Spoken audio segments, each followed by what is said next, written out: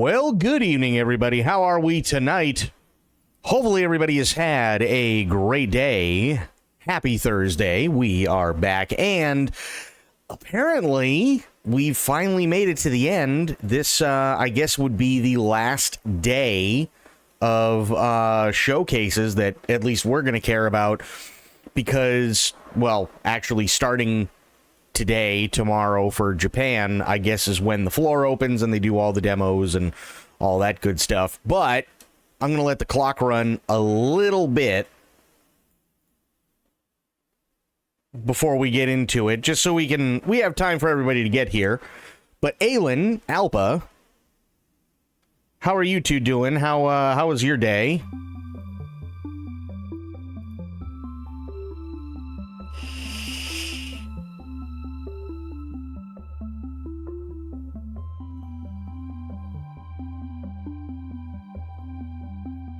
So, you know, kind of weird, but I feel like it's just been one of those days all the way around for like everybody. You know what I mean? It's weird.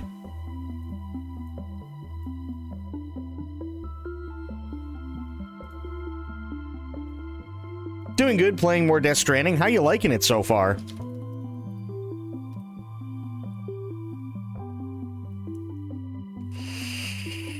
It's a Thursday, can't expect much. That's fair, actually. That is fair.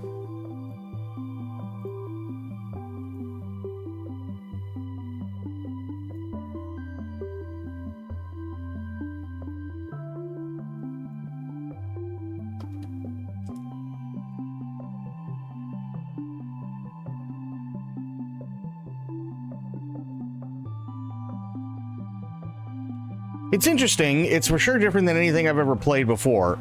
As far as I know, she's playing 1.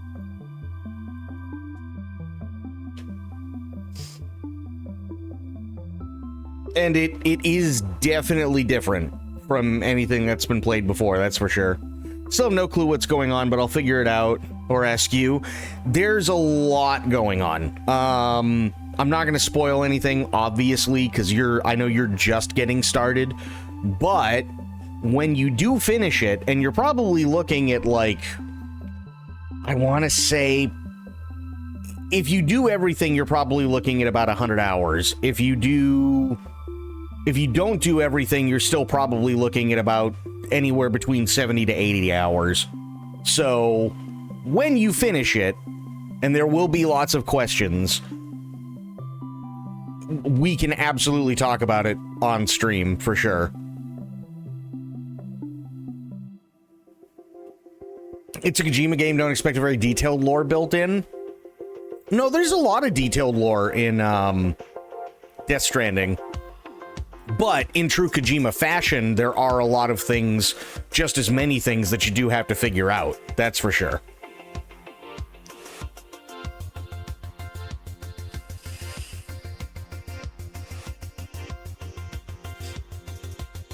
Pick up so much cargo just while on the first delivery to set up the network. Oh, yeah. Yeah, and there's tons of it all over the place. No, if you go in Alpa and you get and read all of the stuff that's sent to you in the mail, that's where all the lore comes from. There's a lot of detailed stuff, or at least things that are detailed enough to kind of help you out in terms of like where the story is going.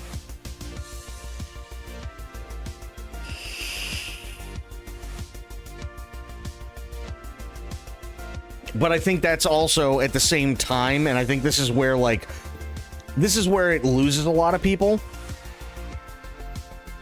At the same time, with all that detailed stuff, you also have just as much stuff that is not fully explained, and you have to do some research on your own. I think that's what really gets people with Death Stranding 1.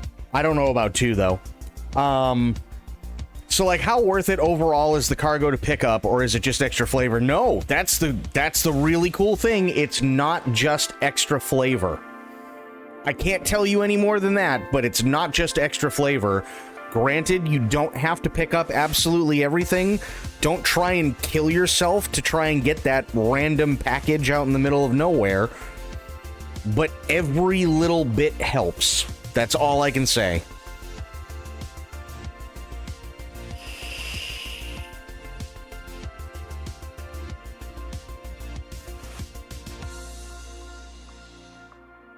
There's a switchboard thing for subs? What do you mean switchboard thing? I don't know what you mean by a switchboard thing.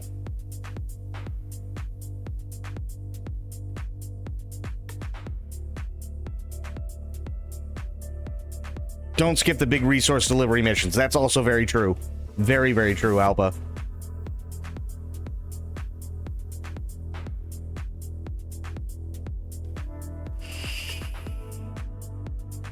Been picking up things and putting them in lockers so I can take them back to the main city. Yeah, and the other thing you can do too, even for partial credit if you don't have time, is you can also just send them on their way, which helps a lot.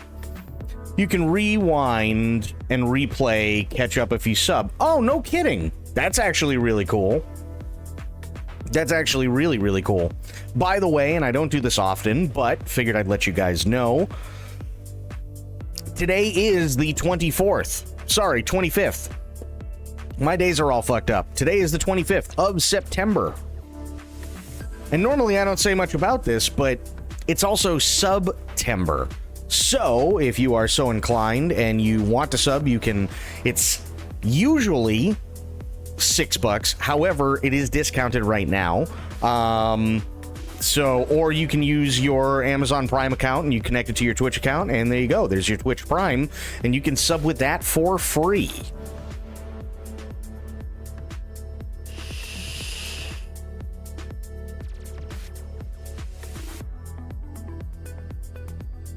But yeah, every little bit helps, Aelin, for sure.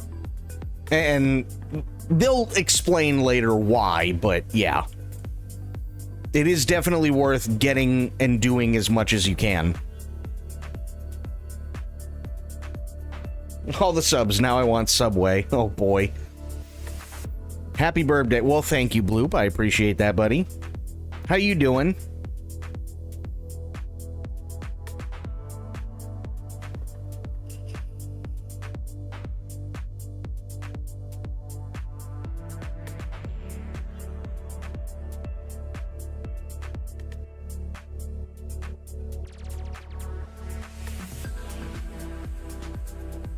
Oh, I will actually give you one more little teeny tiny bit of advice that I typically don't follow.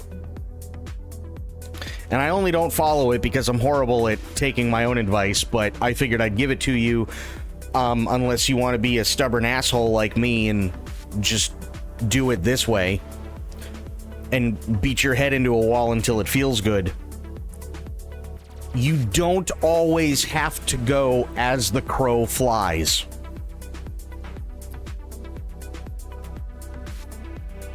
Sometimes choosing a longer route is by far the better way to go about things. I have the problem of literally always going as the crow flies. Makes for interesting situations on stream, that's for sure. I killed someone more than once unintentionally and then just had to sit there and laugh because of it, but you don't always have to go direct. If you need to go around, it's okay.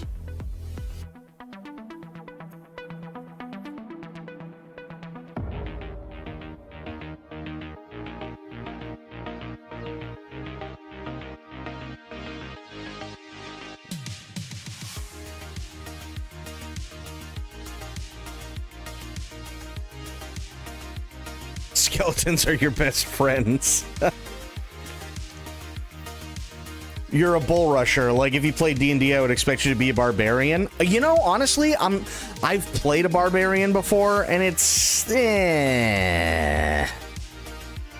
Me, personally, my favorite thing to do, and my favorite thing to be in D&D is a multi-class ranger rogue.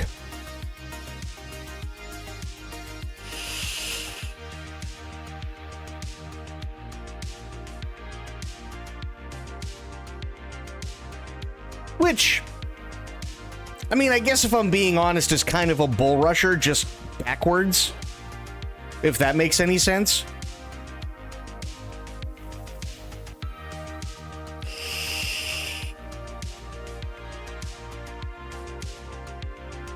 If you really stop to think about it, once you multi-class Ranger and Rogue, you're kind of insanely fucking OP.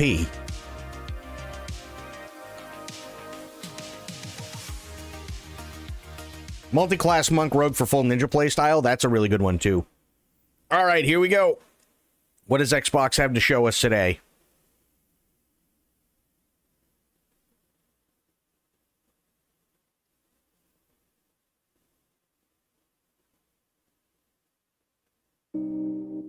Minasan konnichiwa, Xbox no Phil des. Welcome to the Xbox Tokyo Game Show 2025 broadcast. It's great to be back at TGS. Japan has always been a source of inspiration for Xbox, and every time I'm here, I see and feel the creativity and passion that defines this region. You can't feel you're an Android. Our commitment to Japan and the broader Asia-Pacific region is unwavering. For years, we have championed local game creators and connected them to a global audience through Game Pass and the Xbox platform. Monk Rogue Shadow Dancer, we've built nice. Strong momentum and growth in Asia, and we will continue to listen, learn, and thrive with these creators and communities. I want to thank Sept for their incredible work supporting this vibrant community. And to our players in Japan and around the world, your love for games, your feedback, and your energy continue to shape everything we do at Xbox. Today's show reflects that energy. You'll see new titles from legendary Japanese studios, games and updates inspired by Japan. Me too. Original ideas from rising creators, and fresh games from visionary teams in China, Korea, Malaysia, Singapore, and more. Let's get started with a fully rebuilt entry in a fan favorite series that first got its start in Japan. Arigatou gozaimasu, and please enjoy the show. Dynasty Warriors 3, I'm assuming, because they announced the remake at the State of Play? No, it's not Dynasty Warriors.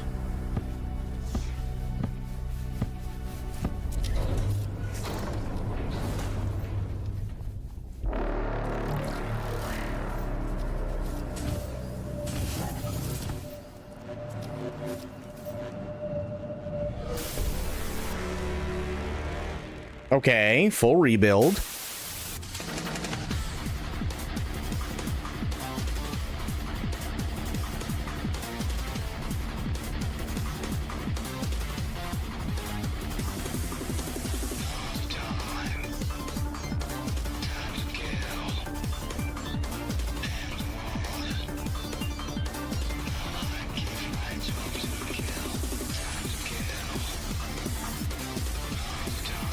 I don't recognize this at all.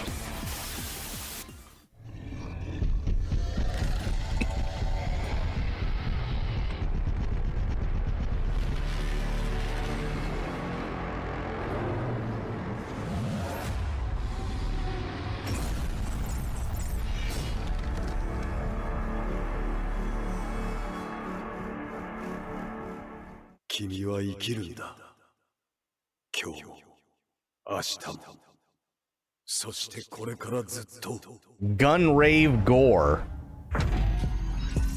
Okay. I'm not loving the odds. No, I've had worse. Oh, new Bond. In that case. Well, what are we waiting for? Any sage advice? Play nice. Always.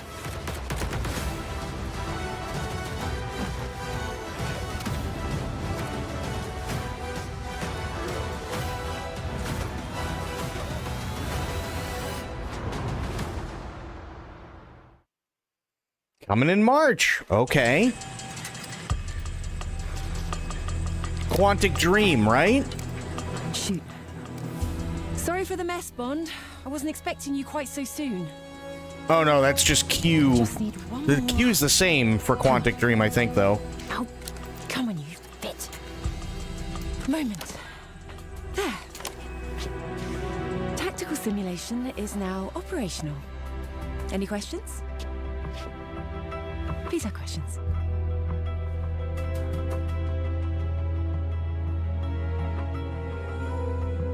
Gemma Chan is Dr. Selena Tan. Okay. No Booba Q. I don't know if that's supposed to be Q, but she's part of Q Branch.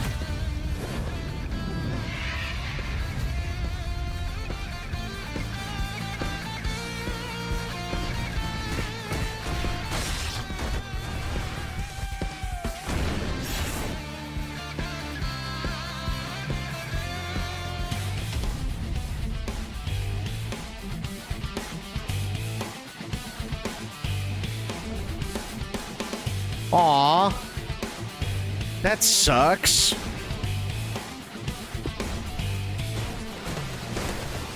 There was a Double Dragons game years ago. Okay. Double Dragons game years and years and years ago where, and we all know that the two main characters are supposed to be Jimmy and Billy. Well, the translation didn't go over very well, and I was really hoping that they might bring it back for this one, and they didn't, and it's sad, because the two main characters were named Jimmy and Bimmy.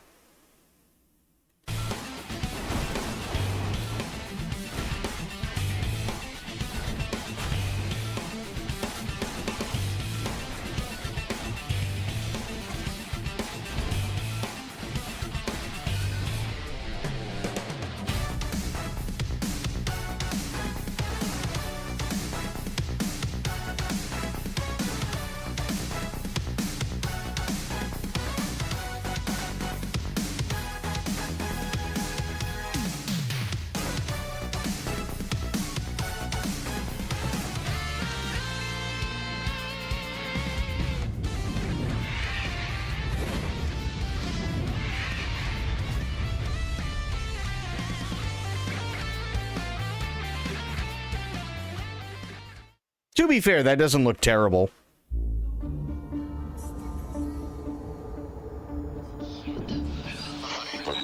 光栄テクモゲームスの柴田誠です。ゼロ赤い超リメイクのディレクター Oh, を務め Fatal ています。 Frame, yep. ゼロシリーズのディレクターを担当し、1作目から関わってきました。このタイトルはシリーズ2作目の完全フルリメイクになります。グラフィックサウンドは光栄テクモのゲームエンジンを使いアップデートしました。主人公の肌や衣装の質感を追求し、音量の透明感や歪みは特別な処理を使用しています。また舞台となる水上村の暗く不気味な雰囲気は光と影の描写にこだわり、空気感をリアルに表現しました。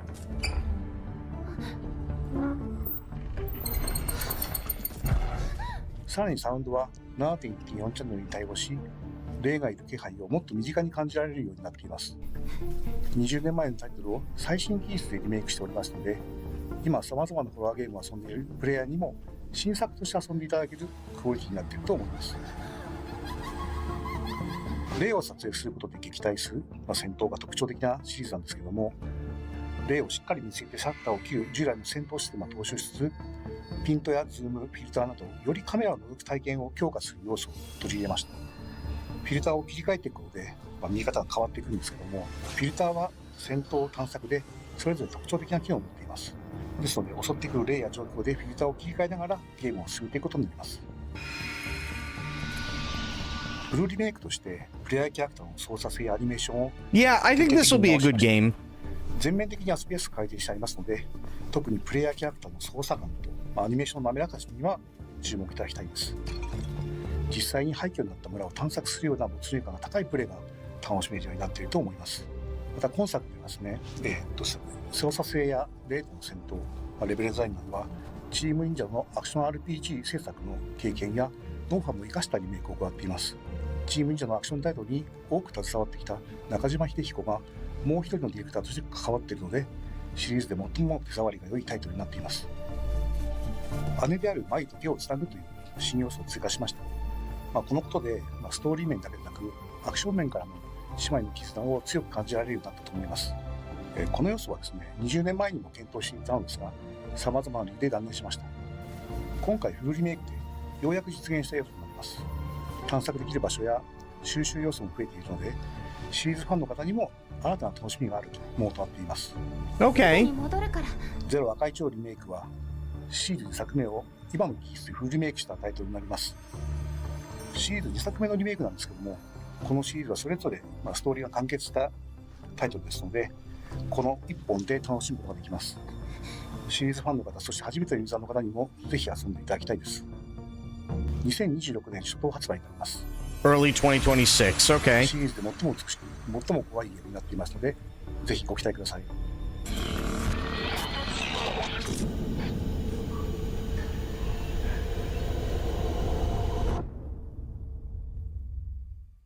I'll give it a shot. I'd actually really like to give that a shot. That'd be the first Fatal Frame game I've ever actually played.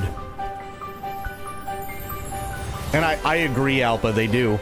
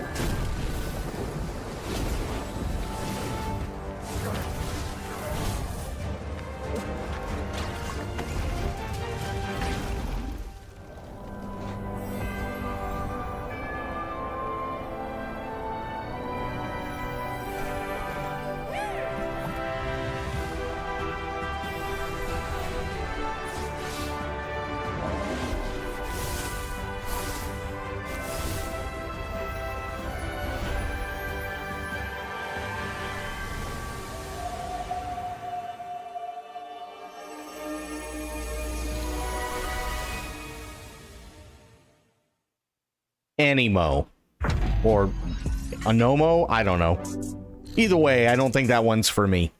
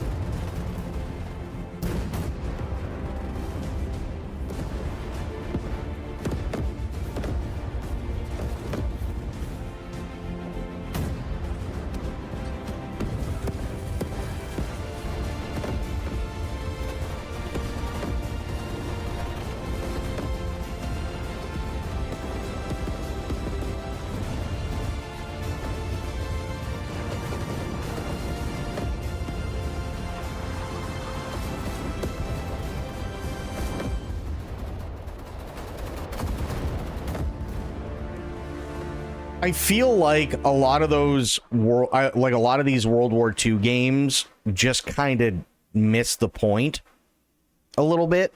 Let me go back to here really quick. We're at 1610. Okay. So you see this stuff right here, right? Where it's like new doctrine system and riflemen and SMG units are equipped with smoke grenades. Infantry movement speed is increased by 20% and like all this other shit, right? I think this is where they get lost. I really feel like this is where they get lost because they're trying to turn it into like a thing where you're trying to be, or you're trying to act like, in this instance, Rommel, right? And you're trying to, you know, set up your troops and everything and all of it. Okay, but the reason why things went as badly as it did for the Allies for so fucking long is because they already had all of this shit. That was kind of the point. That's why they were getting their asses kicked for so long. Because they had tactical smoke deployment through riflemen and SMG units. They had incredible movement speed in terms of moving everything all the time. They were very precise when they landed, when they fired their shot, like, and so on and so forth. That's the whole fucking point as to why they were able to steamroll most of Western Europe for so long. And it's like, why are we putting skill points into shit that they already had? That's the crap that drives me nuts. Or like, oh yeah, first aid. Severely wounded infantry can use first aid kits. What did you think was happening on fucking Omaha Beach? Someone gets shot in the leg and the medic just goes, fuck it, just rub some dirt on it and a can of corn, you'll be fine. Like, what? No. Name me one fucking allied unit that didn't have a combat medic. You know what I mean? Like, maybe it's just me. Maybe I'm just being Mr. Grumpy Asshole, but still.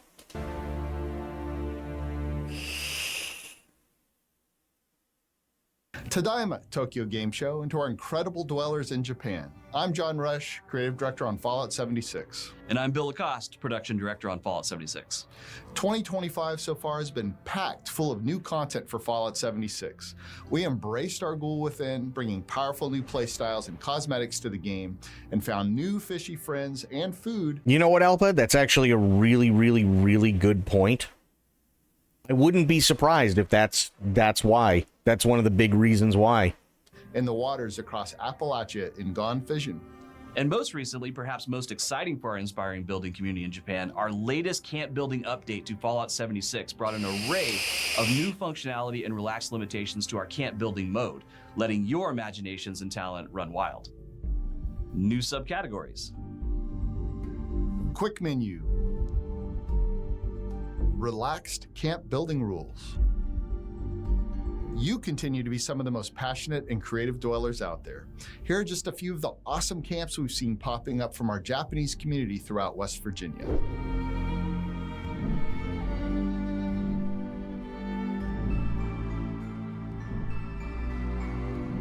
Does anybody actually play Fallout 76? I feel like Fallout 76 was definitely one of those things where everybody got really, really excited for it, and then it came out, and it was shit, and it lost so many people that even the people who went back really don't want to talk about it. You're all enjoying the camp building changes, entirely driven by community feedback. So keep it coming, continue to share your builds with us, and you can always hop into the public playtest server to preview what's on the horizon. We'll see you in the wasteland.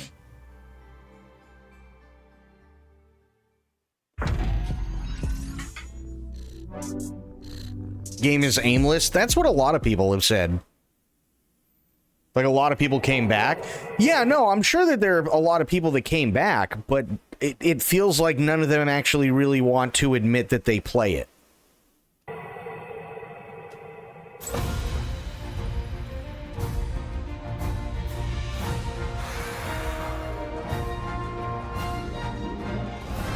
Listen, you should really succeed the throne.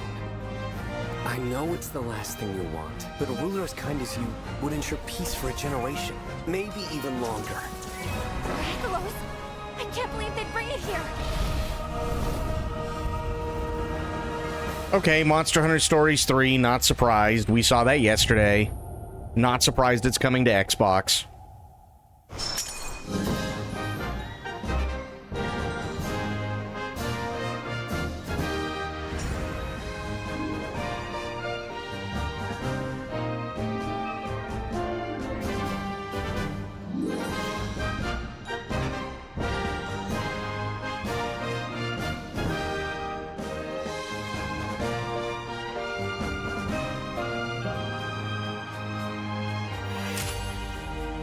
Oh, so they're bringing 1, 2, and 3 to Xbox. Okay.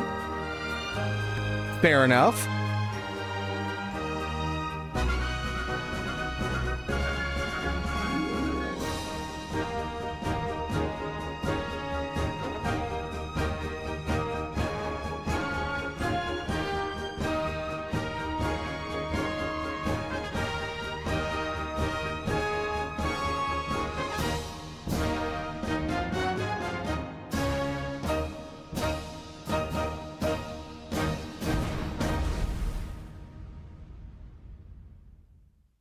Okay, I mean, hey, good for Xbox players. They get all 3 of them. That's not bad.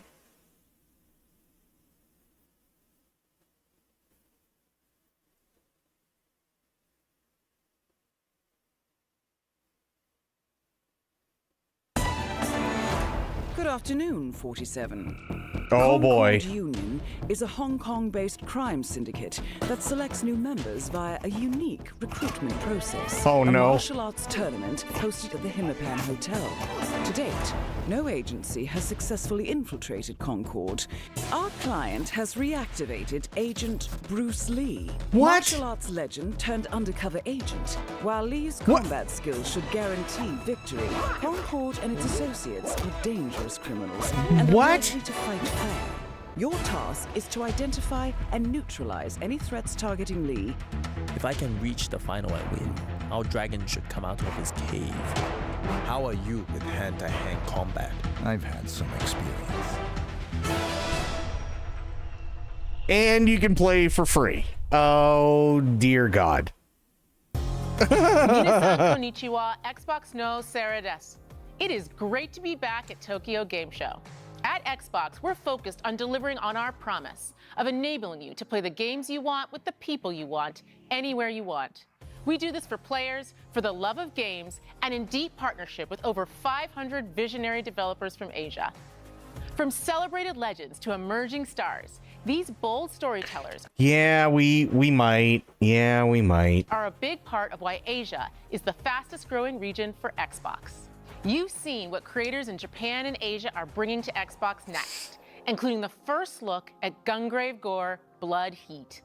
The spectacular story, along with every game you'll see in the rest of today's show, will join more than 1,000 Xbox Play Anywhere games already available. And in October, the Xbox Ally launches. No matter how you play, this new handheld ensures your Xbox experience is always with you. The Xbox Ally brings the best of Asus, Xbox, and Windows together. I'm going to be honest, if there was one portable game console that I was going to pick up, it would absolutely be the Xbox ROG Ally. There's just so much stuff. Delivering power, flexibility, and choice right into your hands. Whether you love playing on PC, console, or streaming on the go, the Xbox Ally opens up new ways to access your full Xbox library with the combined strength of Xbox Play Anywhere, cloud, and remote play. Well, and see, this is why, Alpa, because I agree, Steam Deck is really, really good, but the reason I would choose this over the Steam Deck is because this allows you to play through streaming if you have an Xbox at home, right? It also allows you to download anything from Game Pass and also allows you to download stuff from Steam. So it's like a Steam Deck, but it offers even more. And for the first time ever, you can access all of your favorite PC And stores on Epic, and Ubisoft, and GOG, one place. which is insane, We're thrilled and to EA. show players get hands-on with the Xbox Ally here at Tokyo Game Show ahead of the launch on October 16th. Next up, a new reveal for an Xbox Play Anywhere title launching tomorrow and perfect for your Xbox Ally. Thank you and enjoy the rest of the show. Let me put it this way. If it was only Steam Deck versus Nintendo Switch 2, Steam Deck all day. But when the Ally launches, it runs PC games, it runs all your stuff on Steam, it runs everything on Game Pass, it runs the stuff on Epic, it runs the stuff on GOG, it runs the stuff on EA, it runs the stuff on Ubisoft Connect. It's It's supposedly going to be able to do a lot.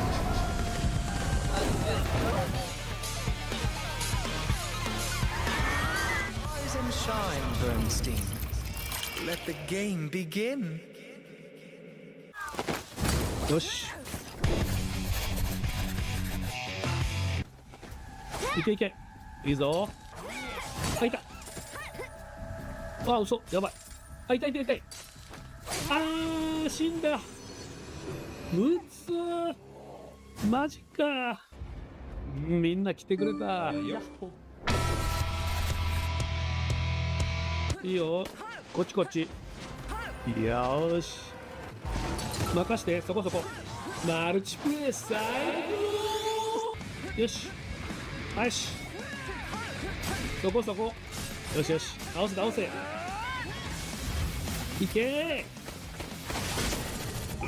おお、みんなありがとう。 Yeah, this one isn't for me either. あ、強い。 Doesn't look bad though.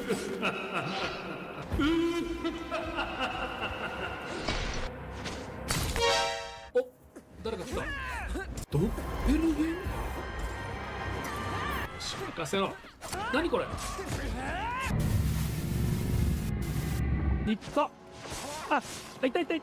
やばいやばい。死ぬ死ぬ死ぬ死ぬ死ぬ死ぬ。あー、死んだー。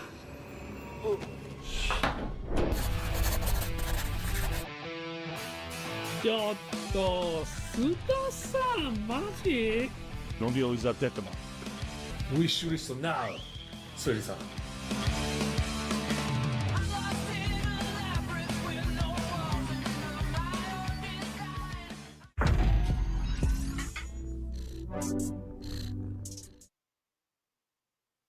皆さんこんにちは。 HD2D 版ドラゴンクエスト 1&2 プロデューサーの早坂です。今日はもう一つの Dragon Quest 1 and 2 remakes. 原作にはなかった全く新しい要素の海底エリアについてご紹介します。どうぞお楽しみください。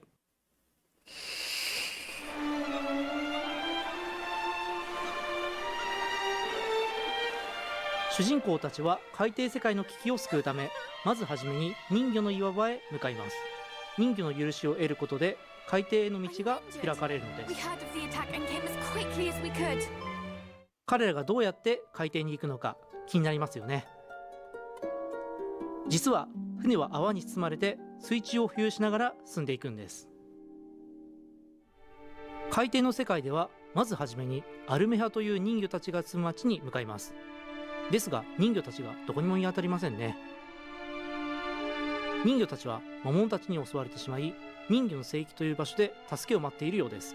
まずはそちらに向かいましょう。ご覧の通りこの海底エリアはとても広大で、探索できる場所も広く、冒険の先で魅力的なキャラクターとの出会いも待っています。しかし出会う相手がいい人ばかりだとは限りません。どんな冒険にもつきものですが、恐ろしい敵とのバトルが待ち受けています。人魚の聖域にたどり着きました。ここに潜んでいるモンスターたちを倒しながら人魚たちを助けに行きます。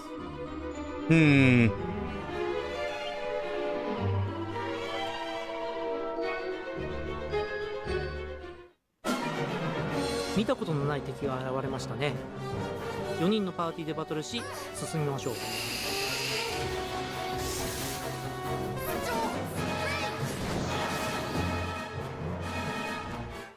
まだお話は終わりません。聖域の一番奥で助けを待つ人魚たちがいます。ここで出てくるのが本作の新しいボスで、人魚たちを襲撃したミリエラとその手下です。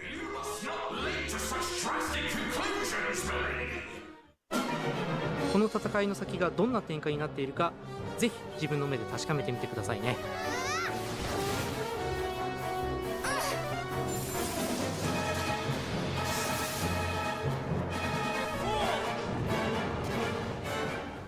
というわけで本日の特別配信はここまでとなります。 HD2D 版ドラゴンクエスト 1&2 は10月30日発売です。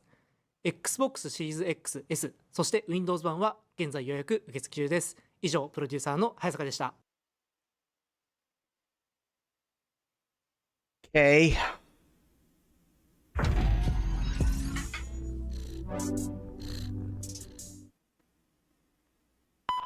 Everything in this trailer, including text and cuts, is a piece of unbroken gameplay footage. Nothing from start to end has been edited in an external program at all. 1, 2, 3, 4, 1, 2, 3. And if you double it, that's 1, 2, 3, 4, 5 right here. When you get to this part, you hit the button. That's it. Easiest game you've ever played. After all, there's just one button, and it does everything.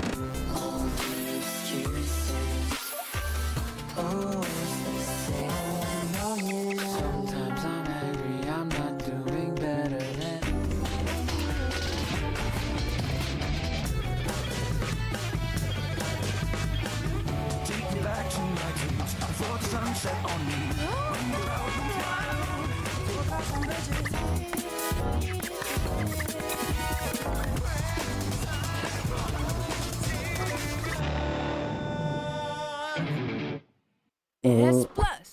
rhythm doctor.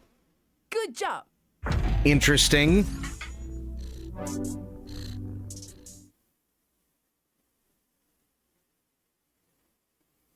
Uh-oh.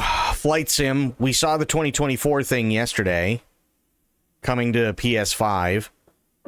But this is World Update 20, and apparently it's Japan.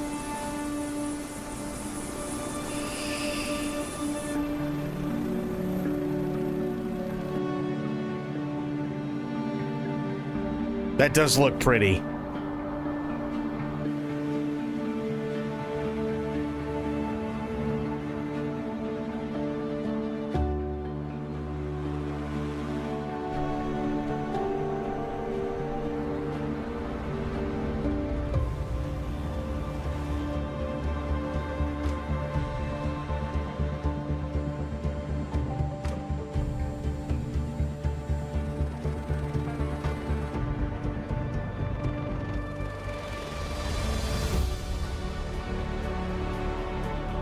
Wow.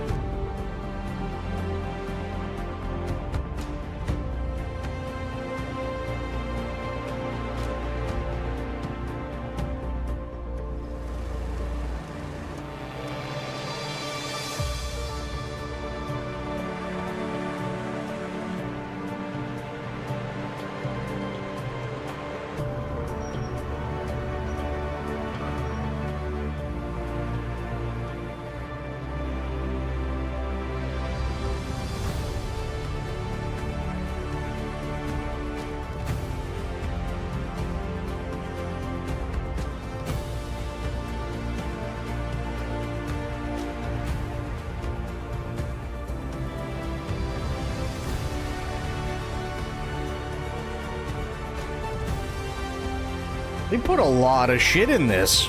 Wow. So it literally looks like you can go to every single prefecture, which is really cool.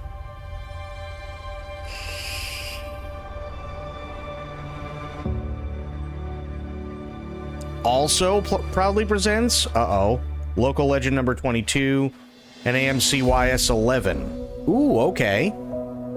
This is Flight Sim 2024.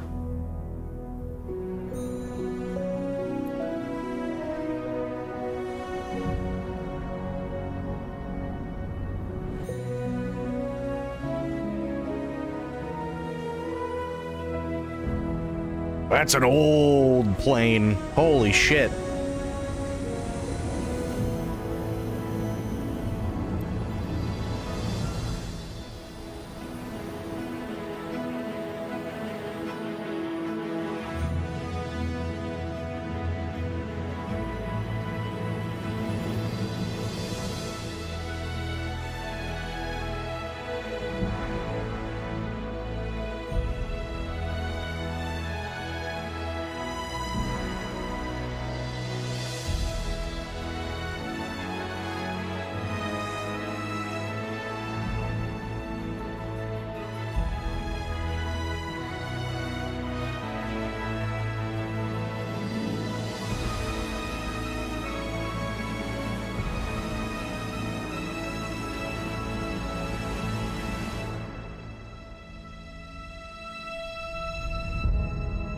It does look really nice.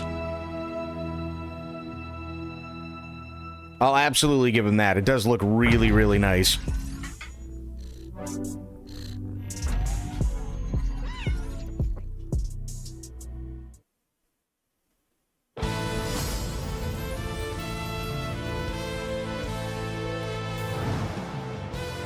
I shall maintain the peace in Avalon. I will devote my life to the good of Avalon, so that the destiny of our Imperial forebears may one day be fulfilled. So far, it's not bad.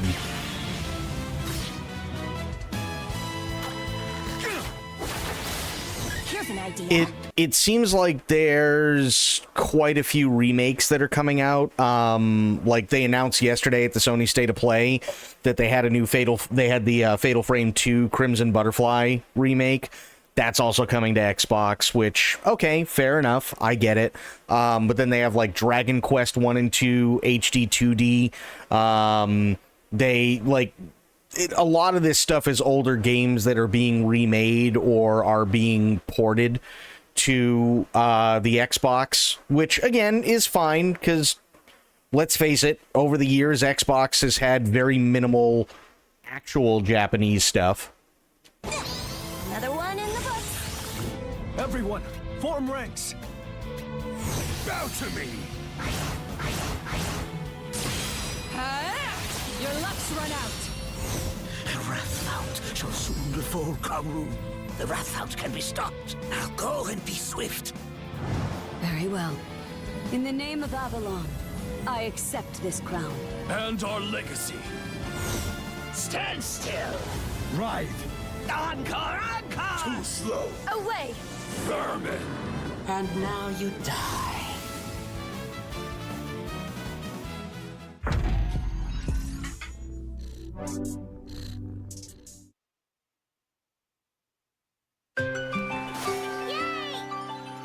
What do you want to be when you grow up?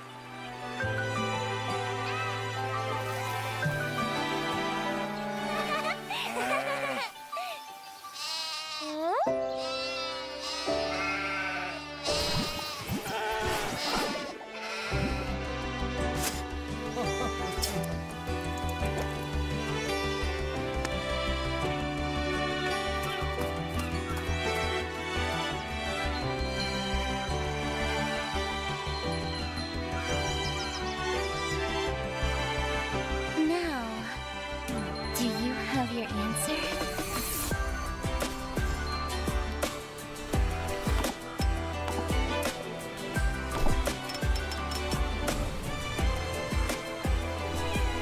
Honestly, just being yourself is good enough.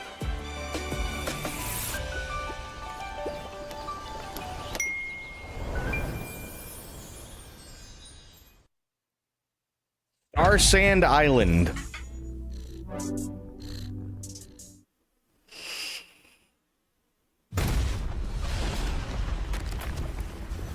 A disaster brought forth by the Archdemon.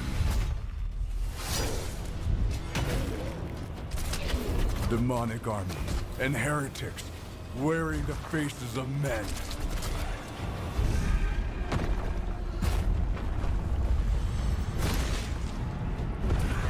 Abominations that must be eradicated.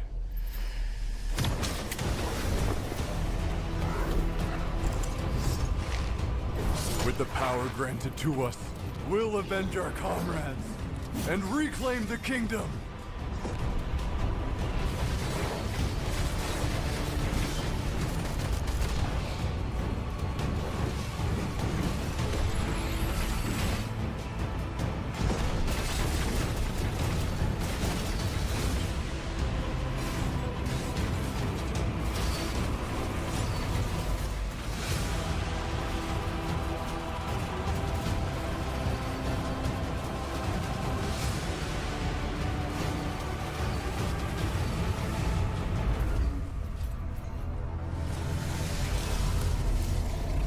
We will hold the line until you found creatures. No, we can't ban him for being too funny.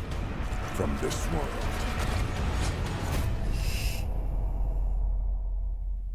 Project Evil Bane coming in 2027. Okay, fair enough. Honestly, it didn't look bad in the state it was in.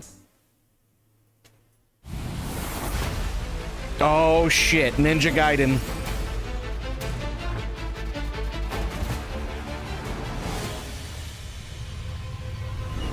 Hi, this is Joe from Team Ninja, and today I'm excited to bring you a first look at some of the challenges and difficulty options that await you in Ninja Gaiden 4 when it releases October 21st. This new mainline entry in the legendary Ninja Action franchise, developed by and in collaboration with Platinum Games, elevates Ninja Gaiden's signature high-octane combat to new heights, with a wide array of new offensive and defensive techniques. And there you go, it's Platinum Games. So, I mean, shit, we're in the middle of playing a game made by Platinum Games, so you already know it's going to be good.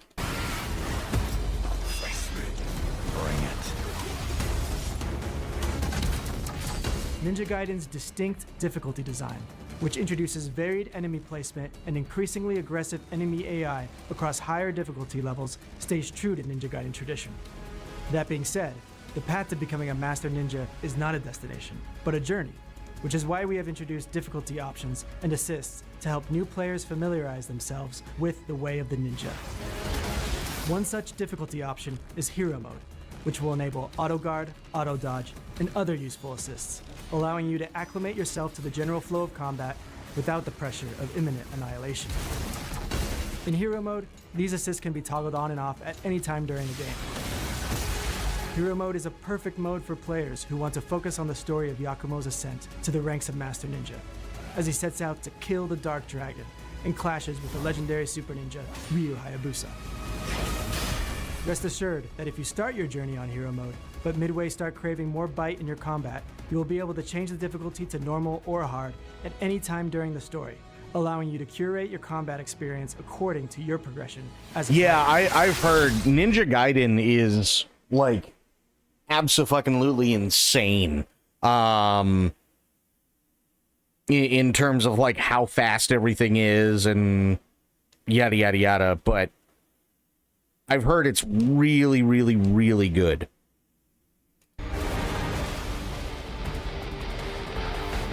Speaking of progression, Ninja Gaiden 4 introduces a standalone training mode, a series first, that can be accessed at any time from the menu. Here you can brush up on your attack strings, defensive maneuvers, and other combat skills, so you can effortlessly dish them out on the battlefield. Action game enthusiasts with aspirations of completing Master Ninja difficulty will have their skills pushed to their limits. Master Ninja cannot be switched to mid-game, and the badge of honor for completing this difficulty will be reserved for those who have truly honed their skills. On Master Ninja difficulty, enemies won't wait their turn, and if you hope to stand a chance, you'll have to dig deep into your toolset, maintain keen situational awareness, and react to enemies with deadly precision. Here's some Master Ninja gameplay to get a taste of what Ninja Gaiden 4 looks like at high-level play.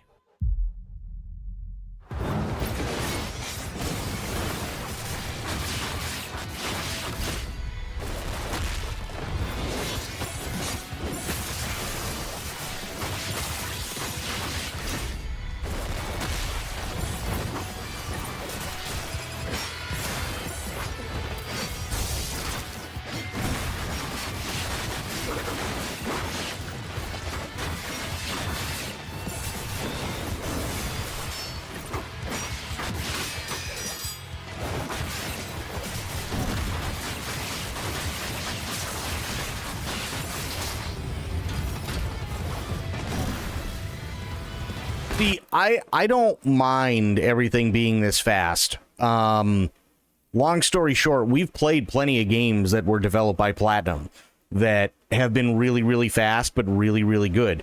Perfect example, Bayonetta. Another perfect example, Metal Gear Rising: Revengeance. Both of those are insanely fast, but really, really, really good. They're hard, too.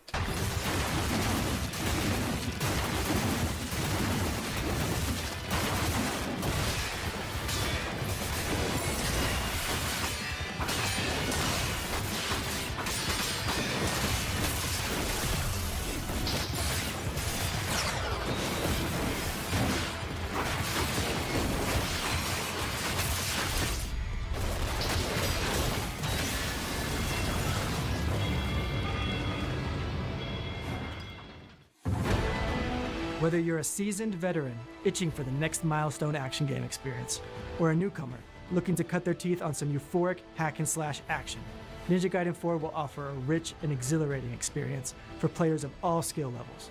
We hope you enjoyed this first look at Ninja Gaiden 4's difficulty settings. We'll see you on the battlefield when it releases October 21st.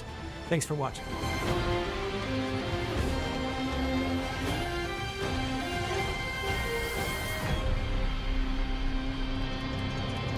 Yeah, I think that'll be a good game. I think it'll do really well. Yeah, October 21st. That's not far away. Less than a month.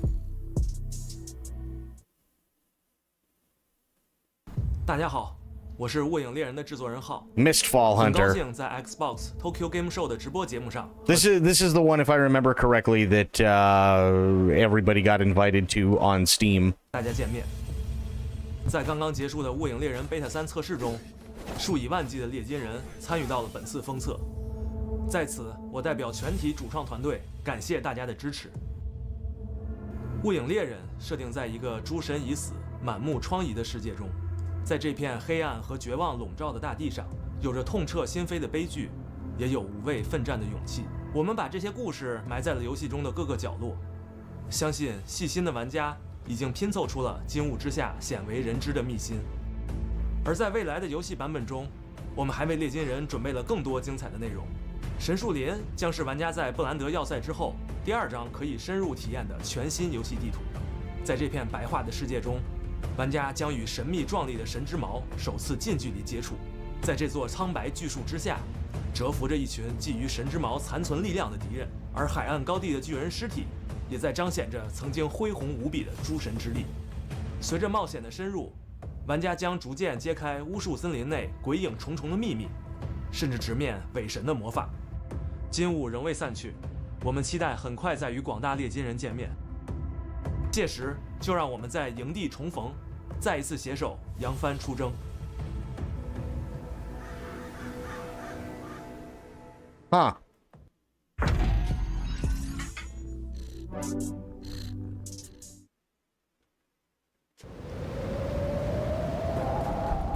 You're back in the forest. Your road's been long. Hear my words. They'll make you strong. The wild can wear you through and through. Heal your soul with mushroom stew.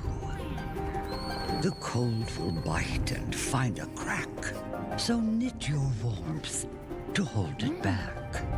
The bugs don't rest, they hunt and chase. Stand tall and meet them face to face. The woods are harsh, but not alone. A friend may light a path unknown. You're small, it's true, but brave and bright. This burrow's yours. Hold fast, hold tight. This is going to sound really, really, really weird. But when I was playing The Long Dark, right? I see what they're trying to go for here in Winter Burrows, and I don't think it's necessarily a bad thing. But when I think of games that are taking place in the winter, the only one that I can really think of that's supposed to be like a survival thing that I really, really liked was The Long Dark. Not because you have to go and do everything and build everything and so on, but because my best memories were sitting here with chat. I have 2 thermoses. I've got one full of hot coffee. I've got another one full of hot soup. And literally just trying to make it through the night in the game. It was a blast. I loved it. Don't starve. Oh, God. Not Frostpunk. Frostpunk was good, but Frostpunk isn't about staying safe and staying cozy and everything like that. The whole point of the game is to keep pushing your stress level higher and higher and higher with a ticking clock. And things get progressively worse and worse and worse. So I like Frostpunk, but in terms of like just being cozy, I got to give it to Long Dark. I really do.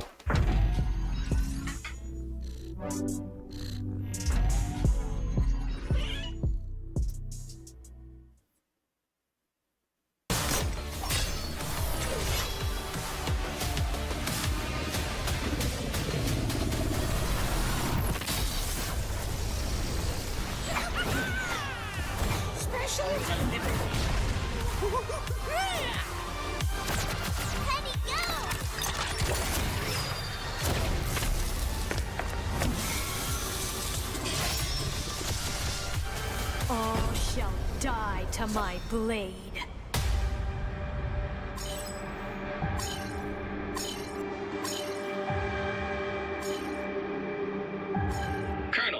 Don't just stand there. It's time for you to take the stage.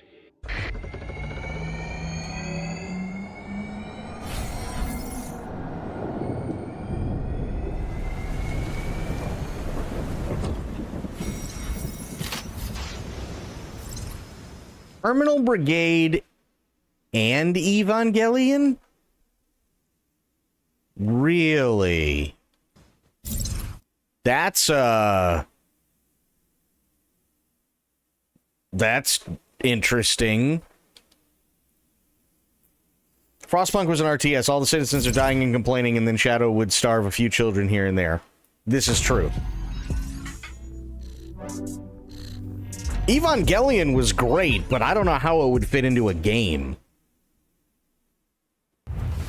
Our universe. Well, let me be a little bit more specific. Evangelion was great, but I don't know how it would fit into a game that's not an Evangelion game. Like collaborating with something else. Because Evangelion, even for the most seasoned of anime watchers, is a mindfuck. It is like the ultimate mindfuck.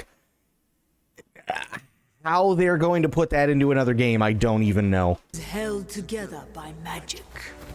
A divine power that comes from the gods themselves.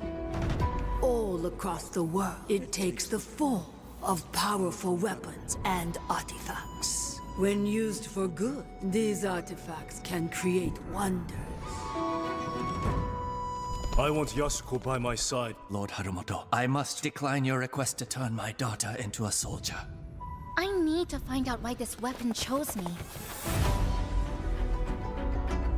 But when the power corrupts the mind of the wielder, the whole world... I've seen a few, and all they do is reskins or just put them in and give them high-end stats. Oh, that's a bummer. You did not think you could capture me that easily, did you?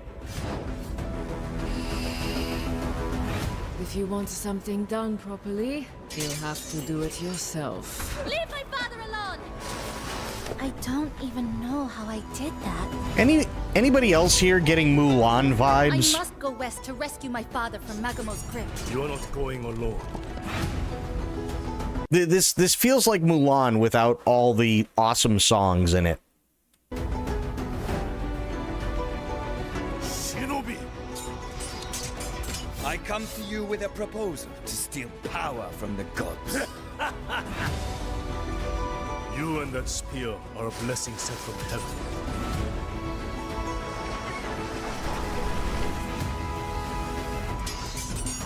It's over. Yasuko! Wow, you nailed it. You nailed it, Bloop. Age of Mythology, there you go.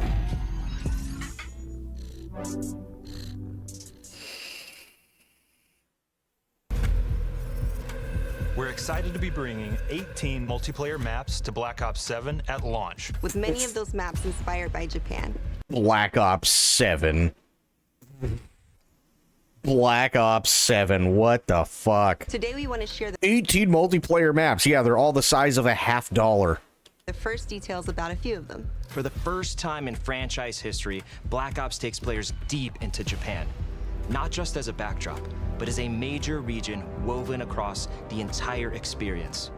Set in 2035, this near-future vision of Japan gave us the perfect canvas to tell our story. The region's blend of tradition and innovation mirrors the themes at the heart of Black Ops 7. Legacy, disruption, and the fight for control in a world shaped by technology. From the neon-lit skyline to the quiet hills above Tokyo, Japan offered the right tone, scale, and contrast to ground our narrative and gameplay.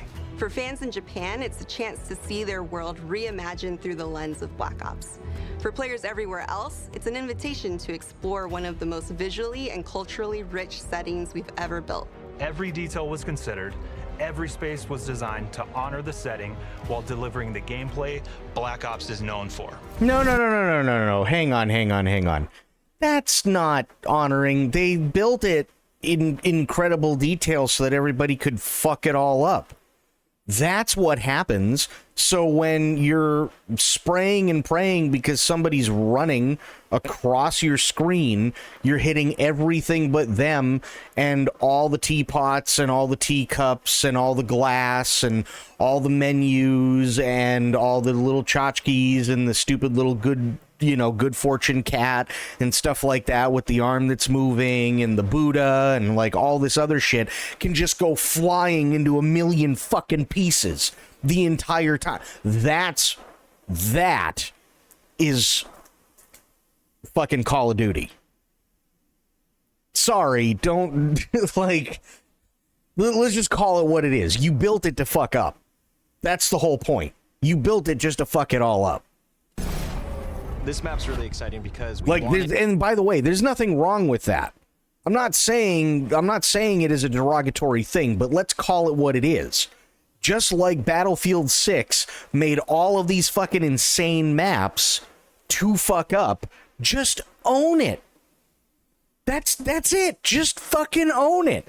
If I fire an RPG and it accidentally hits this statue, I want this statue to be flying into a million fucking pieces. Don't bullshit me. Just tell me the truth. To transport players into the player fantasy of being at the heart of Tokyo. For me, as an objective player, I really love this map because it's got really well-defined lanes and then some really fun set pieces. One of my favorite things in the map is the cat cafe. There's a karaoke bar, which is a lot of fun. Those is call-outs where it's like, I got him in the cat cafe. That's going to be fun to say no matter what. Each of the landmarking across it is really unique, from the Old Town District. Hate it when they try to intellectualize what this game is really about. Yeah. Surrounded by this 2035 atmosphere, and then the carnage that spills from that as well. From the out, but and you're right, and that's exactly what they're doing. They're trying to intellectualize shit, and sure, in the single player, I can completely understand, where maybe there is intellectualization. And I don't know what the story is going to be, but I'm assuming at the very least they're going to try and give, at worst case scenario, some pseudo-intellectual thing, right? That's all well and fine for single player. Nobody gives a fuck about that in multiplayer. Absolutely zero people give any sort of a fuck about it in multiplayer. All they want to do is run around, kick the ever-living shit out of everybody, watch as everything fucking explodes and shrapnel goes by their face, launch RPGs at shit, snipe people out of areas that maybe they should or shouldn't be in, break glass, come down through really quick, kill someone with a one tap to the back of it. That's all anybody gives a shit about in multiplayer. That's it. That's all anybody gives a shit about in multiplayer. Don't fucking blow smoke up my ass, because that's not how this works. It's literally Call of Duty multiplayer. There's never been anything intellectual about it, and that's not a bad thing, but don't lie to me. Inside, you'll see this Japanese castle, and then once you make your way inside, the guild have taken it over and instilled this 2035 tech.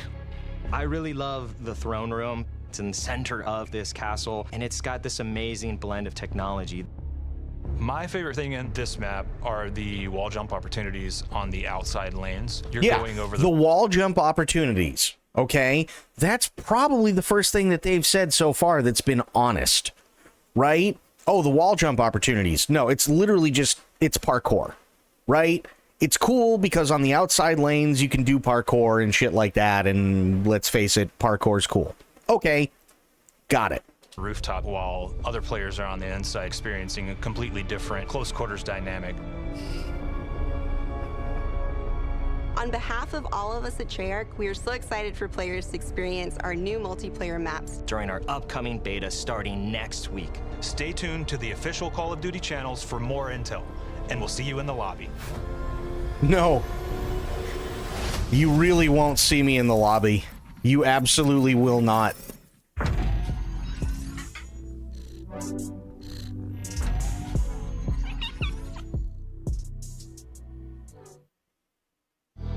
Minasan, konnichiwa. Xbox no Mato des. Since our last Tokyo Game Show broadcast, we launched our biggest Call of Duty ever, saw a record number of players jump into Minecraft following the hit movie, and topped the charts across platforms with titles like Forza Horizon 5 and Doom: The Dark Ages. I'm proud of our creative teams as they show their originality, innovation, and commitment to quality. As we look ahead, our teams continue to deliver not only their best games yet, but more releases and updates than ever before. No matter where you play, there's so much to look forward to this year. Keeper, Ninja Gaiden 4, The Outer Worlds 2, and Call of Duty Black Ops 7. All are Xbox Play Anywhere titles and will be available with Game Pass and on the Xbox Ally handhelds. Japan has been home. So what they're saying is if I really, really, really have a masochistic spike, for over the period of a couple of days, I can go onto Game Pass and download Call of Duty Black Ops 7 and not have to pay for it, so that I can then play the single player for a couple of days and go, okay, I'm good, and then just never have to worry about them getting paid. All right. Countless beloved games over the years, many of which were in today's show. And as you've also seen today, several of our biggest franchises, Call of Duty, Microsoft Flight Simulator, Age of Mythology, and Ninja Gaiden 4 are all bringing inspiration from this part of the world to their players around the globe. Before we go, we do have one more reveal. It's the latest entry and one of our biggest and most played franchises. I swear to God, if it's another Halo game, I'm gonna scream. And not in a good way.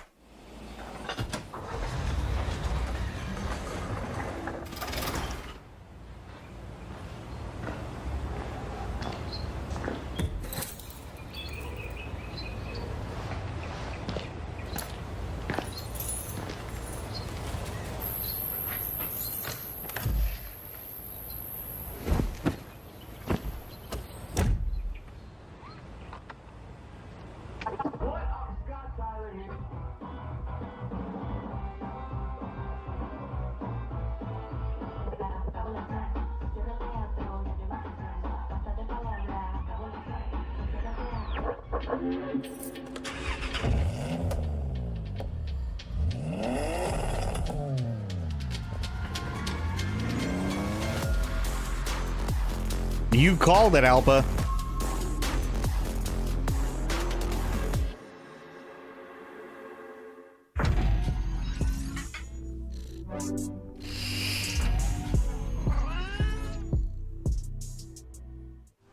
The teams at Playground Games and Turn 10 have poured their hearts into Forza Horizon 6, bringing I'm sure Japan to people life will. like never before. This has been the most requested location since the very first game, and we can't wait to share more next year. I hope you enjoyed the show. Arigatou gozaimashita. Okay, so Age of Mythology looked okay. If I'm being honest, like Age of Mythology isn't like a big thing for me, but I did like what they showed. It kind of felt like Mulan, but without all the really awesome songs. But it did look good. Call of Duty 7, if I'm really bored and somehow run out of games between now and the end of the year, maybe I'll pick it up on Game Pass, but I'll never ever pay for it, and I'll only play the single player. Ninja Gaiden 4 looked really good. Microsoft Flight Simulator always looks amazing. I just wish I had a HOTAS that would actually, like, work properly, and I'd have to test mine out and all that good stuff. Forza Horizon 6, Animo, Rhythm Doctor, Dragon Quest, Gungrave, maybe. Hotel Barcelona was a pass. Mistfall Hunter, maybe. Project Evil Bane looked pretty decent, but that's not coming till I think they said 2027. Romancing Saga is a pass. Star Sand Island is a pass. Terminal Brigade, pass. Winterboro, probably going to be a pass.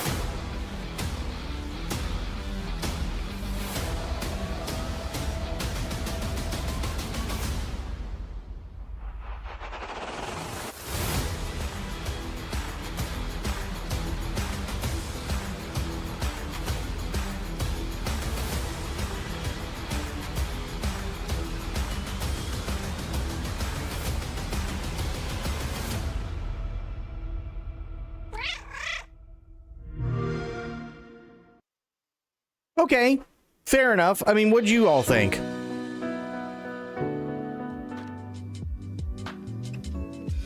What did you all think about the Xbox showcase? The cat was cool. The cat was cool. I agree. Kind of interested in Forza. So Forza, I kind of feel, is one of those games, and I think the last one that I played was... Shit, I'd have to go back and check, but I think it might have been like Forza Horizon 3, so I'm definitely a few years removed. But Forza is definitely one of those games where you can do some fun stuff, and that's all well and fine, but it after, what's the best way to describe it? It's not that it gets boring, it's just after a while you get tired of it. You do. You get tired of it. There is cool stuff that you can do. At least there was in Forza Horizon 3. With Forza Horizon 3, my favorite thing was literally taking like rare cars, right, that you could buy and unlock and everything like that, and then putting them into paint jobs that those cars were famous for. And I know that sounds really, really weird, but hang on, because I can show you something. BMW M1 art car. So this is actually a car that was painted by Andy Warhol. And I spent days in Forza Horizon 3 with a BMW M1, literally putting every single detail that I possibly could from the Andy Warhol M1 into the paint job in Forza Horizon 3. That's the stuff I really, really, really loved doing. Like finding the barn finds and like getting all the special cars and then researching the cars and then doing them up in the correct paint style and so on. That's the stuff that just absolutely nailed it for me. I don't know if they have the same level of like customization and stuff in those. I would assume they do, because that was one of the better parts of Forza for me, but that's the stuff that I loved. It really, really, really was. I loved that stuff. Before we get into the Battlefield stuff, because that's not coming up for at least another 2.5 hours, there is something that I do want to show you. There is something I do actually want to show you. So last night we had trouble. I love turning muscle cars into drift cars in Forza. That's fun. That is fun. So last night we had a bit of trouble initially because the Metal Gear hotline from Konami was only live streamed in Japanese. You could not turn subtitles on. I tried to find a real-time translator, and either the ones that work want you to pay for it, or they just don't work at all. Period. So we waited a little bit longer. We went back towards the end of the stream. We checked stuff out. They did finally post it as a video and allowed subtitles, which was great, but the subtitles weren't the best. So I wanted to go over two distinct things from the Metal Gear hotline last night, and Metal Gear Network was able to translate them a little bit better. So, clarification on what Okamura said about Volume 2. The moderator goes, that's right, yes, please look forward to it. Now let's move on to the next question. Here it is. Could you share the development status or any information about Master Collection Volume 2? It seems many people have been asking about this. Okamura says, yes, so I'll be the one to handle the tough questions. Well, yes, it's been dragged out for quite a while now. Since we called the first one Volume 1, it's only natural people would assume there's a Volume 2. And, well, that was something we said years ago. But as we repeated many times, we are making it. We've been working on it properly while also producing Delta. At the right timing, we'd like to share with you all not only about its progress, but also the direction going forward. I'm sorry it feels like I always have to say this, but please wait just a little longer. How long is a little longer actually means, well, it's hard to say, but the project is moving forward properly, and we believe it's shaping up to be something enjoyable, so please wait just a bit more. So there's no definitive news as to when Volume 2 is coming out and stuff like that, but the good news is that it is still in production. They are progressing with it. It's just taking a while because they're trying to do it right. And that's, especially for Metal Gear Solid 4, that's no small task. That really isn't. The next thing that came up, and this was one of the last things that was said during the hotline, and this one got a lot of people's ears perking up. Moderator says, yes, we'll be looking forward to it. Thank you. Now, since we're running out of time, let's move on to the final question. Will there be a brand new Metal Gear title in the future, or is there a particular game you'd like to remake next? Okamura says, well, who knows, right? For now, what really matters is that we somehow managed to finally deliver Delta to everyone. We started from a point where the team wasn't even fully set up, but we pushed through and got it out. That's where things stand at the moment. Of course, we want to think about the next step, but as for what exactly we'll make, that hasn't been decided yet. Moderator asks, so will there be something? And he goes, well, first of all, we somehow managed to finally deliver Delta to you all. We started from a point where the team wasn't fully assembled, but we worked through and got it out. That's where we are. Of course, we want to think about what comes next. We haven't decided yet. Metal Gear is basically a piece of gaming history. It ranges from pixel art style to cinematic style games, so whether we remake something or create something inspired by a past title, the form it takes will probably be completely different each time, which I agree with. For example, with Snake Eater, we decided on this particular approach, no changes to the level design or story, just upgraded graphics and improved controls. But with other titles, the method will likely change depending on the game. Perfect example of that is, what would they do for Metal Gear 1 and Metal Gear 2 if they ever decided to remake them into today's graphics? Other than defeat Metal Gear and the one twist in both of those games, there really isn't like a whole lot of story to go off of, right? So they'd have to take a different approach and add new story elements and stuff like that. So I can see where they're coming from with that. The amount of work needed will also vary a lot. So the real question is, which game should we remake or create so that players can experience it all while I'm still alive? Which one should we choose? That's the kind of discussion we're having as we think things through. And personally, this is just my own fantasy, nothing official, no promises, but if I could pick one, I'd want to remake MGS1. I'd love to see that. And the moderator asks, that's your personal wish then? He goes, yes, purely personal. The difficulty would be max level, of course, but yes, I'd really like to see it. So that's what was said during the Metal Gear hotline. So they are thinking of it. Granted, I'm sure they need a break. Metal Gear Solid Delta was kind of a massive undertaking, so everybody deserves, a little R&R after 5 years of development. And I'm interested to see what they come up with next. I am. I would not be opposed to MGS1 getting a complete remake if they do it in the same vein as what they did with Snake Eater. I think it's one of the few that absolutely really, really is hurting because of how old it is. Not that it's a bad game, but you can see where it's really getting old.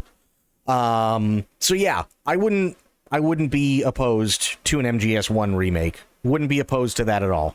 What do you guys think?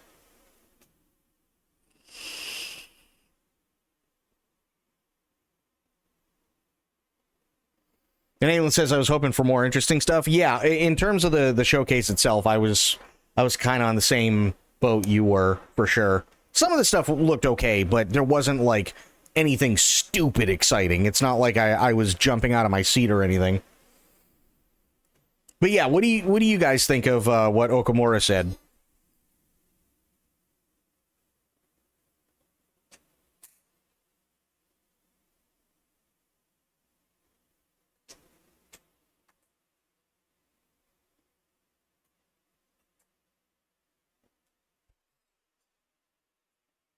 Remake Metal Gear Babylon. Oh, God. You mean Babel? Ghost Babel?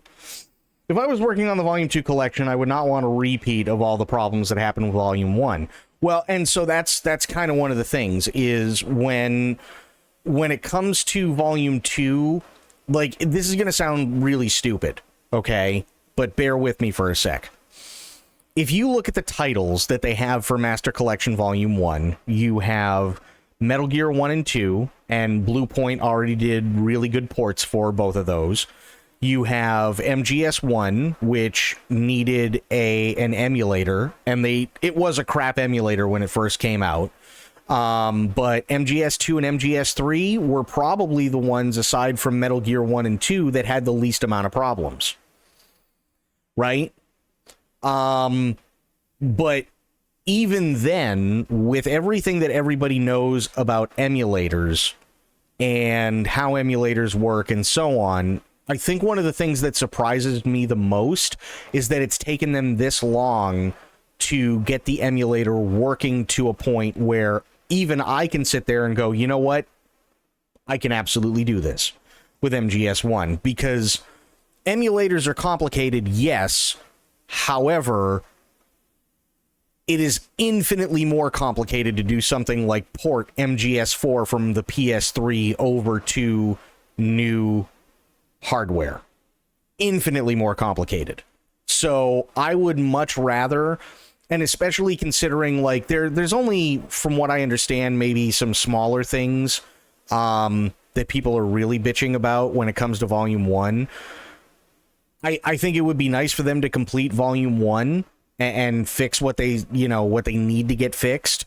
And then when it comes to Volume 2, I don't care if it takes another 2 or 3 years. Take your time, sort out Metal Gear Solid 4, do it correctly, make sure everything works the way that it needs to, so on and so forth.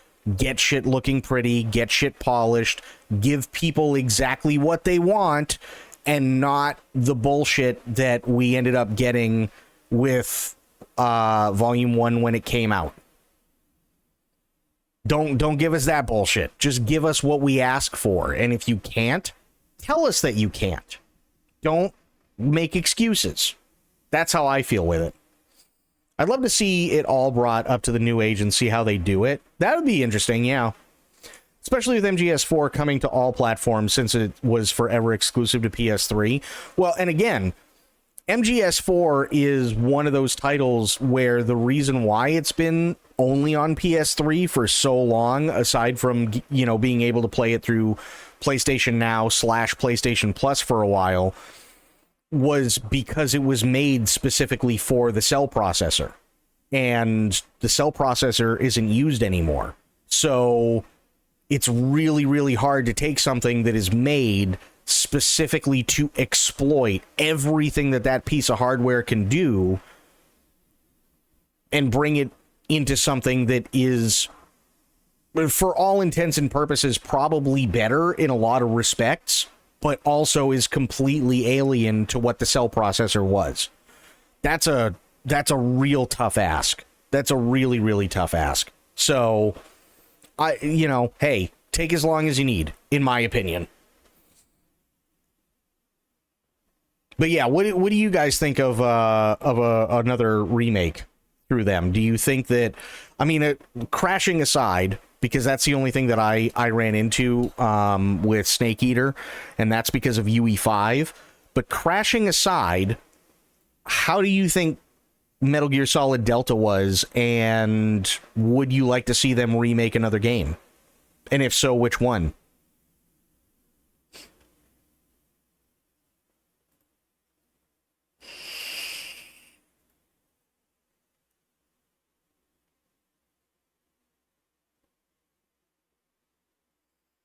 Delta was a pretty good first attempt.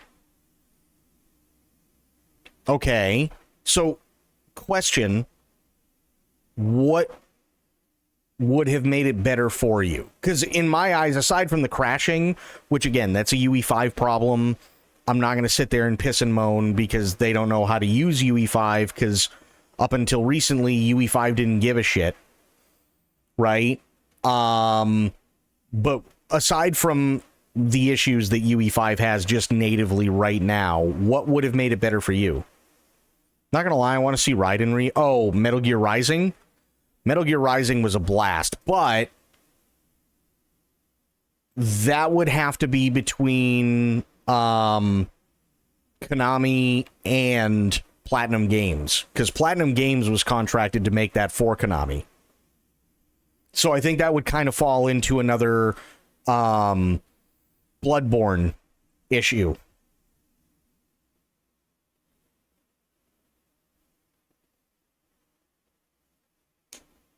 Oh, you want to see MGS2 remade. Okay, so MGS2 remade and then Rising Revengeance. That's fair. Yeah. MGS2 could easily be done, but I think MGS2 is probably, out of all of them, I think chances are MGS2 is probably the one that needs to be remade the least, because it just is really that good. Just the performance from UE5, other than that, they nailed the remake. Okay, that's fair. I think that's totally fair. Yeah.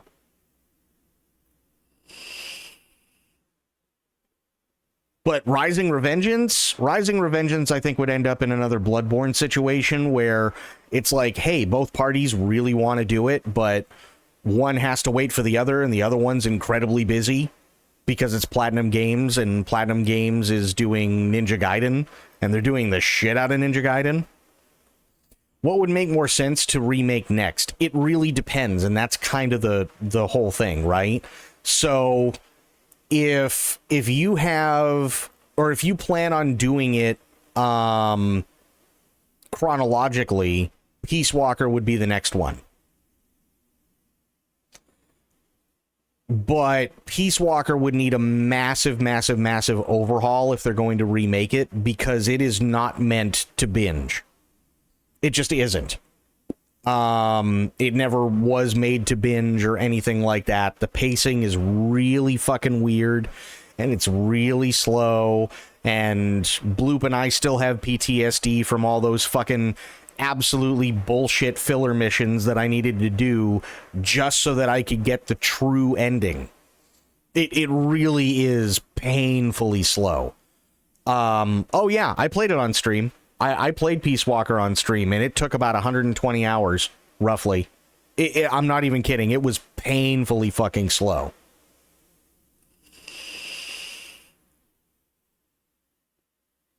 Like, even when you're comparing it, and you take both Ground Zeroes and Phantom Pain and lump them together and do a completionist run, which takes about 200 hours... The 200 hours that you're spending for a completionist run for both Ground Zeroes and Phantom Pain, with all the side missions and all the story and everything else unlocked and everything else grabbed and so on, and everything at S rank, okay, at least you feel like you're going somewhere. Peace Walker, I'm sorry, I love the story.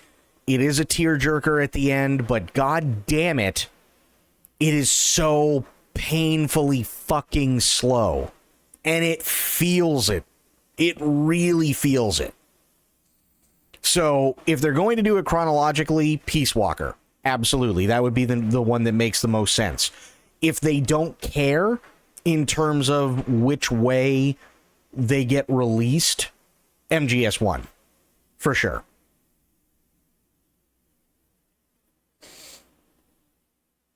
If anything, they should remake V. I think for Volume 2, you're probably just going to have MGS-V Definitive Edition. I really feel like that's what you'd get, is just Definitive Edition lumped in with Volume 2, because that's as good as it's going to get. I'd be curious if 2 still works with the modern camera angle. 3 did better than I would have expected. You know what? That's actually a really good point, Doc. That is a really good point. Yeah, I wonder if the modern camera stuff would work as well. Personally, I'd like to see them remake MGS1. Do people know about Peace Walker enough for Konami to want to remake it? Well, so here's the thing, right? And I have it in both the... I have it in the MGS5 Collector's Edition book that I have. Peace Walker is canon, right? And because Peace Walker is canon, And when it came to the questionnaire, they did not talk about anything other than the Kojima canon games in terms of ones that that people actually want to see remade. To me, it's obvious that people know about Peace Walker. To me, it is obvious, right? Maybe not initially because the PSP didn't do so well, but when it started going to Xbox because they did the HD remasters and Peace Walker was in the HD remasters, people, and the HD remasters were for Xbox, they were for PlayStation.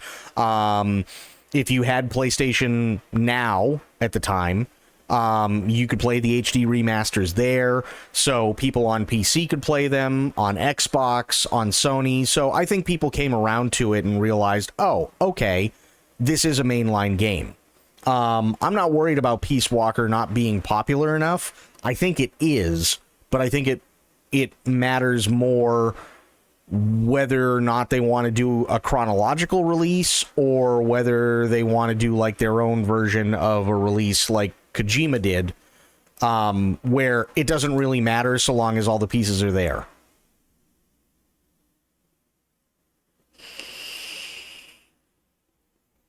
No, CryEngine's awful.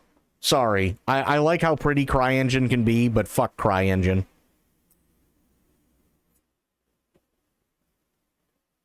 Fuck that noise.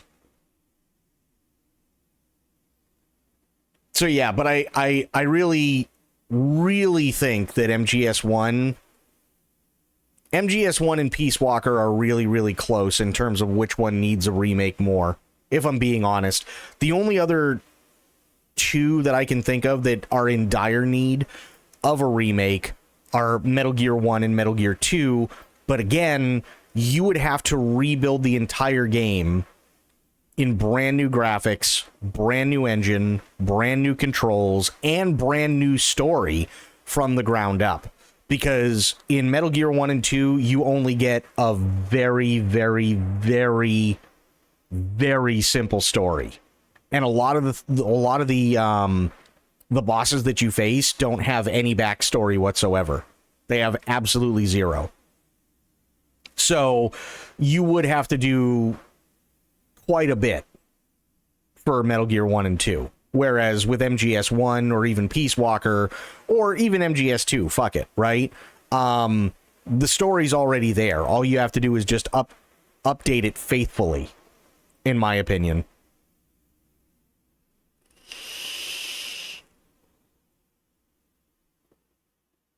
So yeah, I mean, it's tough because here's the thing, right? If I do, well, I got to keep this open, but if I do this, right, and I do MGS2 intro, that'll work, right? 13 years ago, 15 years ago, 6 years ago. We're not going to watch the whole thing. I don't plan on it whatsoever. But even just the opening intro, you can tell that it is insanely well done and light years ahead of what MGS1 was. Right? And I think, and this is kind of one of those, it's kind of one of those areas where I'm kind of torn, because MGS2 is so good in terms of story and everything going on that the Giga fan in me absolutely wants to sit there and go, we need to see Solid Snake as we all want to see Solid Snake. But there's also the nostalgic in me that sits there and says, this game is as special as it is, particularly because of how much of a massive jump it was from MGS1 to MGS2, and because of the way that they did it, which is even more creative than what you would see with continuing franchises that jumped from the PS1 to the PS2. So, for instance, there were a lot of PS2 games where you ended up seeing a lot of what's it called? You ended up seeing a lot of like highly detailed character models, but then there was nothing to do. Everything was very low res in the environment and everything else. These guys did it in reverse. So the character models may not necessarily be all that high res, but everything that you're in terms of environment and in terms of things that you can interact with and so on are very high res for the time, and allows you to believe that even though these characters aren't exactly the most high res in the world, your brain, they're good enough to the point where your brain can fill in all the details. And that's a really, really, really interesting thing. And for this game to have pushed technology to that point, that far back, is astounding to me. I love that stuff. So I'm kind of torn when it comes to MGS2, but I do like the question that Doc brought up as to whether that, like, the new style camera that we get in Snake Eater would work in MGS2. That's actually a really interesting question. I don't know either way, but I think it'd be cool to find out. What's the problem with Peace Walker again? The pacing. The pacing is the problem with Peace Walker. The pacing sucks. It does. The pacing is awful. The pacing is designed specifically so that you play the game a little bit, you put it down. Doesn't matter whether it's a 2 hours, 2 weeks, 2 months, 2 years. You can always pick it back up, and it'll start you right back at the beginning of whatever mission it is. Right? Because it was made for a console that was specifically designed to play that way. Would they be able to fix the pacing? Yeah, I think they'd be able to fix the pacing. They'd have to completely redo the game. 1,000,000%. Like, if they literally just did what they did to Snake Eater, I don't think it would go well. I think people wouldn't particularly care for it because it's not something that you can binge. It gets very boring in spots. Bloop was here. Bloop knows. He and I, like I said before, he and I still have PTSD over that. It does get very boring. You start to really not give a shit the closer you get to the end, because there's just nothing to do other than, like, do the easiest and the fastest missions possible enough times so that yet another mission that gets you slightly closer to the true ending will actually pop up. Like, no bullshit. There's one mission that I had to run 8 times, and I had to do it in between each new storyline mission popping up. And I had to specifically so that the next storyline mission would pop up. Okay? So, perfect example. In order to get the storyline mission popped up, you have to play this map 8 times. But you have to do it every single time. 8 times 6 is what?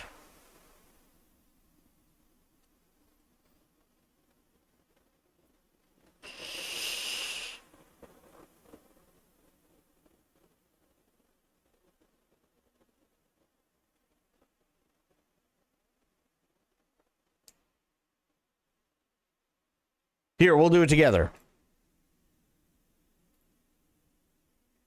8 times 6. 48. Okay? So in order to unlock all the story missions that I needed to get to the true ending, I had to play one particular mission because it was the fastest and because it was the easiest. I had to play one mission 48 fucking times to unlock all of the story missions to get the true ending.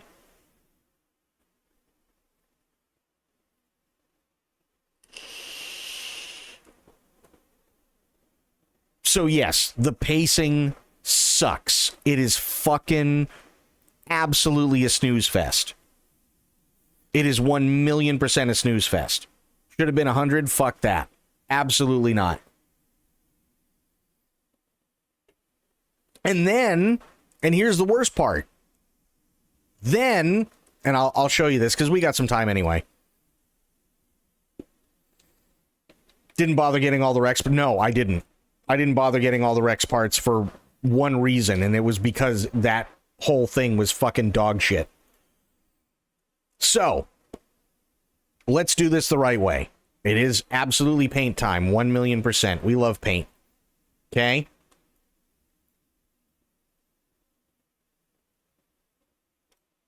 Oh, come on. There we go. 2, 3, 4. Doesn't matter how big they actually are or how far apart they are. 5, 6. Now, I'm not going to sit here and do the entire thing, but you'll see what I mean. Okay? So we have 1. Oops. Nope, that's not what I wanted. What in the fuck just happened? Oh, there we go.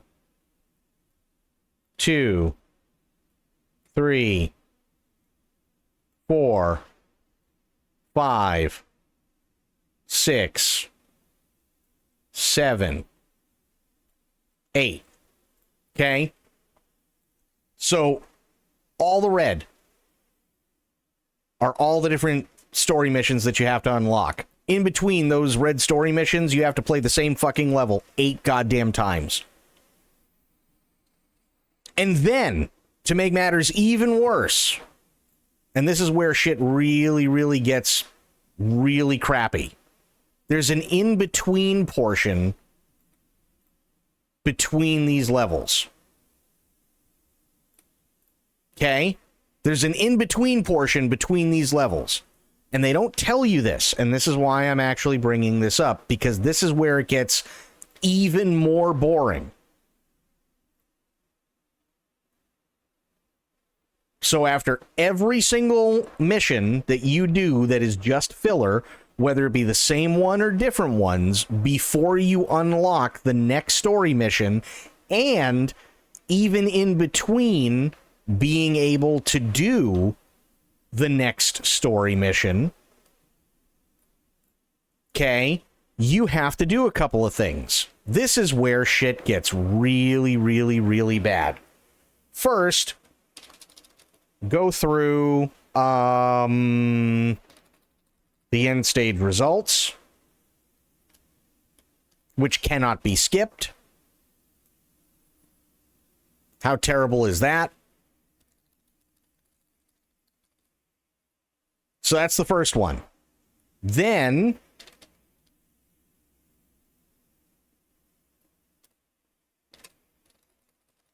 listen to Kaz drone on about something. Then listen to Kaz drone on about how we should upgrade Mother Base more.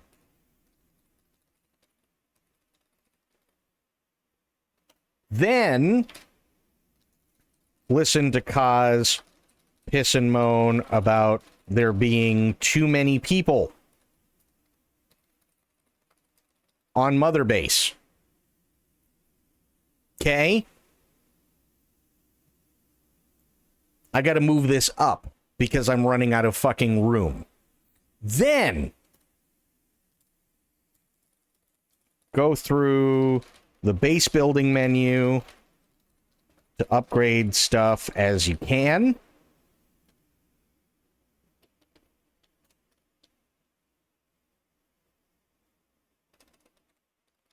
And listen to Kaz piss and moan more about there not being enough room because too many people.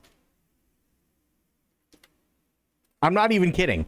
You had to do this every single fucking time. Every single goddamn time you wanted You had to literally go through all of this before you could even play the next filler mission to actually progress somewhat. So on top of, so let's see, you've got 1, 2, 3, 4, 5, 6, 7, 8, 9. Okay? So we've already established that you're playing the level 48 times. Right?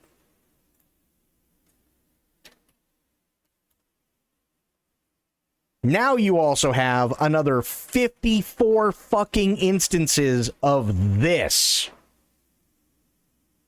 on top of playing 8 fucking missions to unlock the next storyline mission. Do you know how fucking long that takes?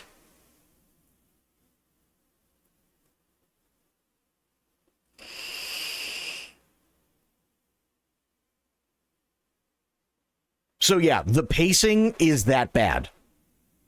The pacing is absolutely 1,000,000% that bad. And here's a little bit more of a breakdown, okay? Little bit more of a breakdown. So, and I'm going to put it up top here because it's just easier to show you guys. Here. Right? Go all the way through. Make this one smaller. That's fine. Then.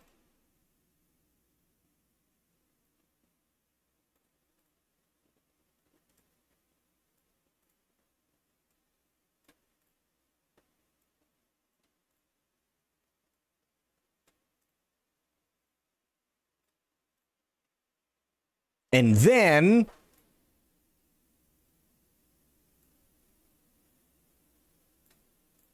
Here. So this right here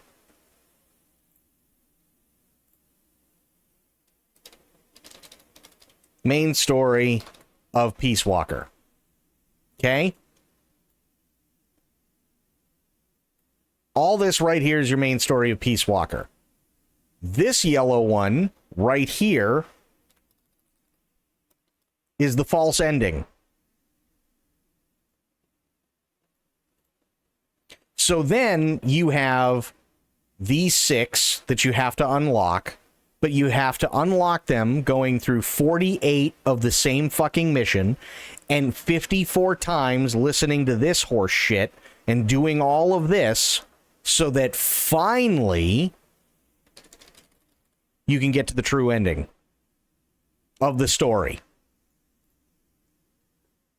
You see what I mean by the pacing sucks?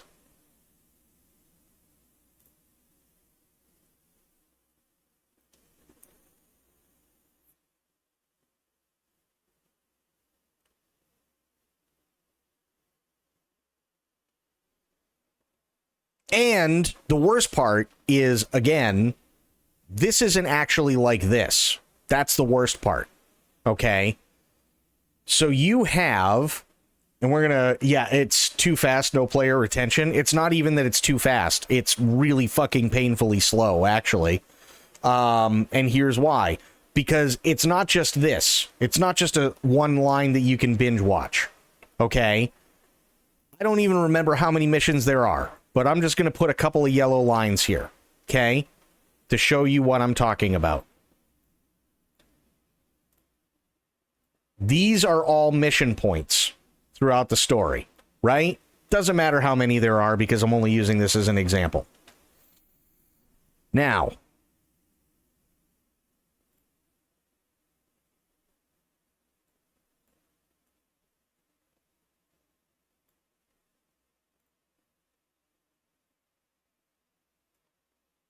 they expect you to put down your fucking PSP and take a break in between every single one of these. So it's not just a line. Like MGS1, MGS1's easy. How is it really easy? Because this is how MGS1 works. Start Finish. That's MGS1. MGS2 is the same way. MGS3 is the same way. MGS4 is the same way. Peace Walker, Ground Zeroes, and Phantom Pain all work this way. They all work this way. And then there's Rising Revengeance, which works basically the same way that the rest of them do. Konami will be bashing their heads trying to find ways to remake this game. Trust me, when Volume 2 comes out and you're actually able to play it, you'll see, and I will be playing it, by the way. When Volume 2 comes out, you can bet your ass that I 100% will be playing it. But you're also going to see exactly how fucking boring it can get. It's a fantastic story. I love all of it. The story is amazing.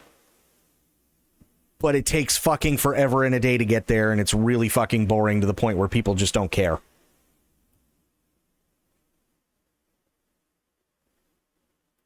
Funny enough, Konami will be bashing their heads trying to find ways to remake MGS1 as well. I don't think so. I don't think so. I think they got I think they've got a really good framework down with Delta. And I think if what they do is they update the graphics and they keep everything as true as it was to the original, do the same thing. Keep all the codec stuff, right? Keep all the keep all the same voice actors, keep all the music and everything like that, and the storyline, and don't add in needless stuff. Because there were a couple of things in Delta that they added, but it wasn't needless because it did actually help people kind of figure things out in their head if you've seen the entire series. But I think if you keep all that stuff, you've got easily 50% of the game already done. The only thing that you have to do at that point is update the camera, or not even the camera, update the graphics and the environment. Those would have to be built from the ground up. Faithfully recreated, by the way. Same thing with the character models. Those would have to be faithfully recreated into today's graphics. Make sure that you have updated controls, but updated stuff that makes sense for Metal Gear Solid 1. So, for instance, there's no worrying about camouflage in Metal Gear Solid 1, so why would they create a hot button to change camouflage? It doesn't, the camouflage isn't even a thing in MGS1, so it doesn't really matter, right? Stuff like that. Make sure that you have the stuff that needs to be in there and so on. Make sure that the camera is dynamic like it is in Delta. And the most important thing, make sure the fucking thing doesn't crash. But other than that, I mean, and I know that sounds like a lot, and it is, but on the whole scheme of things, if you keep all the voice actors, update what needs to be updated in terms of voice acting because maybe stuff got lost or maybe stuff is just kind of too crappy, add in little things here and there that need to be added for maybe better context, if that's what you want to do, that doesn't really interfere with the main story whatsoever, that's okay. But if you do all of that stuff, you've already got half the game done. You just have to put the work in to get the other half done. Right?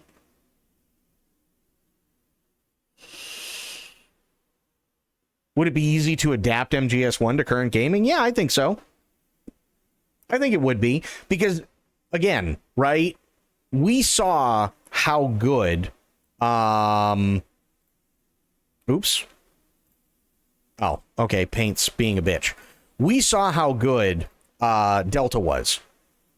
Right? There were points in Delta where, especially when I was fighting the end, where I literally had no idea where I was because everything looked so different from the perspectives that I was being given, and because of how much more detailed and how much more filled out that entire area was. So one of the things that I will absolutely always give Delta is that it made me feel that excitement again that I haven't felt in a long time, because I've played Metal Gear Solid 3 at this point, literally it has to be almost 1,000 times, right?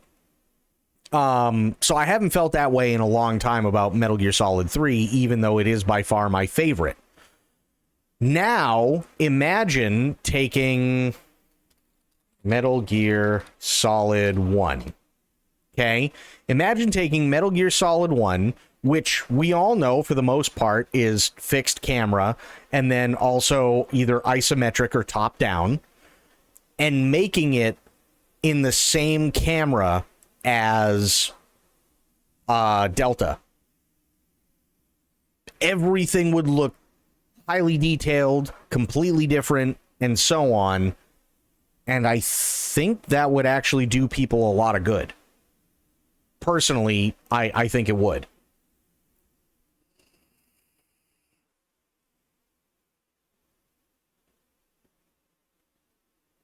So yeah, and again, they'd have to remake it from scratch. They you know, in terms of the actual like physical building the environments and the character models and everything else, they'd have to remake all of that from scratch. But they've already got half of everything that's needed to be done. They've got all the voice actors that are still around, so if they need to add in any extra stuff, they can. They've got all the music. They've got all the codec calls. They've got all the lines recorded and everything else. They could easily do what they did with Delta, for sure.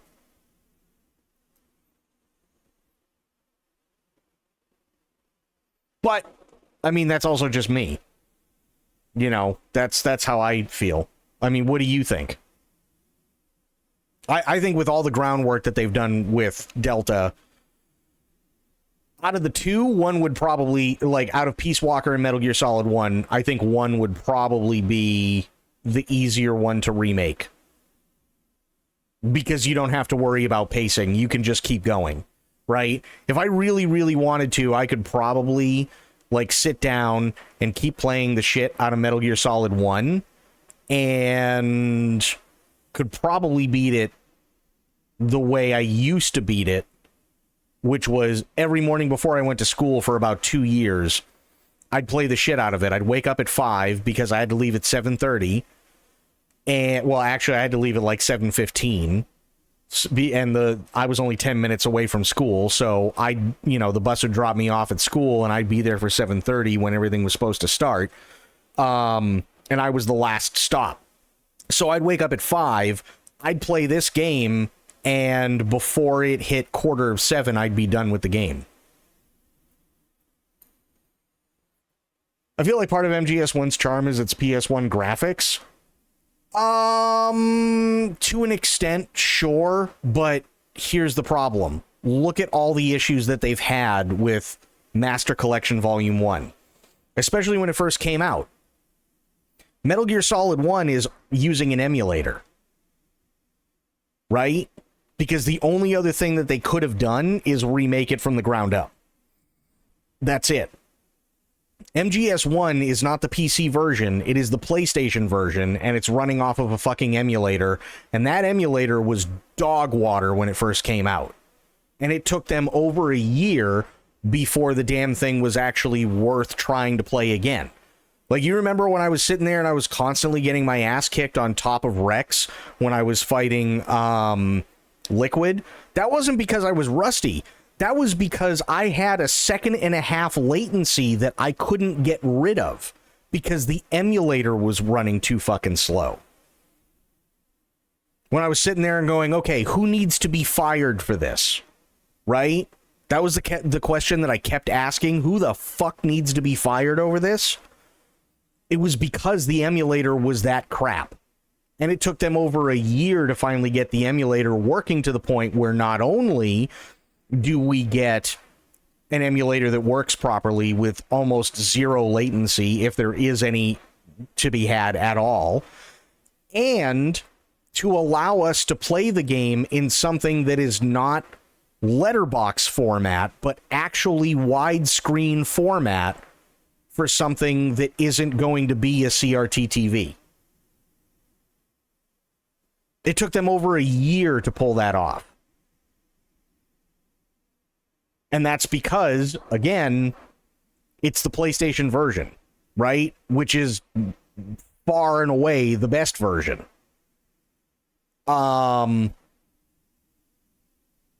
but they have to use an emulator in order to do that. So it's kind of a pain in the ass. It's a bear to run.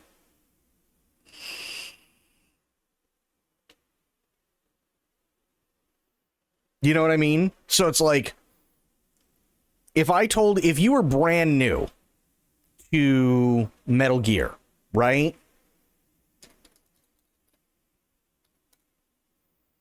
If you were brand new to Metal Gear and your first introduction to Metal Gear was Metal Gear Solid Delta, right? Or I'll even go back further. Let's say your first introduction to Metal Gear was Metal Gear Solid 5. Okay? Have to come by to say, oh, hi. Well, oh, hi, Sober. How you doing? How you feeling, buddy? So if your first introduction to Metal Gear was either MGS5 or MGS Delta, and you see how the graphics have progressed and everything like that, and then somebody tells you, hey, you know what? You really like Metal Gear. You should totally, like, you love Solid Snake and everything. You should totally go back and play Metal Gear Solid 1. They go, oh, okay, cool. Hey, I'm going to hook you up with this. And then you start it, and it looks like this. How disappointed are you going to be?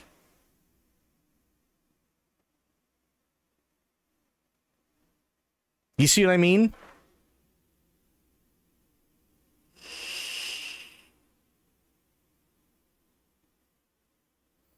Better, less coughing fits, bit shattered. Uh-oh, shattered. That doesn't sound good.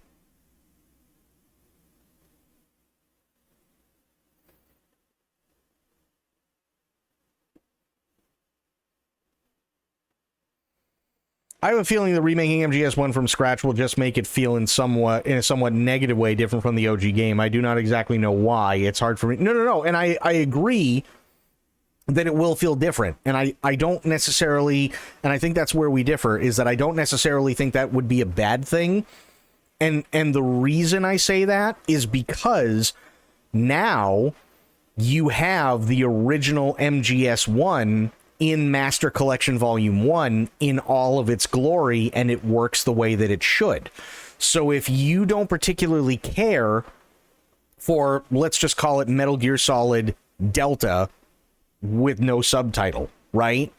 So if you don't care for how Metal Gear Solid Delta works, and you care more about playing MGS1 the original way, that's okay. I think both versions can coexist in the same space so long as the remake is faithfully recreated by building everything that you need to build from scratch all over again and going through that painstaking process like they did with Delta. Because I'm sure that there are people who absolutely love Metal Gear Solid 3 over Metal Gear Solid Delta Snake Eater, but I don't think anybody's actually complained about, well, Metal Gear Solid Delta should not exist. I think across the board, everybody has said that Metal Gear Solid Delta may not necessarily be for returning fans, but it's an absolutely fantastic way to introduce new fans to the franchise, which I think is important. And I that's my feeling on it. It just means a bit tired. I got you. Well, I'm glad that the coughing is calming down, Sober. I'm really, really glad that the coughing is calming down. I guess that is a fair point. I could be wrong, too. Again, personally, I would prefer a remake of MGS1 next. Well, and again, I think if they don't care, as to how they're released, I'm with you. Definitely Metal Gear Solid 1. If they want to do chronological order, then there's no question it has to be Peace Walker. It's just that simple. That's just kind of how it has to be. You know what I mean? So yeah, I think it would be really cool to see all of them eventually. And I have to parrot what Aylin said. Seeing all of them completely remade, with the exception of 5, because I really don't think I don't think there's any reason to redo 5 whatsoever. Just because it is that good. in terms of playability and everything else. There's really no reason. But all the previous installments, including 2 and including Metal Gear Rising: Revengeance, ultimately I would love to see all of that stuff remade for sure.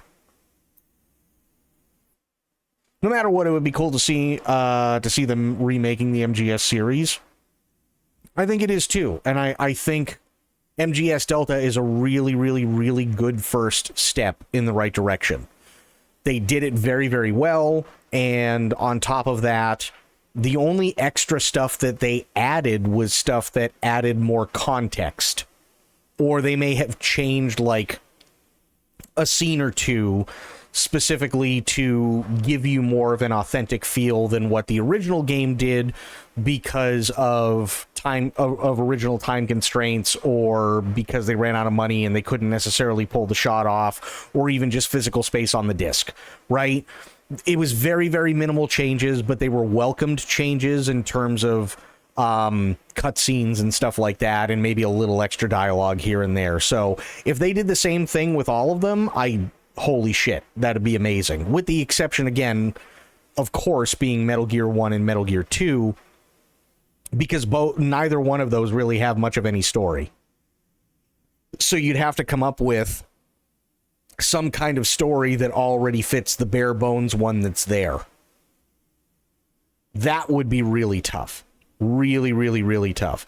Because it's like, well, who the hell do you go to? I don't remember if I asked you this, but after playing MGS3, in your personal opinion, should I give Delta a try or should I play the OG one first? Honestly, that's a really good question. So, I feel like I do feel like you should play both. I kind of feel like if you really want to get the original experience, I think it's probably important to get the original experience first with OG Metal Gear Solid 3 through, Master Collection Volume 1, right? I think it might be important to get why the game is so good, even with all its flaws and whatnot. I think it's important to do that first and then turn around and play Metal Gear Solid Delta, so you can see how far things have come. You'll be able to see the changes that they've made a lot better and see how they add context where it needs to be in order to keep the story going. So I don't think it's a bad thing to play the OG first and then play Delta. I don't think that's a bad way of doing it at all. Because here's the thing, you have to remember, right? Metal Gear Solid 3 came out before Peace Walker. Metal Gear Solid 3 came out before Metal Gear Solid 4. Metal Gear Solid 3 came out even before Ground Zeroes and Phantom Pain was a thought in anybody's head. Same thing with Rising Revengeance, even though that was basically done by Platinum Games and Kojima was a producer. So having said that, when you play the original Metal Gear Solid 3, there are things in there that end up happening in later titles like MGS5 that when we play MGS5 for the first time don't make any fucking sense. They just don't, because it's not something that was told to us in any of the previous games, and it kind of feels like it comes out of left field and so on. And then when you play Metal Gear Solid Delta, they've added little things in here and there that helps tie in those very specific things, where in 5 it feels like it comes out of nowhere, but it helps tie that stuff in, and it shows you, okay, this is how this thing happens to this person. This is how this person becomes this, and so on, and it really, really, really helps. But you still really need to know why Metal Gear Solid 3 is such a fantastic game before you get to that. Right? For people just coming into the franchise, though, I'd probably say, yeah, you can play Delta, no problem, and you can get everything you need from it.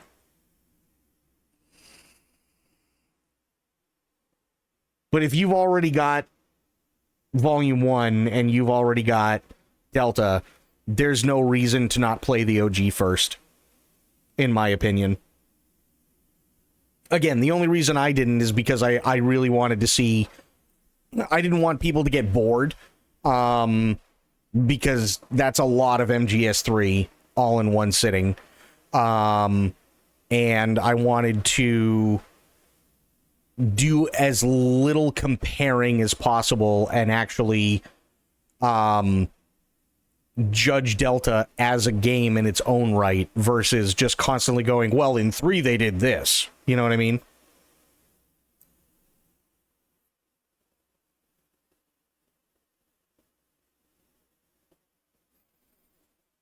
So yeah, again, if you're just getting into it, you're a brand new fan, absolutely, Delta the way to go. If you're not a brand new fan, you've watched me a bunch of times, play them, or, you've been able to play MGS1 and MGS2 because you have Master Collection, there's no reason for you to not play the original first.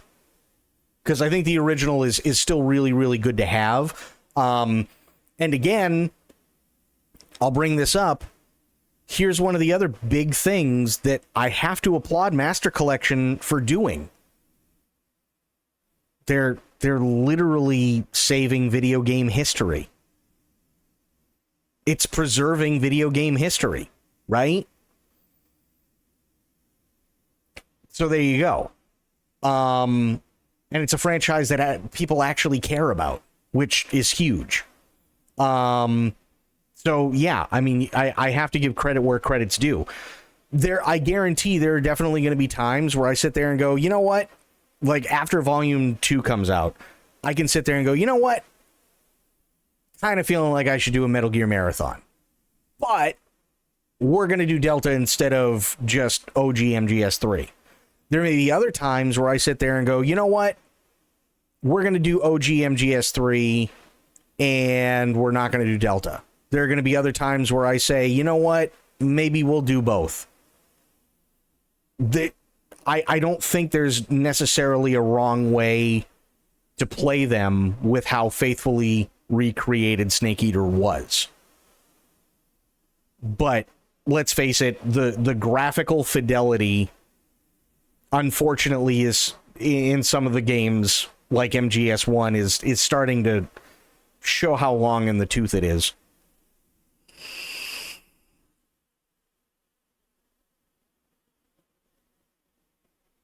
You know what I mean? And let's face it, everybody's wanted to see Solid Snake. Young Solid Snake, or younger Solid Snake, I should say, for a very long time in updated graphics. I think I made a decision. I'll be starting with the OG one and eventually get to Delta. That's fine. There's nothing wrong with that. Nothing wrong with that at all. And I mean it. They really faithfully recreated everything. There's stuff that you'll find out about Eva when you check her medical file, which is really funny. That I kind of swore up and down that they weren't going to keep in, and they did. They absolutely kept it in. I already did MGS 1 and 2, may as well do 3 and complete the collection. That's fair. That's totally fair. So this is, I'll show you. This is actually really funny. MGS3 EVA medical history. Oh boy. The medical history is really, really, really funny.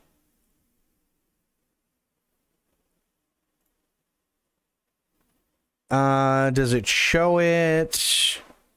No, because this is only some of it.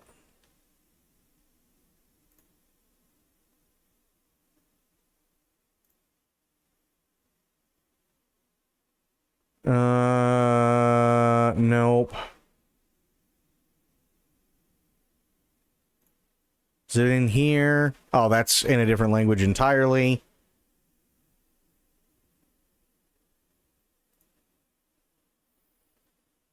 Oh, okay, here we go.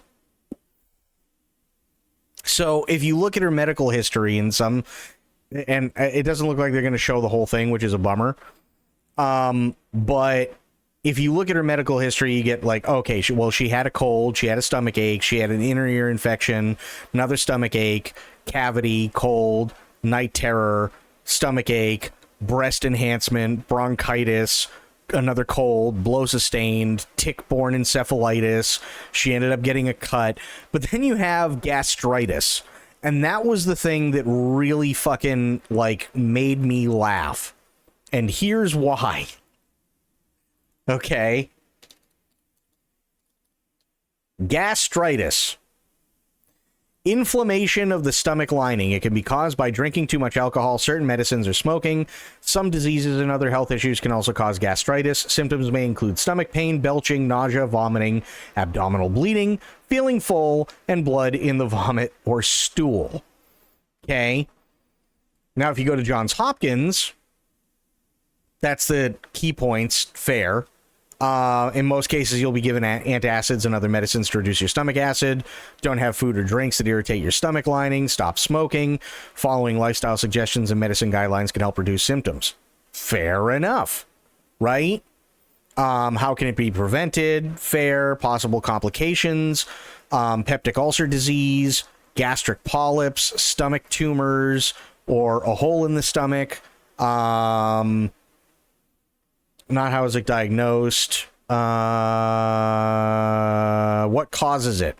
Major surgery, traumatic injury or burns, autoimmune disorders, chronic bile reflux, extreme stress, long-term use of aspirin and NSAIDs, infections caused by bacteria and viruses.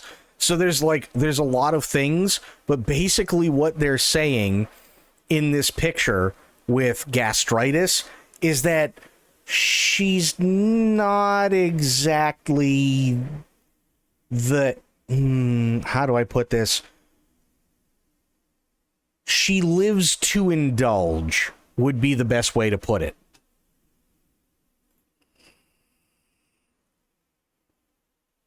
That I think is definitely the best way to put it. She lives to indulge.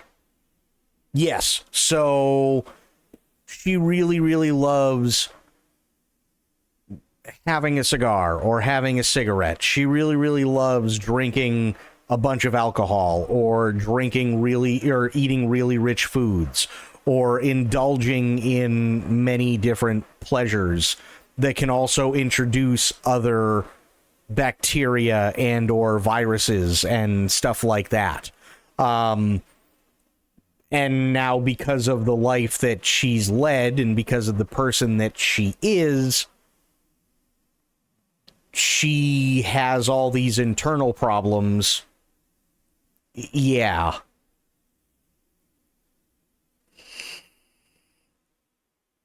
She's not very strict, I guess would be the best way to put it. She's not very strict with how she lives, right? She's not on a diet because she's already gorgeous and apparently she stays that way. She has no problem with sitting there and smoking because it hasn't hurt her so far, and all this other stuff. And that's all well and fine, but, you know, again, then it's like you also have broken nail, lower back pain, blow sustained, stomach, lower back pain. Okay, fine, but where do you think she got all that lower back pain? When somebody says, oh yeah, I got my back blown out last night, guess what they're talking about? Because she was supposed to be getting used by Volgan, who is a sadist. So, blow sustained to the back of the head? Sure. Makes total sense. Lower back pain? Makes total sense. Just like it's all basically formed in a very specific way to go, okay, she's different from what most people would see when they just see a gorgeous woman. You know what I mean?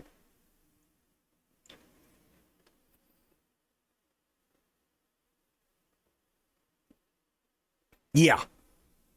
So, but they left that stuff in. They did. They left that stuff in Metal Gear Solid Delta, and I was like, yeah, I can't really I can't really argue that it was in the original.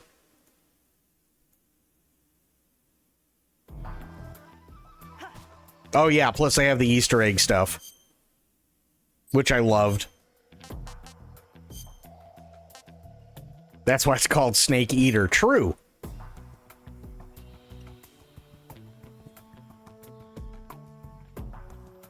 And the model viewer. How can you not like the model viewer?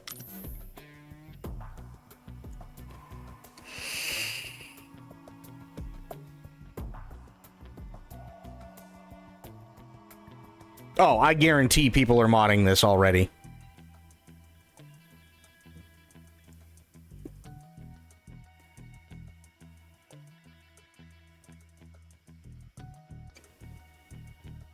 And all this stuff was left in from the original, by the way.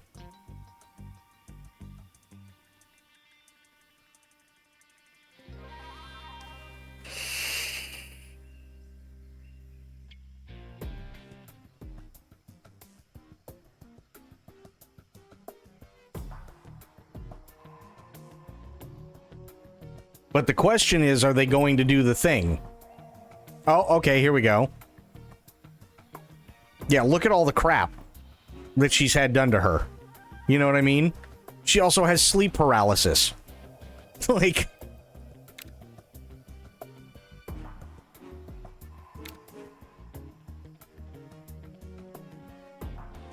proctitis.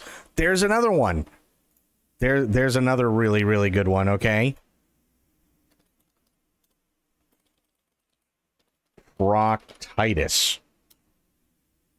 The inflammation of the rectum, the lower part of the large intestine. It can cause pain, discomfort, and bleeding. Infections, bacterial, viral, or parasitic infections, such as sexually transmitted infections like gonorrhea and chlamydia. So not only is it suggesting that she's somebody who lives to indulge, it's also saying that someone at some point, or very possibly many people, have basically blown out her asshole.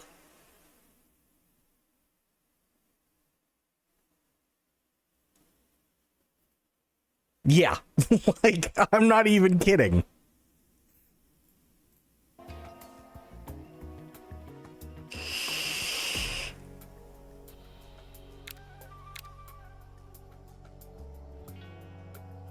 She indulges and she gets indulged. Yes. But, and actually here, I'll go back a little bit because you can see it, right?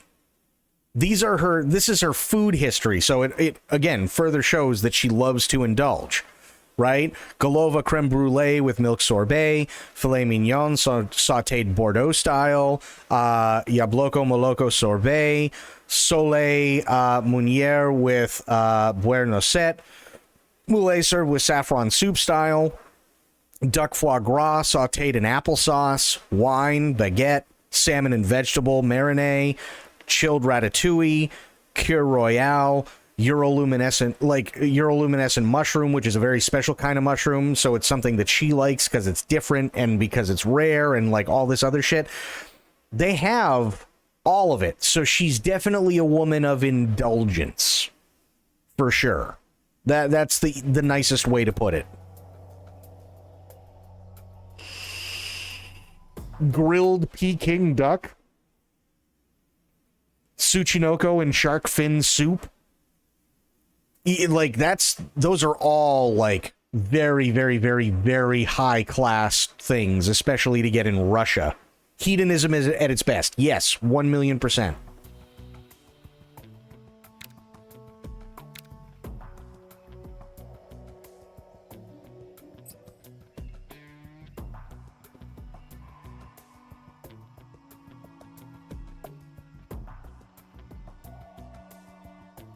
Now, the question is, are they going to do the thing? I don't think they are. I think they're running out of time. They are running out of time. God damn it. Oh, no, there she goes.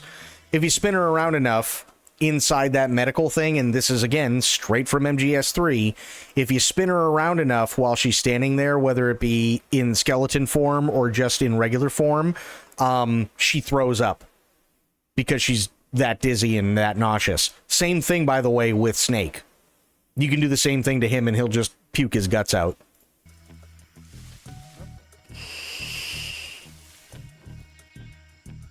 Do you know what you're doing? So, yeah. So I quickly checked. Yes, there are mods. I'm not surprised in the slightest. I'm not surprised whatsoever in the slightest that there are mods. But does she pee? Listen, I don't know. My first question was definitely in MGS Delta was, does she pee?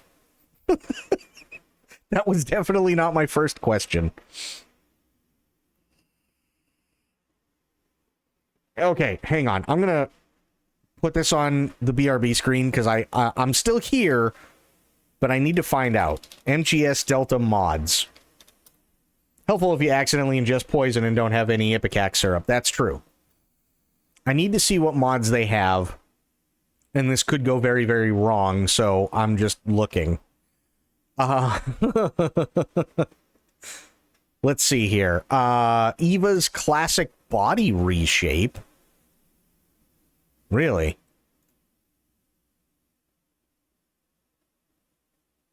Let me see here.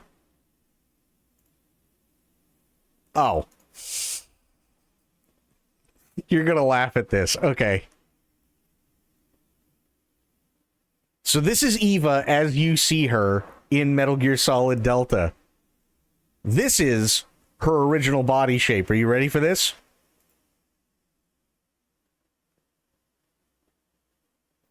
All they did was give her bigger boobs.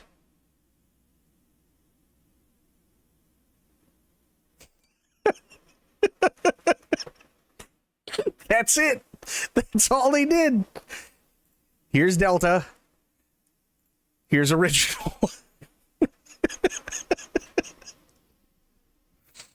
I mean, they're trying to make the game accurate. No, and that's fair, and I get it. I had to laugh where literally the only change is the boob size. That's it. We want boob slider for Eva. Yeah, okay. Here again, here's Vanilla Delta. Here's Enhanced. It's like, okay, well, modded, unmodded. Modded, unmodded, or unmodded. It's like, okay, great. She's got bigger boobs. Hooray. It's just stupid, but whatever. Eva over Snake. Okay, so basically you'd play Eva. Fair. Classic Snake Eater song. Oh, okay, so they're just putting the original song back in there. That's not terrible. Anti-Big Boss's MGS3 Delta Trainer. MGS4 Old Snake. That'd actually be kind of cool. Full camo. Clean fatigues, durable clothing, no permanent scars, easy mode the end, whip your stock out, original sneaking suit, bloody kabuki, dead shot ocelot skin, oh god, virtuous eye patch, original ocelot, longer bandana. How long is the bandana? It's really long. Okay. Eva alt color, Samurai's Edge, Snake camo to Tiger Stripes camo, green screen camo. View more. I'm scared every time I hit that button. What else do they have? Custom M1911 to Virtuous Mission, early oh, okay. AK-47 Bayonet. XM16E1 no tape. Okay, yeah, I mean, all of these are pretty tame. Easy gun remodel.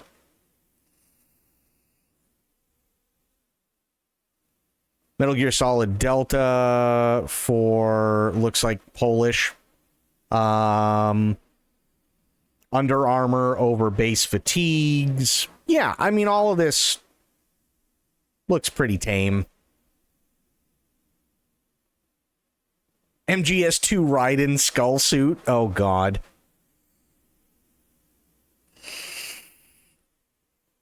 Since you're not logged in, you won't see anything? Oh, no. Okay. Now you have my curiosity. I'm going to log in. I have to see.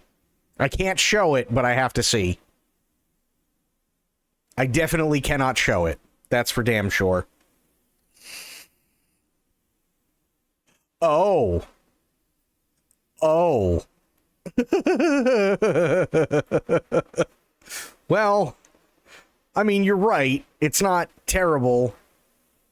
However, this might be the only one I can actually show you.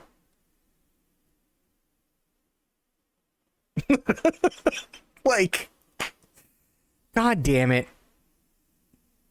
You know what I mean? I knew they were coming. I absolutely knew they were coming. What else? What else do they have? I'm not seeing any of the others that are supposedly like Eva Black and Gold. So basically she's got gold underwear with a black jumpsuit. Okay. That one's not too bad. Just a color change, no big deal. Oh, there is one that absolutely I cannot show. There's absolutely one I cannot show. Yep. Mm-hmm.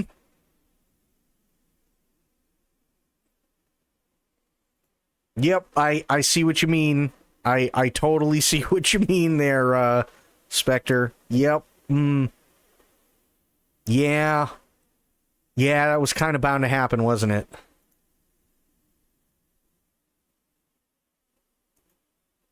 That was kind of bound to happen. Oh boy. Yeah, they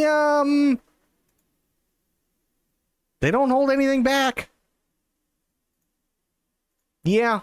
Glad I had the BRB screen up. We're gonna just close out of that now. Yeah, they definitely had some things. Am I surprised? No. Sadly. I'm not surprised. It's just fucking stupid. It really is stupid, but what are you gonna do? There's always gonna be weird-ass people and everything, so... it is what it is. But, hey, I mean... could be, well... I can't really say could be worse. I really wish I could say could be worse, but I can't. Because, yeah, let's just say there are some things. There are some bits and bobs that you see, and it's... well, let's just say you can see right up Main Street in some areas. Pretty tame compared to the shit I managed to find in the Stellar Blade page. Genuinely don't. God damn it. Again, you know, you just... son of a bitch. Why do I do this? No, I'm not going to bring it up on stream. What are you, nuts?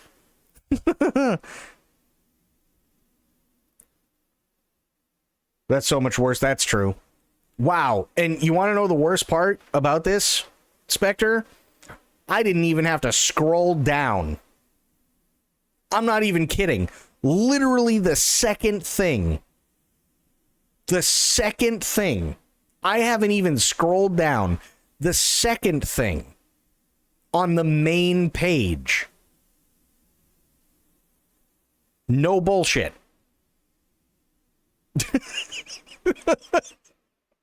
I didn't have to go anywhere.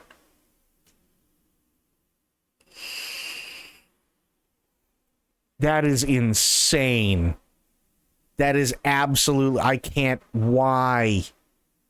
It... God damn... well, I know why, but still. There's... yeah. There's... dear God. And people wonder why I don't play Stellar Blade. It's because of sick fucks like that. If I'm being honest. For the life of me, I will never understand that. And, I don't know, Aelin, maybe you can give me some insight... because we've tried to figure it out for a while. Resident Evil 2 Remake, Resident Evil 3 Remake, Resident Evil 4 Remake, Stellar Blade, Metal Gear Solid Delta can now be added in, right? I'm a guy. I understand.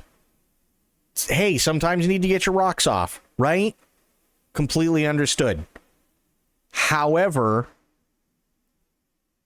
how lonely and sad of a person do you have to be to spend dozens, if not hundreds of hours remodeling characters in video games to put them in maybe nothing but a chain bikini, or model a vagina correctly so that it matches up with that player character, or model boobs correctly so that they match up, and all that? Like, how sad of a person do you have to be just to be able to play a game where Jill Valentine is naked, cut up, and bruised, just so when certain cutscenes come in that they can see the things that they want to see?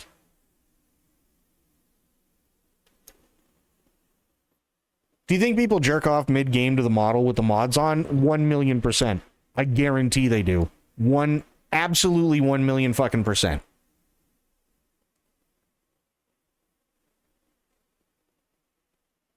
Because there's no reason to do it otherwise, right? So you mean to tell me that there are people out there that make all these mods and everything like that, and then there are other people who bring in these mods to their game just so they can not jerk off? Because sex sells, and there are people that want realism or to be able to act out fantasies they can't do in real life because it's illegal or things. Okay. I mean, sure. That's fair. But I kind of feel like sometimes they take it way too far. I wish I could show you what I just saw for Stellar Blade, but I can't on stream. There's no fucking way I could show it to you on stream. It was front and center. Literally the second thing. It was just, yeah. There's no way in hell that I could show you. I'm on the realism train, but I also have limits. Yeah. And it's like, it's really, really, really weird. I find that really hard to believe, let alone hard to believe they could do that. Describe? Sure. So I don't know the character's name in Stellar Blade, but the one that I saw that was the second one on there was wearing what they were calling a summer dress, but it's not really a summer dress. You know, like maybe in like an older movie, you have like a woman that's getting ready to go to bed, but she's younger. She may be in her like late teens, early 20s, things like that. And she's got that like see-through negligee top on, right? So you can see everything under it, but she's not technically nude. Yeah, no, the main character is wearing literally only that. No underwear, nothing else, and it doesn't really matter if she's wearing the negligee or not because her boobs are absolutely pushing the negligee to the side.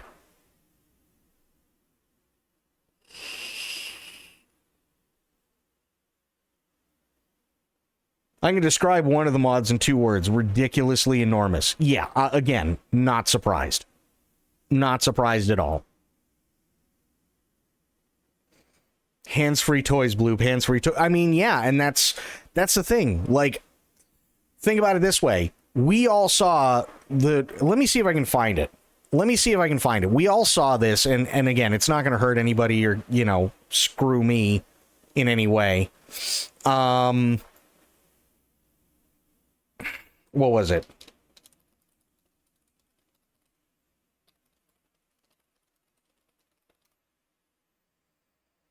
Is this the one? Yes, here we go.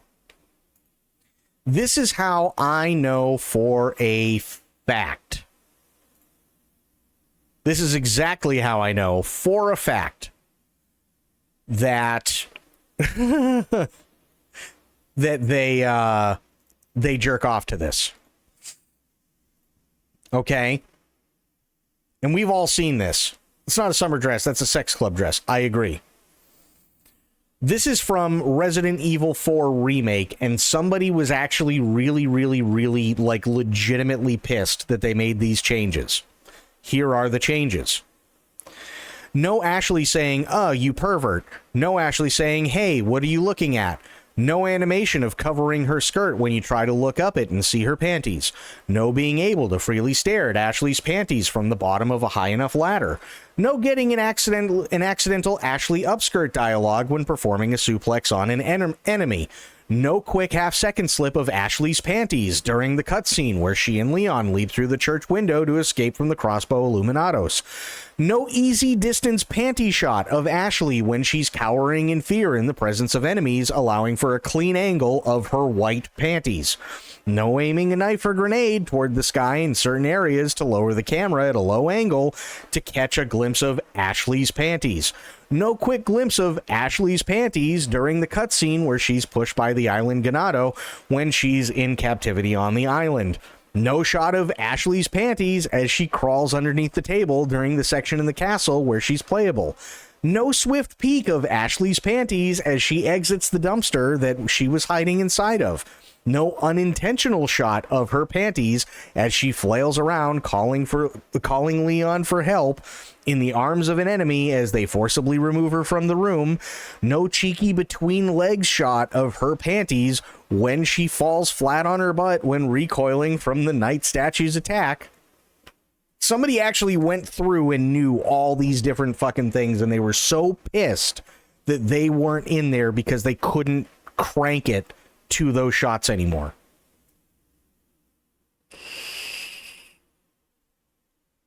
How can you write all of this and not sound like you should be on a list? Spoiler, you can't. I agree.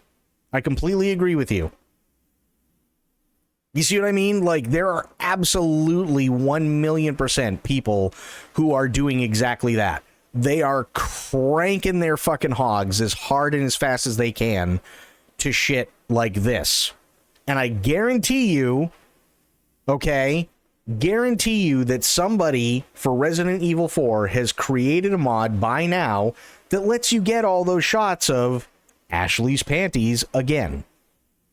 Guaranteed.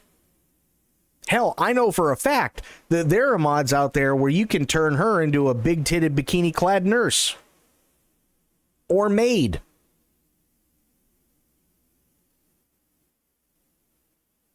And you mean to tell me that nobody's cranking their meat to her? They absolutely are. Same thing with Jill.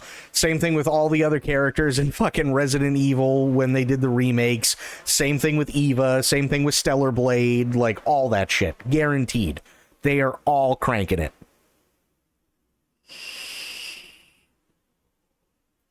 So, yeah, it's like, they have to be. They absolutely have to be. Like, think about it this way. If you saw somebody playing, whether it be here on Twitch or, you know, somebody's house or whatever, and they were playing Metal Gear Solid Delta, and you saw a completely naked and shaved Eva, okay, and that may be about as well as I can go, other than saying that there might be a particular mod that I saw while I was looking that stuff up on the BRB screen that showed that there's a thing that allows you to look right up Main Street when you get those Dutch angles from the ground when you see Eva. You can see just right up there. Okay? You mean to tell me that if somebody was playing Metal Gear Solid Delta and they had those mods in there, that your immediate thought wouldn't be, this dude is fucking cranking his meat so goddamn hard as much as he possibly can?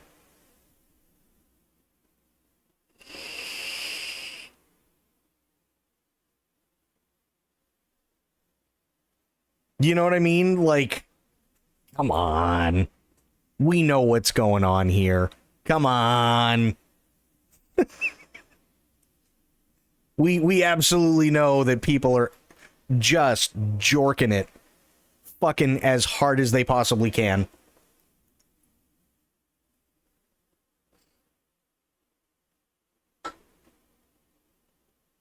That's not even a question in my mind. And I never understood it. I never did. Don't get me wrong. There's nudity in Baldur's Gate 3. I have no problem with the nudity in Baldur's Gate 3. In fact, I made it such a joke in Baldur's Gate 3, and I don't know if you were here for it, Bloop, but I know Spectre was. And it was really, really funny because all I did was take a picture of the blue square or the green square that you used to have in OBS to basically kind of tell you whether or not your connection was good enough. And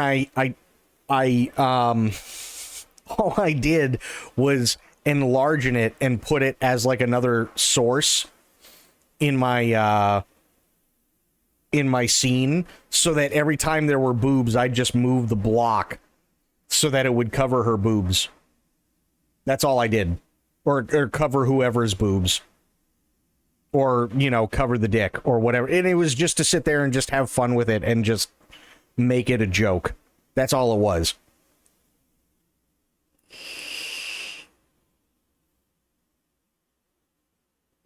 Me whenever Karlak comes on screen. Oh, God. But you know what I mean? It's like, okay. I've got no problem with it. And again, right? Like, we've only got an hour. I don't think we're going to be able to do much in an hour, but I don't see the Battlefield 6 thing being all that long. So we'll probably get to a little bit of Bayonetta tonight, right? But there's... I can't say full nudity, even though that's generally what it is, but she's covered on the screen, right? Bayonetta definitely goes nude. I've had sex with basically every character, almost every character you possibly can in Baldur's Gate 3, full nude. Apparently there's also full nude in Baby Steps, which I don't know how, but apparently there is full nude in Baby Steps, in terms of, well, it's not full nude, but there is nudity in Baby Steps.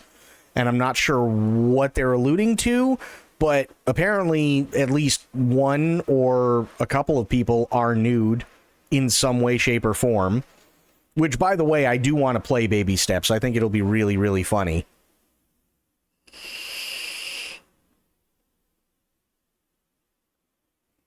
But yeah, you can turn the nudity on or off in Baby Steps. I don't know what that entails, but yeah, that is a thing. So it's like, and hey, Baldur's Gate 3, everybody thought it was great that they did it the way that they did it. Even I did. I mean, am I one of the people that wants to have sex with the bear? No. But, hey, if that's somebody's thing, fuck it. Let your freak flag fly. I mean, I fucked a succubus. And Lae'zel. And Minthara. No, not Minthara. I have the save so that I can fuck Minthara, but that's not the one I'm talking about. I'm talking about the Devil Lady. And that was all just base game.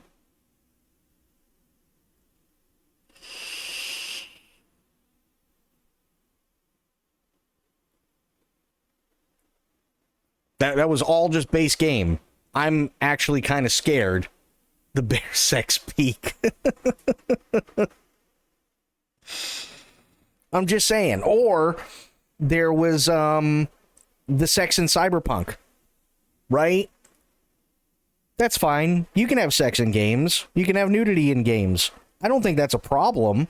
I just don't understand the people going out of their way to do all that kind of stuff for free. Because, do you know, like, okay, for all the guys out there, and I don't think I'm saying anything out of turn, we know how easy it is to be turned on. I think that's a good way to put it, right? After a while, though, if you are turned on, eventually you're just going to get bored and it's going to go away if you don't do anything about it. Did you sleep with the Emperor?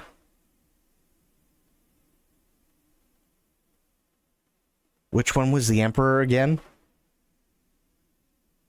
Oh, yes. Now I know who you're talking about. Did I?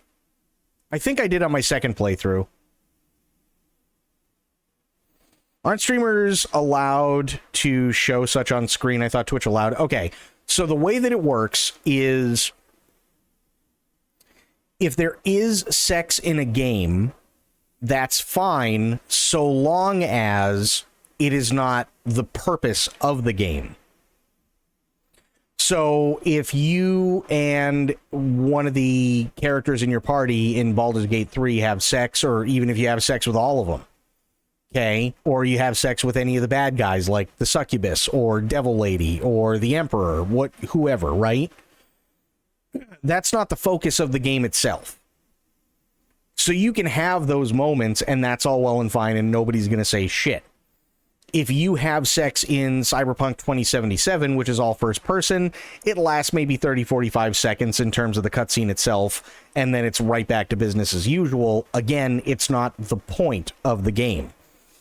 But if I were to download and play an adult visual novel that's all about fucking as many women as possible in as many different ways as possible, including some really kinky shit, then I'd get banned because the entire point of the game is to do all of that.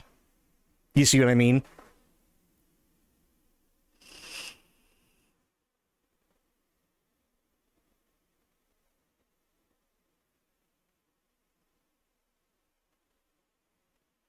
Or even The Witcher 3, right? We all know there's plenty of sex scenes in The Witcher 3.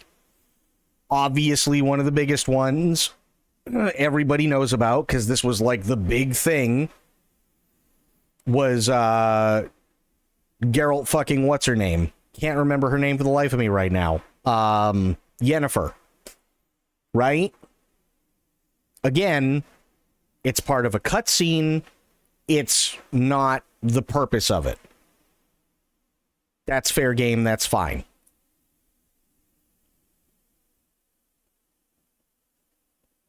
That wouldn't be entertaining, like, at all. No, it wouldn't be entertaining, but again, the entire point is games that are specifically designed to be sex games, not allowed on Twitch.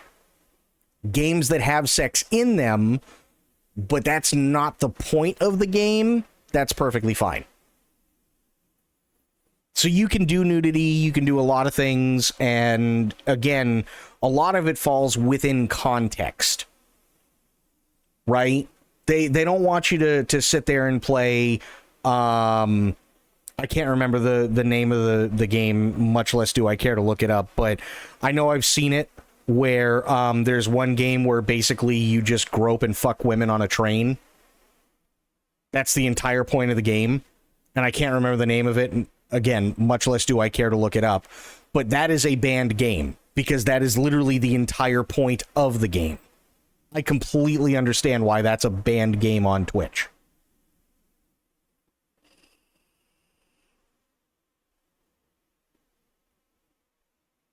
Yeah, that's banned 100%, and I think it's a good thing that it's banned, right? You want to do that? Hey, there are other streaming websites and stuff like that that are still around that you can go play that stuff on. Fine, whatever. That doesn't bother me. But I think they've hit a good medium. So there is stuff that's allowed, but it's within context, and it's not the main point.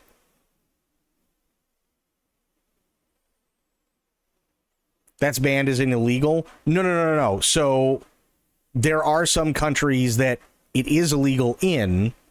The US is not one of them.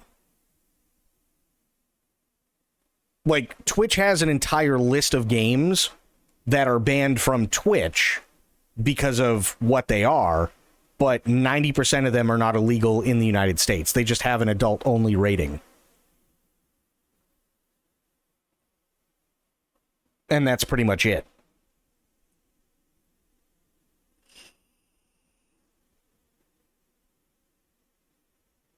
Or, like, if I remember correctly, there was a thing that I saw on YouTube, and I don't know, maybe it's because of what we see when I play Silent Hill F. And by the way, I really, really do want to play Silent Hill F. I really do want to get it. But apparently Australia banned Silent Hill F. I don't know why. I don't know what there is in the game, but apparently they did ban it.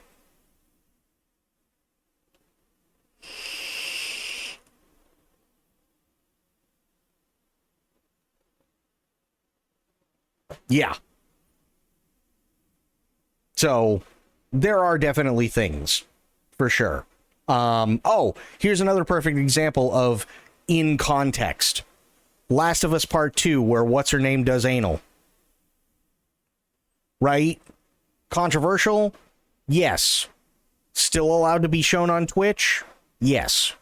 Because it's within context.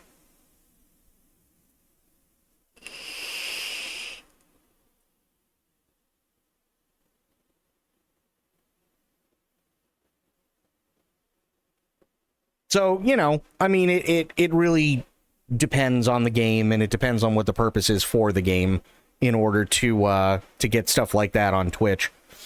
Australia don't like underage girls doing adult things, even if it means them killing horrific creatures. Okay, fair enough. I honestly, I have no idea what they banned it for. Let me see. Australia banned Silent Hill F. Let's see. Was not officially banned in Australia despite initial confusion from an automated rating entry on the Australian Classification Board's website. Entry was quickly removed and the game will receive a formal rating ahead of its release. The incident stemmed from the International Age Rating Coalition, self-reporting tool for digital games, which can generate incorrect classifications that are not the final decision for physical releases. Really? Okay. The ACB website showed Silent Hill F as a refused classification, which effectively bans a game. This was reported by some outlets as an official ban, but the ACB later clarified it was an error. Okay. Current status refused classification entry was removed from the ACB's database. Silent Hill F is not currently classified as banned and will receive an official rating, potentially MA15 plus or 18 plus before its release. The confusion highlights the distinction between automated self-reporting for digital storefronts and the manual review required by the ACB for physical game releases in Australia. Huh. New Zealand does the same thing to a lesser degree. Okay. Gotcha. Yeah, that's kind of a weird one. And again, maybe it's because this is a young girl and because she has to go through the horrors that she has to go through in Silent Hill F. I don't know. That very well could be it. 100%. It's entirely possible.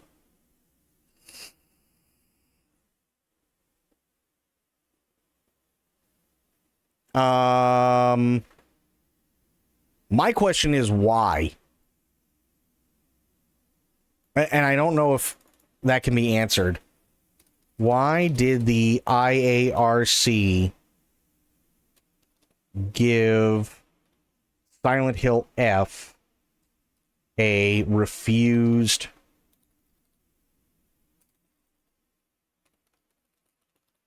classification? What version of BF6 do I have? I'll tell you in a second. Hang on. Gave Silent Hill, okay, rating because the game contains content including depictions of child abuse, drug-induced hallucinations, and possibly gender discrimination that exceeds Australia's generally accepted community standards and can't be accommodated by the available ratings. While the IARC system is automated, the ACB that makes the final decision can override the IARC's findings, leading to the RC for content that violates their standards. Okay, so again, this is another, like,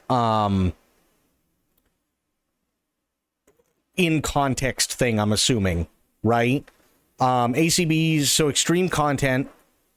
ACB's decision was based on the material that violates their standards, going beyond what is permissible, even in our 18 plus or X 18 plus ratings. Fair.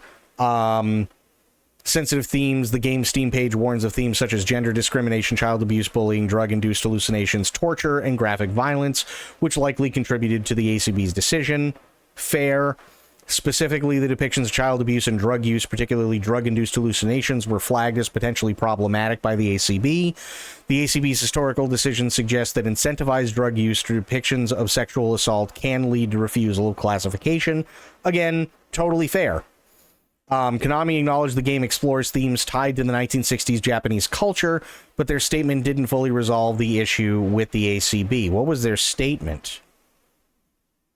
What was their statement, I wonder? No?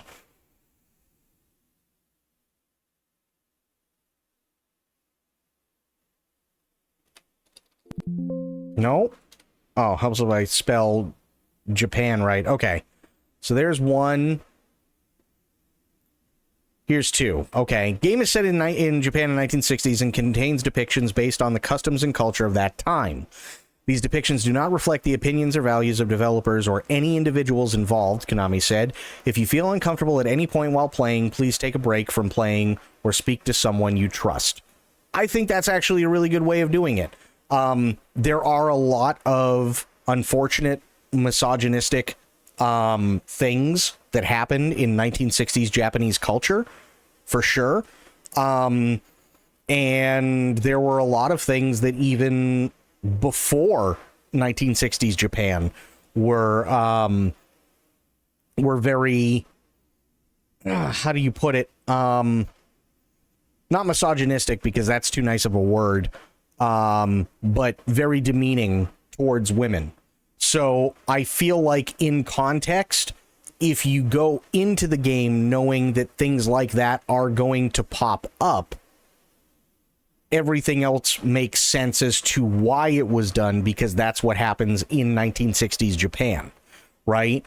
I'm not defending it, but what I do think is really, really interesting, especially considering it's Silent Hill, is that they acknowledge certain things do happen, which is something that for the longest time Japan never did.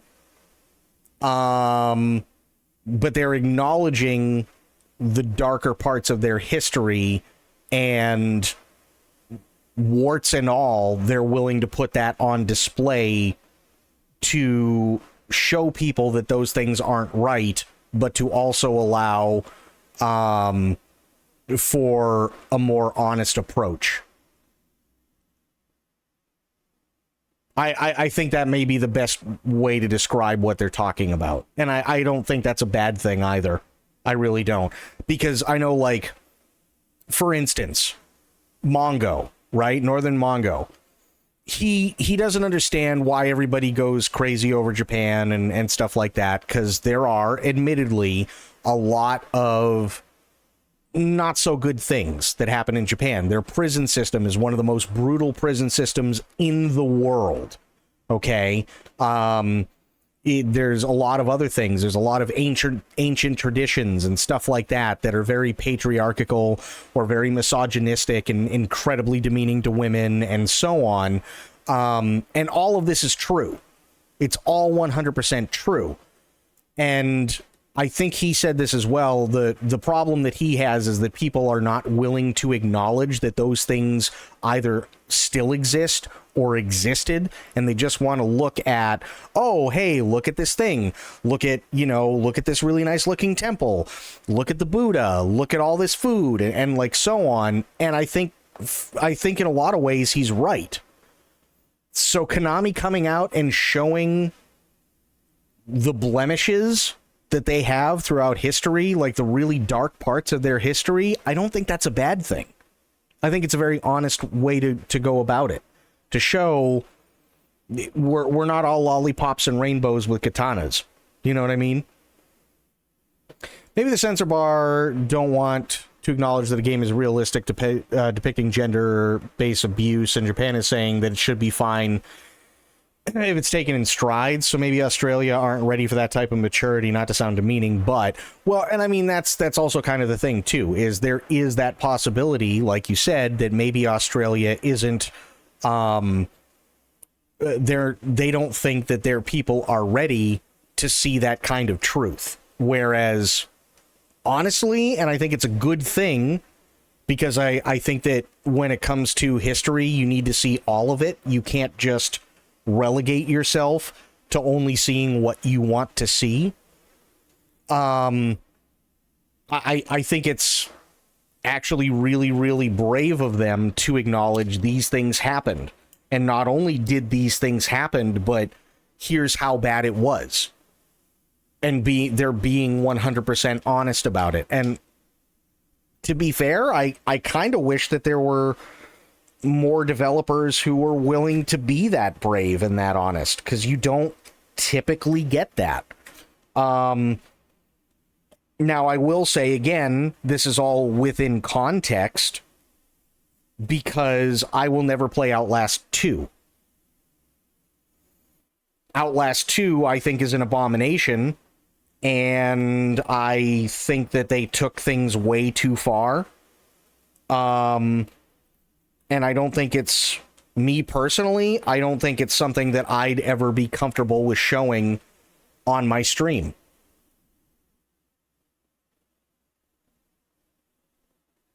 You know what I mean? I really don't feel like what they did in Outlast 2 is something that's justifiable because they put it in the story. It didn't need to be there. Whereas if you're coming from the approach of, this is 1960s Japan, this is unfortunate, but it also is true that this happened, and they're trying to bring that realism to the setting as, you know, for historical purposes, and to really give you insight into what Japan was like during that time period, I think that's okay. You never got into Outlast 2? I can tell you that, here's what bothers me about Outlast 2. Outlast 1, I thought was great. There were a couple of things here and there where I went, okay, well, maybe that's a little dark. But generally speaking, I thought Outlast 1 was great.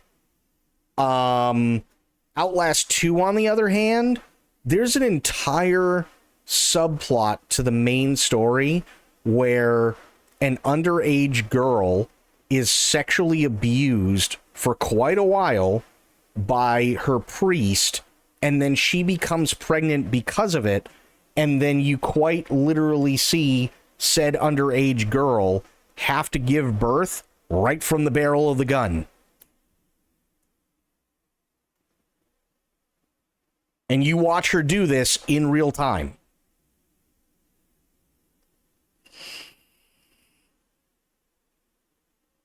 Me personally, I think that's a little too far, and I think it's needless. But again, they're not trying to really bring any truth. They're doing it for the shock value, and they're doing it for the gross factor and stuff like that. Whereas again, Silent Hill, if they're trying to bring the realism through about certain things that happened in that time frame in Japan, it very well may be tough to watch, but at least I can sit there and go, you know what? I respect them for being brave enough to say this is stuff that actually happened, because most countries don't want to remember that, and they're being honest about it.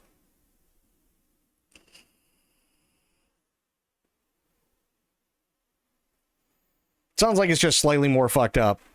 Hills Have Eyes. Yeah, and Hills Have Eyes is another one. It's just gore porn, right? They're doing all these things specifically to make you feel sick and to make you feel ill and to make you throw up, and it's just there's no point. There really isn't any point, and yeah. But that's why I won't play Outlast 2. And I've seen those cutscenes. I have seen those cutscenes, and honestly, I mean, if you want to look it up, I'm sure you can find it on YouTube, but in my opinion, it's not something you should go out of your way to look for. I saw them live, right? When the game first came out, I saw them all live. So there was really nowhere to go because the streamer that I was watching at the time didn't realize and had no way of knowing that those scenes existed. So, yeah. All of us in the chat saw everything. But am I ever going to go out of my way to find it? No, absolutely not. And I don't suggest you guys do either. It's just, it's not, you know what I mean? It's not worth it.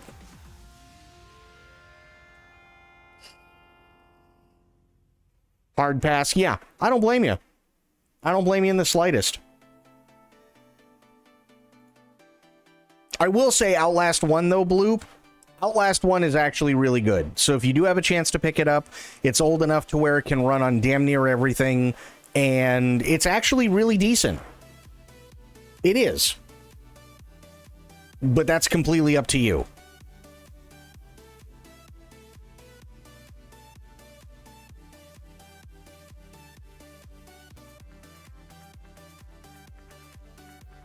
You are back. Welcome back. Oh, yeah, wait. Hang on, because you were asking about Battlefield, right?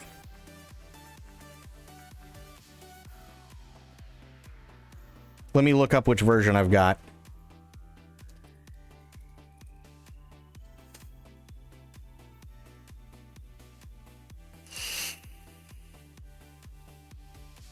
Spectre missed the Outlast rant. I envy them. Fair. Totally fair.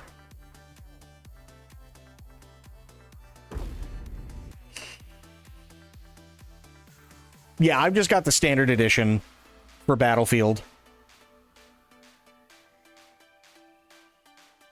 Which is fine for me.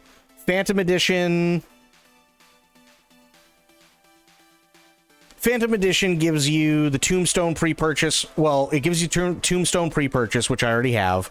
But it also gives you Battle Pass plus 25 tier skips, exclusive unlocks, Phantom Squad skins, Shrouded Weapon Package, Drop Shadow Weapon Package, Glimmer Melee Weapon Package, Chimera Vehicle Skin, Death's Head Weapon Sticker, Weapon Charm and Dog Tag, and Phantom XP Boost Set. I don't have Deluxe. I only have the Standard Edition because the rest of it didn't really do much of anything for me. But that's just me personally. And the Phantom Edition is $100. So you're paying $70 for the Standard Edition, or you're paying $100 for the Deluxe Edition. The stuff that they offered in Deluxe, just, it wasn't worth it, in my opinion. So, yeah. Standard Edition is perfectly fine for me.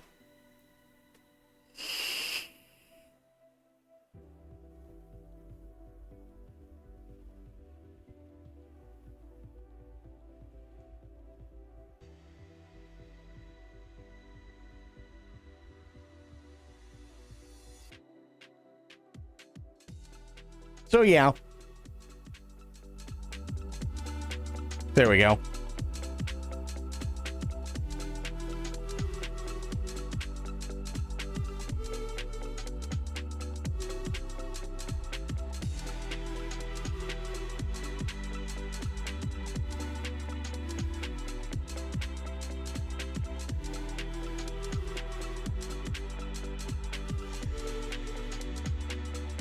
But yeah, honestly, I'd like to, just to wrap the thing up on Outlast 2, just games like that in general, I think I'm pretty consistent across the board when it comes to what I will and will not allow on my stream. And again, it's within context. If I can sit there and go, okay, listen, guys, we're playing Silent Hill F. There are certain things that people are going to be uncomfortable about.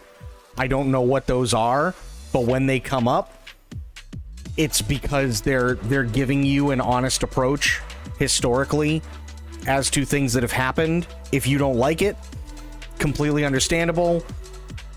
You can go watch something else for 5 or 10 minutes, come back, there you go, right? I think that's a very adult way of approaching that stuff. And then there's Outlast 2, and it's just like, yeah, no, not at all. No, thank you.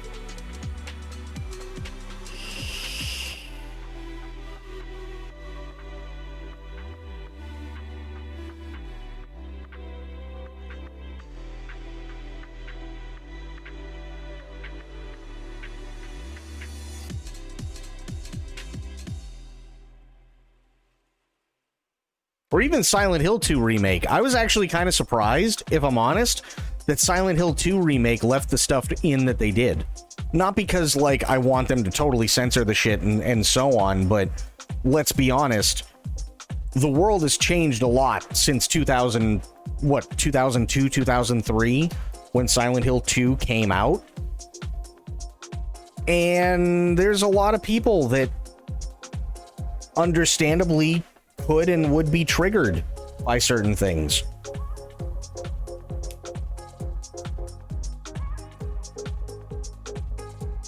You know, so I have to give credit where credit's due, especially when they're brave enough to bring stuff like that back to the limelight.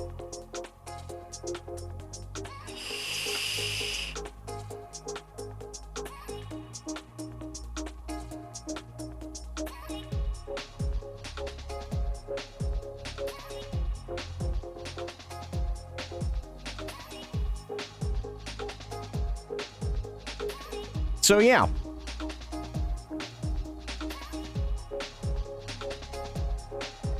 Oh, I don't see myself playing Outlast. Not a big fan of horror, but people mention it is a good horror. The first one is a very, very well done horror game, in my opinion. Very, very well done. Second one, in my opinion, don't bother.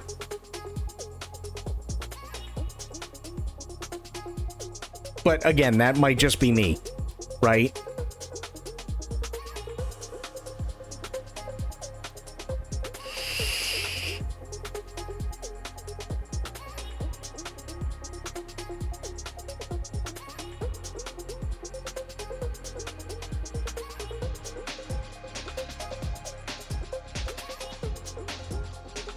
Might give it a chance on October to scratch that horror itch for Halloween. No, that's fair. I think that'd be a great time to play it, for sure. I think the first one was really, really well done. The second one, they just went way too overboard needlessly for, and yeah, no, I'm not a fan of what they did whatsoever.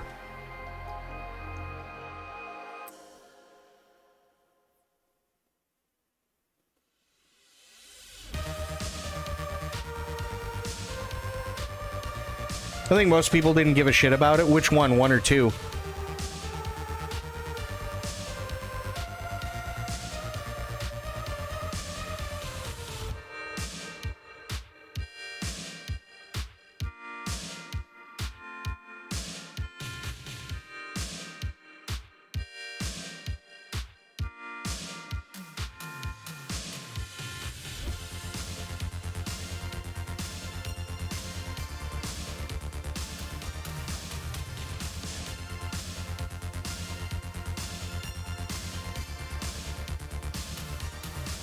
Because we're just sitting here chilling until this starts anyway, so might as well talk about it, you know what I mean?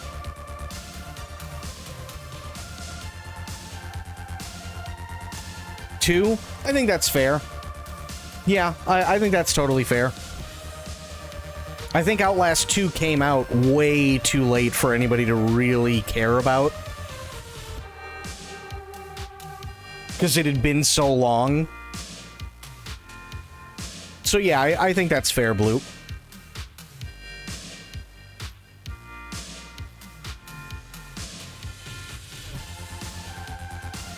And to be fair, I don't really feel like there was really any need to give a shit. What were your thoughts on the Theros gameplay trailer? Genuinely the only game I'm excited for the state of play. It's from the makers of Returnal. I liked it.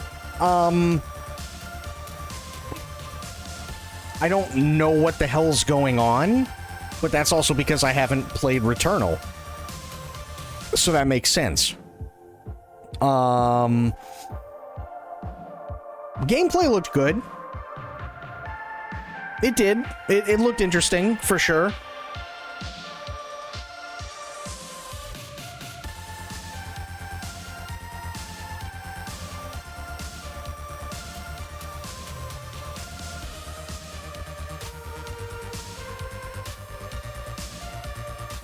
I'm trying to think, is there anything else? Oh, yeah, I mean, obviously the other one that I'm excited for from the Sony State of Play was finding out that Deus Ex is getting an actual, proper, honest-to-God remaster. I think that's very much needed, especially in today's world. I think there's still a lot of things from Deus Ex that are still very, very, very poignant to how the world is today, and I think it's a great story to revisit. The problem is that it's just so old that it's a tough pill for people to swallow visually if you weren't around when it first came out.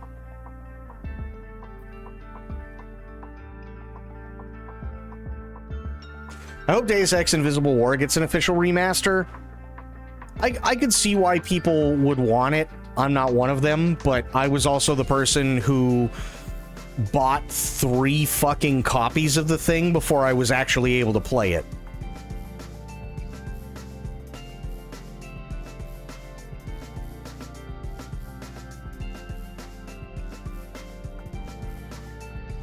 And then when I did play it, I went, wait, this is it? This is what I spent all that money for?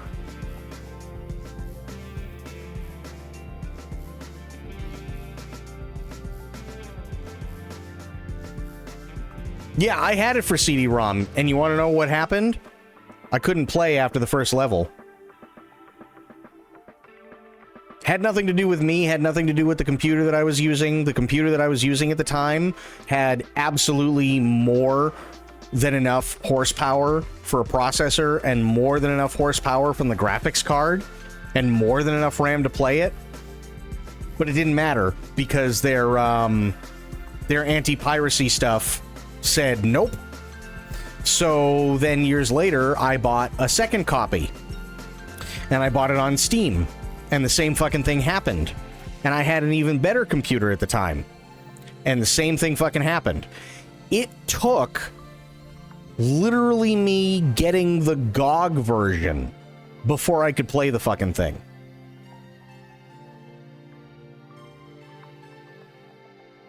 So I got 3 fucking copies, 2 of which didn't work, before I finally bought the GOG version and said, you know what? Okay, let's do it. No, of Invisible War. That's how bad the anti-piracy shit was on there.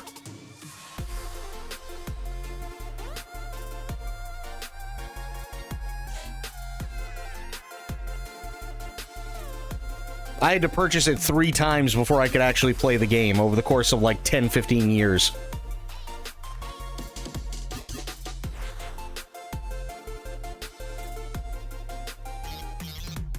So, and then, again, it was one of those things where it's like, okay, well, that fucking thing didn't work, so this sucks, right? And then I'd forget about it, and then I saw it on Steam, and then I'd try and play it again, and it'd turn off at the same point. Okay, well, this sucks. And then finally the GOG version comes out, and I'm like, okay, finally, great, because I know they'll make it work. And I play the thing, and I went, this is what I spent all that time waiting for? Really? So my vision of Invisible War is very askew, for sure.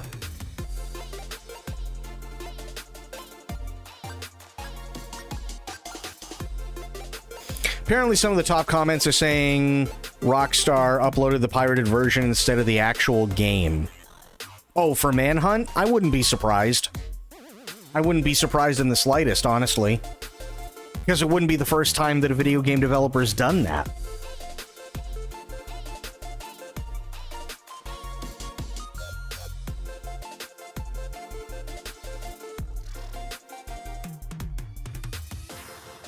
I'm just gonna plug something in here really quick. Keep talking, I'm here. I just need to plug something in.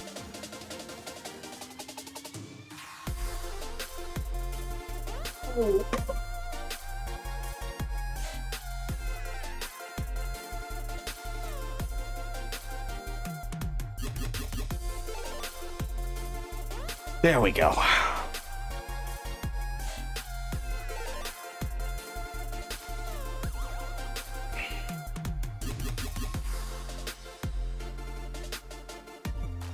But yeah, I wouldn't be surprised if Rockstar did that. Not in the slightest.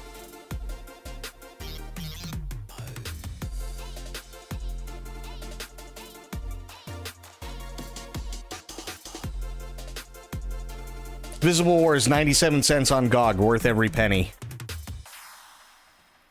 I mean, again, my vision of it is askew, but I can understand why people like it.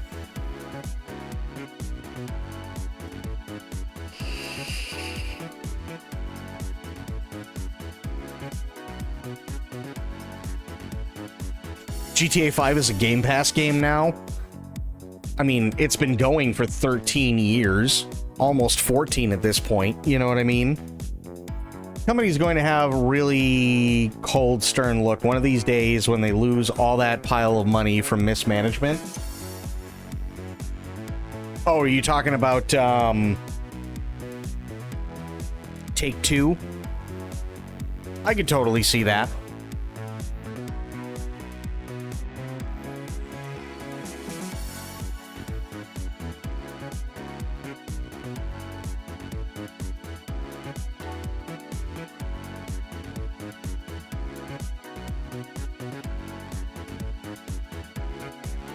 Yeah, I could absolutely see that, for sure. I think Rockstar will be okay. But, yeah, Take-Two... Yeah, Take-Two I could totally see, for sure.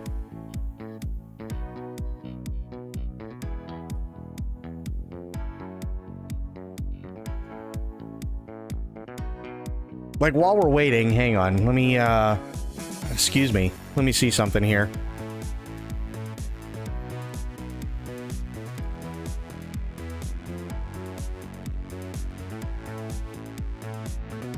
Current Take-Two games: Borderlands 4, Mafia: The Old Country, NPA 2026, Civ 7, sorry, Civ 8, no, 7, GTA 6, Ghost Story, I've never played those. So yeah, I mean, right now they're just kind of running on whatever they can.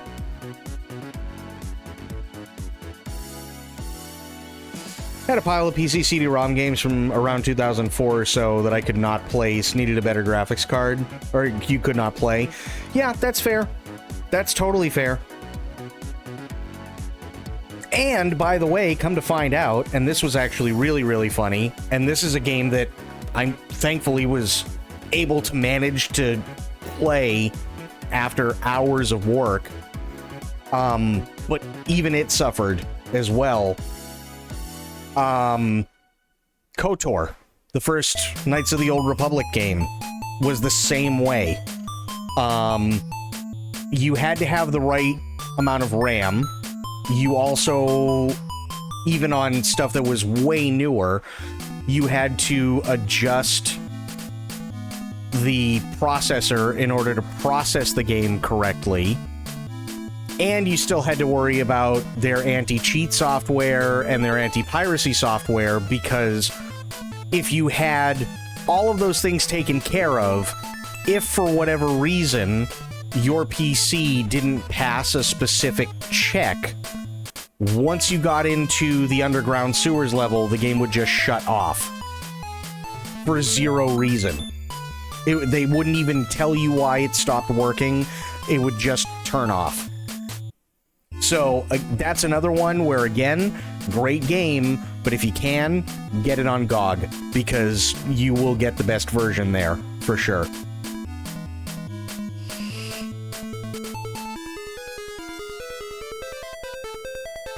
And it is a really fun game. It is. But yeah, you want to play it, get the GOG version. It's not worth going through all the hassle through the Steam version to get it to run correctly. Same thing with KOTOR 2. If you're going to play KOTOR 2, just get the GOG version.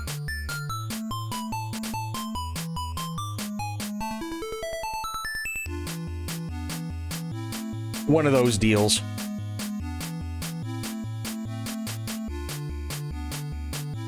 Okay, give me a minute. I'm gonna pee real quick, and then I'll be back. I will leave you guys with this for the time being. Should only take a minute, and then I'll be back, and we'll keep going.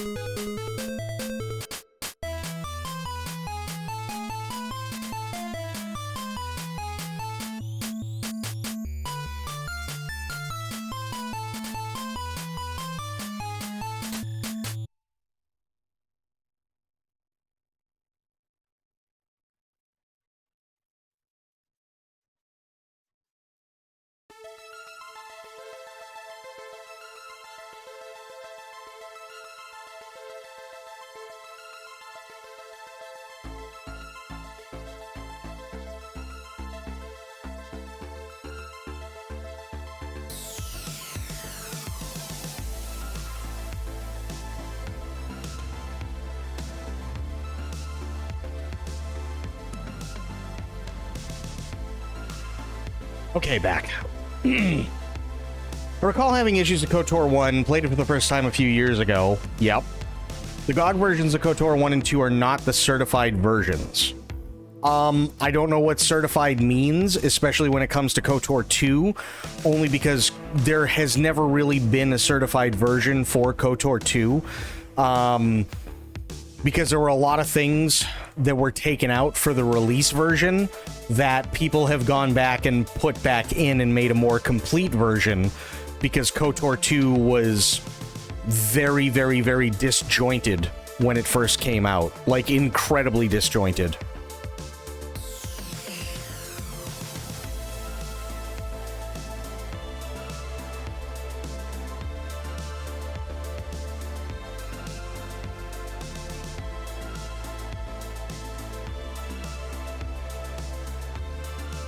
So I'm not entirely sure like what they're talking about.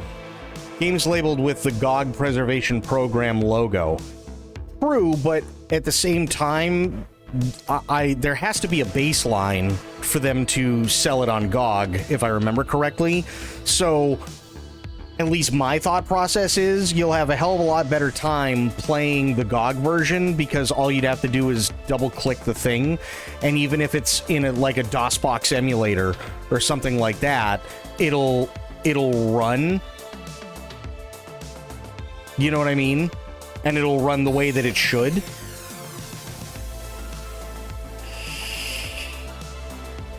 The description does say works on Windows 11. Yeah. See what I mean? Instead of like the Steam version where you have to go to Nexus Mods or you have to go to ModDB and you have to download a certain version of like a certain patch, and then you have to, if you want it to run in 1080p, then you have to run another mod that actually brings it to 1080p, and then you have to download another mod that stops the 1080p mod from crashing and like all this other crap.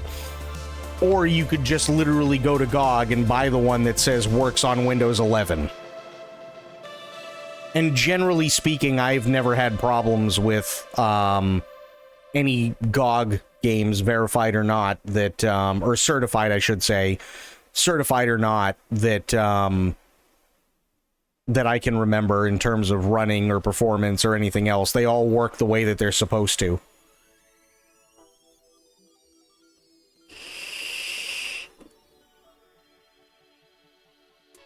Steam version description mentions Windows 7 era specs. Yeah. So now you got to try and make a Windows 7 game work on Windows 11, which is really, really, really tough.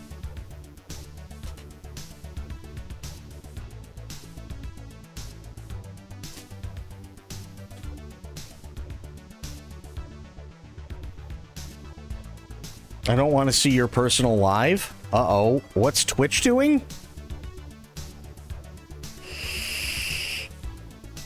KOTOR1 mentions Windows XP. Yeah. So imagine trying to get a Windows XP game to run natively in Windows 11. It's not all that easy. So, yeah, your best bet, just buy the GOG version. It already says works in Windows 11, so at least you know it'll work. Anyone have an Intel Pentium 3 processor on their PC? Yeah.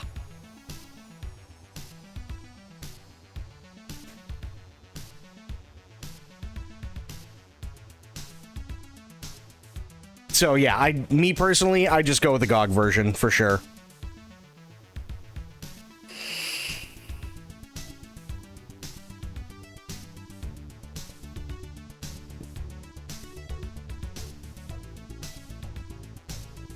Oh, by the way, same thing with the original Max Payne.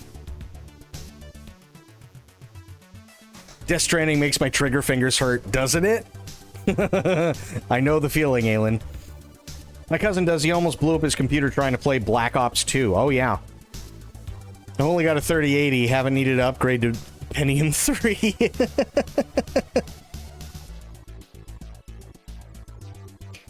Yeah, Death Stranding will make those trigger fingers hurt, for sure.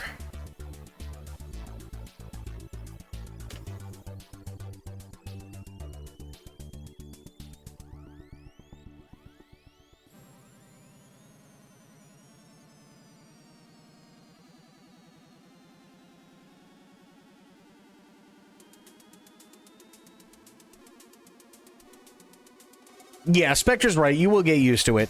Absolutely. You will. Eventually, those trigger fingers are going to become nice and strong.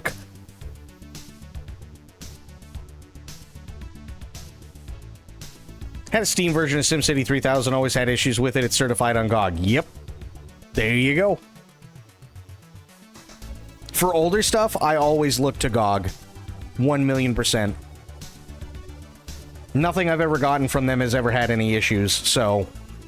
And it's always the versions of the stuff that I want anyway, because they only give you the most complete versions of stuff. So it's, for me, it was a no-brainer.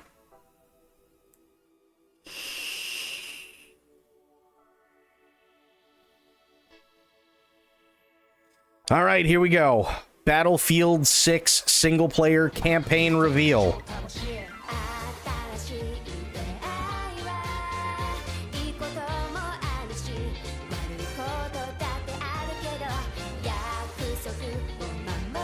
Except for this. I don't know what the fuck this is.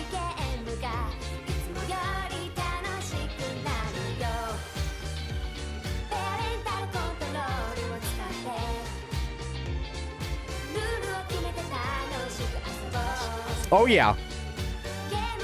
I had Wing Commander 1 and 2 way back in the day for DOS 3.1 and 3.2. 約束をしよう。ゲームはルールを決めてから。The first two Wing Commanders are amazing, and I had them with all the expansions. 約束をしよう。ゲームはルールを決めてから。I played the shit out of those. No! もし成功すれば、奴らは戦略的な用地を掌握することになる。あのでかい岩を取り戻す準備はできてるか？危険な賭けをしてるな。みんなのおかげで。We've already seen this trailer anyway, but I want to see if they have it in English. They have game trailers. Let's see. Nope, same thing.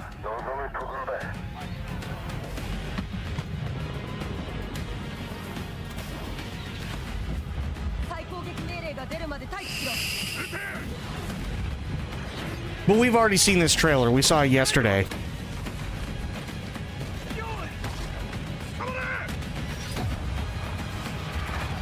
Oh, there we go. やったのならの話ですが。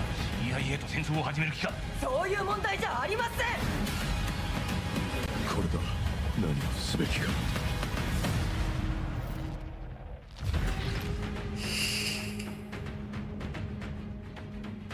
I mean, to be fair, at least for Battlefield 6, it's up until this point, it's literally all been in English.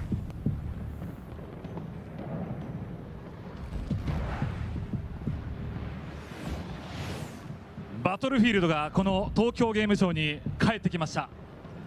皆さんこんにちは。今回の MC を担当する岸大我です。よろしくお願いします。Son of a bitch. さて私もここに立てることを光栄に思っております。そしてその復活を飾るにふさわしい舞台、それがこの TGS のステージです。実際に私も体験しました。高密度な激しい地上戦、そして大空を駆け抜ける空中戦、そこには戦車、そして戦闘機、さらには膨大な兵器の数多くの物語が。Well, he's going to introduce like 3 other guys that clearly English is their native speaking tongue. So I'm going to go back to IGN and let's pray that they just speak in English. バトルフィールド6、そのシングルプレイヤーキャンペーンです。それでは早速バトルフィールド6のシングルプレイヤーを手掛けた開発チームを温かい拍手でお迎えください。どうぞお入りください。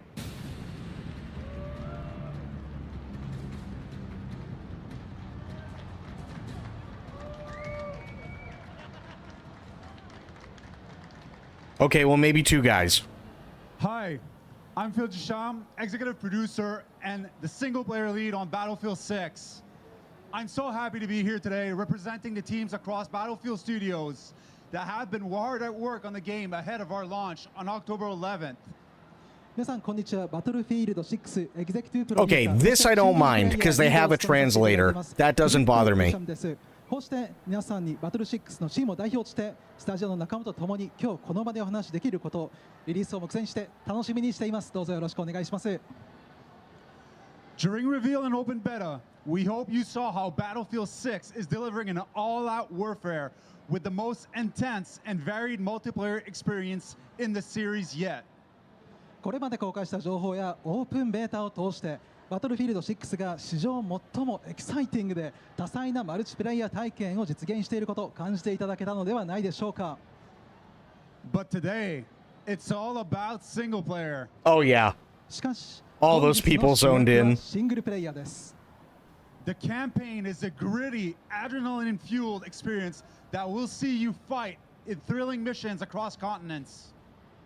このキャンペーンでは泥臭く緊張感あふれるアドレナリン全開の体験を大陸をまたいで数々な任務を通して I need to find out what kind of light this is. I want to get that light. As you step into the boots of various members of an elite Marine Raider squad known as Dagger 1-3. プレイヤーはダガー 1-3 と呼ばれる精鋭の海兵隊レイダーズ部隊の一員として世界を巡る旅に身を投じることになります。Yeah. Has Carter is a former high school quarterback who chose the rugged allure of the wilderness. It's not a light, rising to become an assault expert and the leader of the Marine Raiders. It's a specific kind of light. That's what I mean. Like it could be a diffused light. It doesn't look like a ring light, which is good. I'd want a diffused light. Who chose the front line over an officer's career. そしてディラン・マーフィー、将校としての安定したキャリアを捨て最前線を選んだ生粋の選手です。A thrill seeker, Simone Gecko Espina, learned to be a hunter on our grandfather's farm. Don't say that. Carried her expertise in her military career. 続いてはシモーネ・ゲッコー・エスピーナ。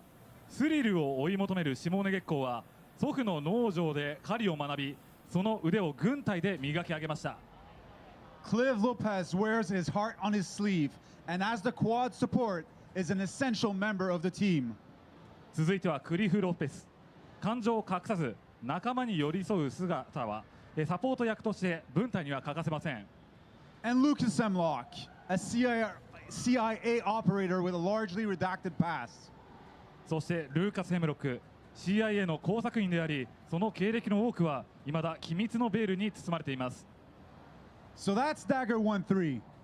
But what about the world they're fighting for? Why don't we go to Roman to tell us about the world of Battlefield 6? これがダガー1-3。それでは彼らが戦う世界についてロマンに紹介をしていただきましょう。Yeah, I need to learn more about this story. 皆さん拍手でお迎えください。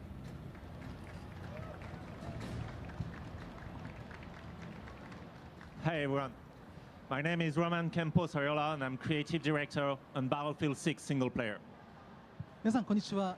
バトルフィールド6シングルプレイヤークリエイティブディレクターロマンと申します。どうぞよろしくお願いいたします。 The year is 2027 and the world sits on the precipice of change. The once unshakable NATO alliance is crumbling, its foundation cracked by distrust and uncertainty. Shit. 時は2027年。世界は大きな転換期を迎えていました。 Sure they didn't mean 2025? NATO 同盟は不信と不安に揺さぶられ、今や崩壊の危機に直面しています。 Financial instability, proxy wars, and political disputes have left some countries adrift in a sea of geopolitical turmoil. Most of Southern and Eastern Europe chooses to withdraw from the alliance, leaving it a shell of its former self. I want to see a live translator that leaves in the mess ups that people say. Oh, if I could remember some of them, that would be hilarious. Lurk and Bloop, sounds good, buddy.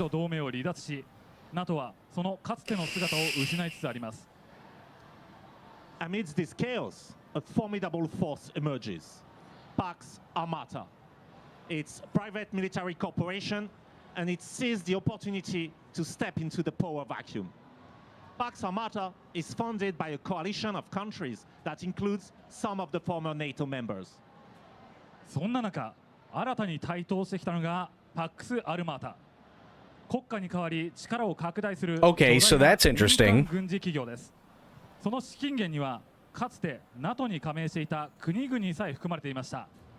Be gone, bot. Here at Tokyo Game Show, we have something exclusive for you. You can get your hands on with Operation Gladius from our campaign. We chose this mission to showcase this BF6 all-out warfare and the destruction that makes our single-player campaign unique and full of cinematics moments. 1.4.5 Terraria is the last foreseeable update. No shit. キャンペーングラディウス作戦を世界で初めて皆さんにプレイしていただけます。このミッションを選んだのはバトルフィールド6ならではの究極の全面戦争体験、さらには破壊表現、そしてシングルプレイヤーキャンペーンが特別なことをしっかりお見せできるからです。映画のような迫力のある瞬間を体験していただけます。 You will play as Murphy. You're in the strategic stronghold of Gibraltar, a UK overseas territory.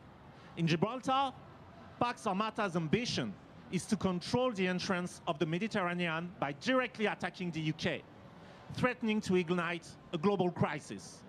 The stakes have never been higher. プレイヤーはディラン・マーフィーとしてイギリス海外領土ジブラルタルの要衝を守る任務に挑んでいきます。地中海の玄関口を狙うパックス・アルマータの攻撃に対し、ここでの戦いは世界規模の危機へと発展しかねない、まさに極限の緊張状態です。 The US rushes to aid the British allies, deploying Marines from the sky and sea. Joined by Cliff Lopez, Murphy's goal is to rendezvous with their other team members, Simon Gecko Espina and team lead Haas Carter. アメリカ軍はイギリスを支援するため、海と空から海兵隊を投入。マーフィーはクリフ・ロペスと共に作戦に加わり、仲間であるシモーネ・ゲッコー・エスピーナ、さらにはリーダーのヘイズ・カーターとの合流を目指していきます。Together, they stand on the precipice of war, ready to face the unknown. This is their story, and this is your mission. And today, we have a very special guest joining us from the front lines. 彼らは戦争の瀬戸際に立ち、未知なる脅威に挑んでいきます。これは彼らの物語であり、同時に皆さん自身のミッションでもあります。そして今日は前線から特別なゲストをお招きしました。 Please welcome to the stage our hero Jay Walker, who plays Dylan Murphy in the single-player campaign. それでは皆さん大きな拍手でお迎えください。シングルプレイヤーキャンペーンの主人公ディラン・マーフィーを演じるヒーロー J. ウォーカーさんです。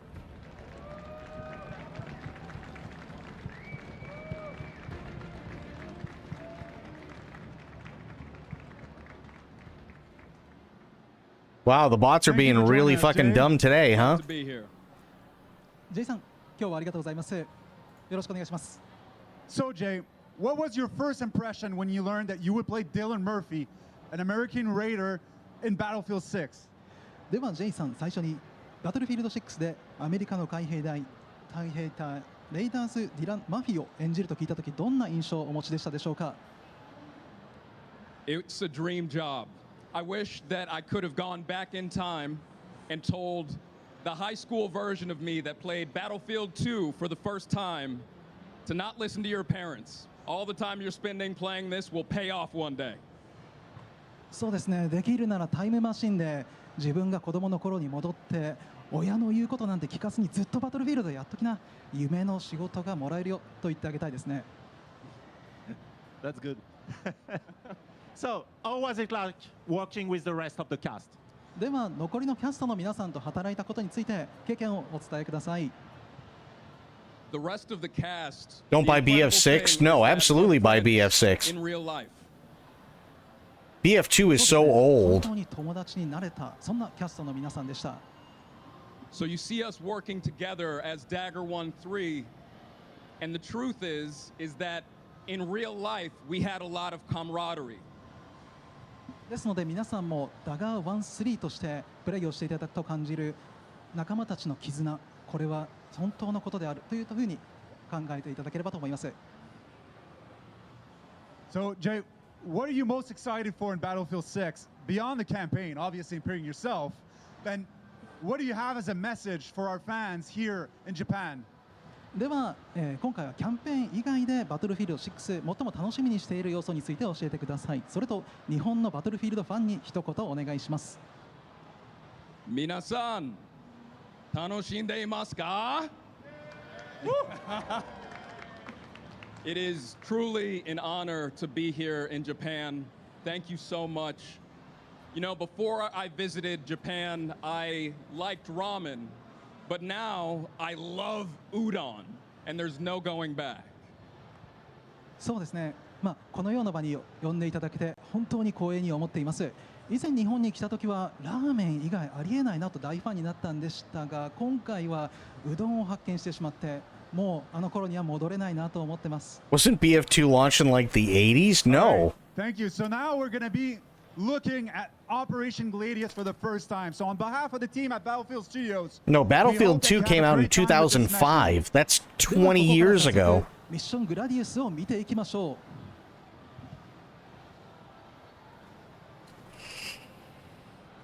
And to join us on stage, we have Andy Mack, like the king of PR and communications for Battlefield. That's going to be joining us on stage today. で本日はスペシャルゲストとして広告 PR といえばこの人、アンディさんをお呼びしています。アンディさん、お願いします。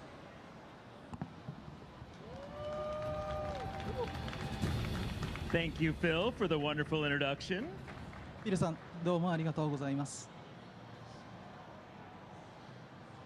So we're going to see for the first time Operation Gladius played by Roman, and we're going to be talking over it and giving some insights about what was it like on the shooting for the cast, and also some of the events and the context of what you'll be experiencing in this mission.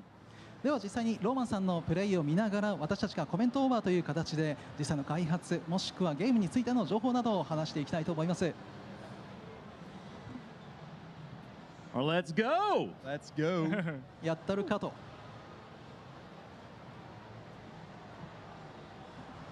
始まりましたね。So we've begun. So this mission starts right after another mission in Mission 2 when you're going to be playing as Simon Gecko Espina, and you're going to be sabotaging anti-aircraft to allow this invasion on the beach of Gibraltar. このミッションはミッション2からの地続きでジブラルタルを守るために対空武器を落とすために、攻めに来るような設定になっています。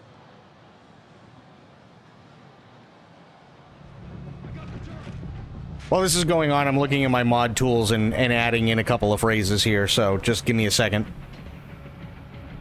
I have a feeling things are about to get a little crazy. There we go. ハラハラしますね。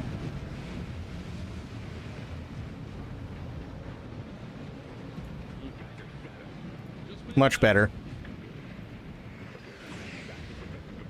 That'll take care of So Phil, this looks bots. like a classic assault on a beachfront. Any inspiration that took place when you guys made this choice? フィルさん、ビーチの突入ミッションといえば何かインスピレーションはあったんでしょうか？ Obviously, like what we wanted to set out with this mission is we want to make sure that we were hitting on the all-out warfare that Battlefield's known for. A lot of inspiration for D-Day and having the team, the squad, the full Marine Raiders, and their British allies coming and storming the beach. This looks really good. まさにバトルフィールドという全面戦争を再現するために味方、そして同盟軍の一緒に全面的に乗り込んでいくというところを演出を目指してました。And you had to do all this in real time, right? Right, Jay? Yeah. しかも声はリアルタイムで載せたんですか？いやいや。Now, when we were doing motion capture, our director said, imagine there are warships and planes and it's chaos. My imagination could not capture what we see on the screen now. It's immense. モーションキャプチャーの撮影の時に監督からここに戦艦があってここを戦闘機が飛んでいて想像して声を当ててって言われたんですけど、ここまでの戦場、ここまでのカオスは想像しませんでした。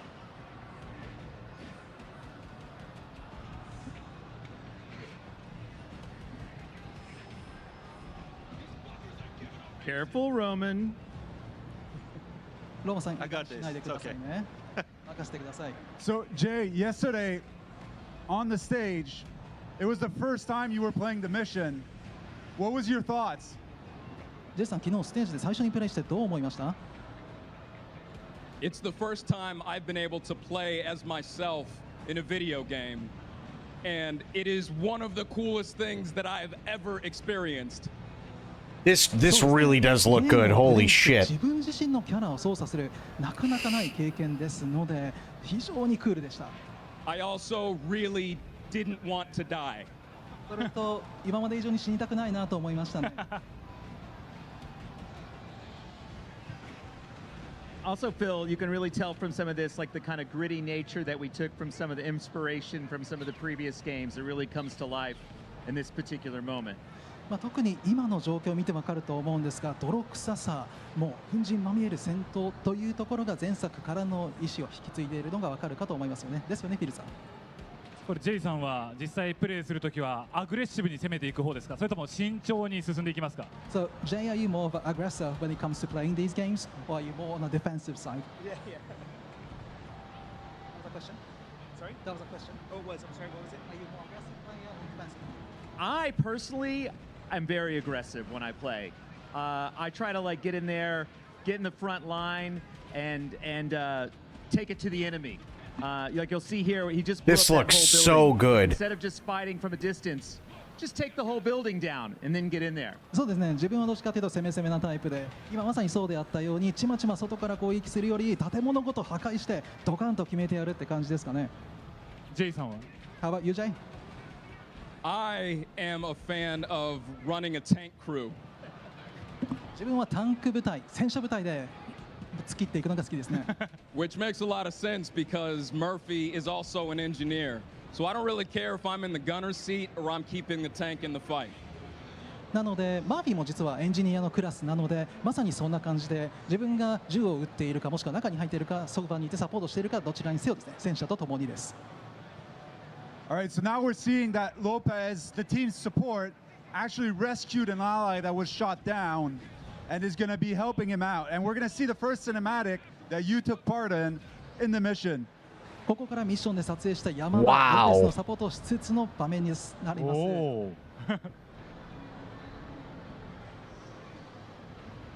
非常にバトルフィールドらしいシーンですよね。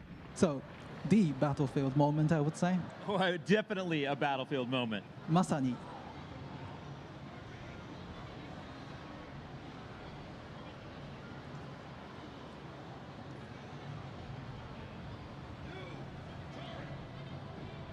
Oh. So Jay, you have a story about this scene. ジェイさん、ここで面白い秘話があったと聞いてますけど。So, at the beginning, I'm in the gunner seat, and then I have to get down for this part of the scene. And they actually built something. で、最初のシーンのところでは銃座にキャラがいるんですけど、そこから移動するってなった時に実際にセット組まされちゃったんですね。It was an extremely tight passageway, and I had to do yoga basically before we shot so I could actually make the move down. めちゃくちゃに狭い通路の中をまるでヨガの体操のような姿勢でなんとか入っていったというような練習もやらされました。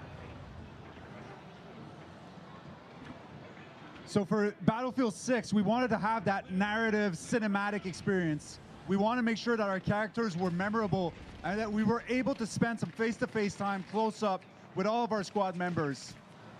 バトルフィールド6ではこのようなシネマティックなモーメントをゲームプレイの中に混ぜることによってキャラクター同士のつながり、それぞれのキャラを立たせるというところにも意識をしています。今実際コマンド出てきましたけど、どんなプレイされていたんですか？ So, what was the command wheel? What was it commanding? Oh, the command wheel? Yeah. Yeah, so the command wheel lets you choose various things for your squad to do when you're on the battlefield to kind of like throw smoke, throw grenades, give yourself cover, because when you're moving through this war zone, there's nothing that's safe cover. All these cars can explode and kind of set things in motion, so you need to work with your team to make your way forward. That's actually really cool. ホイールを通して他の NPC のキャラクターに指示を出すことができます。スモーク竹、グレを投げろ。どのカバーもバトルフィールドの中では安全ではないので、チームで一丸となって前線に進んでいく必要があるんですね。So that's called the squad orders, and depending on which squad is playing with you, you have different abilities that you can use to your advantage on the battlefield. スクワットオーダーという機能です。実際に味方のチームメンバーによってできるコマンドが違いますので、それを組み合わせて戦術的なプレイを楽しむことができます。When we did motion capture, we had a couple military advisors on set. One was a former Marine Raider, and the other was former Marine Infantry. 実際にモーションキャプチャーの場には戦術アドバイザーとしてマリーンの方、海兵の突撃部隊の方、さまざまな方がいらっしゃいました。And one of the things that they taught us was never risk a Marine's life when you can use a piece of equipment. So if you have a rocket or a grenade, use it. And we see that in this game all of the time, which is very true to life. That's actually really cool. そこで実際に海兵の方から教わったレッスンとして、グレネードや武器で対処できる問題は味方の命よりも簡単なので、それを使っていけ、正しい選択をしろでした。まさにそういった瞬間瞬間の決定行為がこのゲームの中では求められています。それがどこまで現実化されているのかというところも見どころだと思います。そしてフィリップさん、ここはベータテストプレイされた方ならマルチプレイで採用されたマップに似てるんですけども、こういったところもストーリーになっているんですか？ And Phil, I reckon that this is a place where you can play it in multiplayer. This is also a map that you can play, that you can visit in multiplayer. We're going to see in a few minutes Nice. one of the key landmarks in the map, very offensive. そうです。実はマルチプレイヤーのマップでもあります。ここからまさにこのマップらしいところが出てくるので、ぜひ注目してください。So right now, Roman is destroying all the different defensive measures that are preventing the tank from moving forward. 今ローマンさんは戦車を前に進めるために敵の防衛基調点を落としていっているところですね。Roman is making this look a lot easier than it is.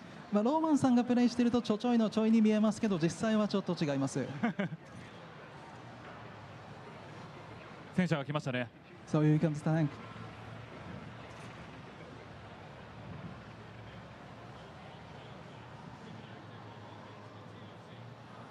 So since Murphy is the engineer, since you're the engineer, you also have access to the repair tool to be able to repair your tank to make sure that you're able to bring it to the end of the mission. 主人公のマーフィー・ウェインさんが演じているキャラクターはエンジニアクラスですので、実際に戦車を直すような設備キットも持っています。Jay, when you play Battlefield, do you play as the engineer? ジェイさん、プレイするときはエンジニアクラスですか？ I love playing as an engineer.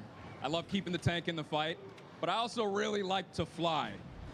Playing Battlefield 4, I made a friend on Xbox that was an ace helicopter pilot. もちろんエンジニア大好きです。戦車をなんとか前線にとどませるというようなプレイも好きですし、 Xbox バトルフィールド4でプレイしていた時には実はそこで作った友人がもうエースパイロットさながらのプレイスキルを持っていました。 My dream is to one day be as good as he was in this game. 夢は今作で彼を超えるような操舵技術を身につけることですね。 What about you? What's your favorite squad? Yeah. Medic. Medic. Support. Support, yeah. 岸さんはメディックサポートクラスですね。 Damn, I love that. I love just watching the buildings just fucking get annihilated. You're going to be playing in the aftermath of what happened in single player. 今壊れたビル、実はマルチプレイのマップ上ではこの崩壊した姿で登場するんですね。ここの前後のつながりというところも見て取れます。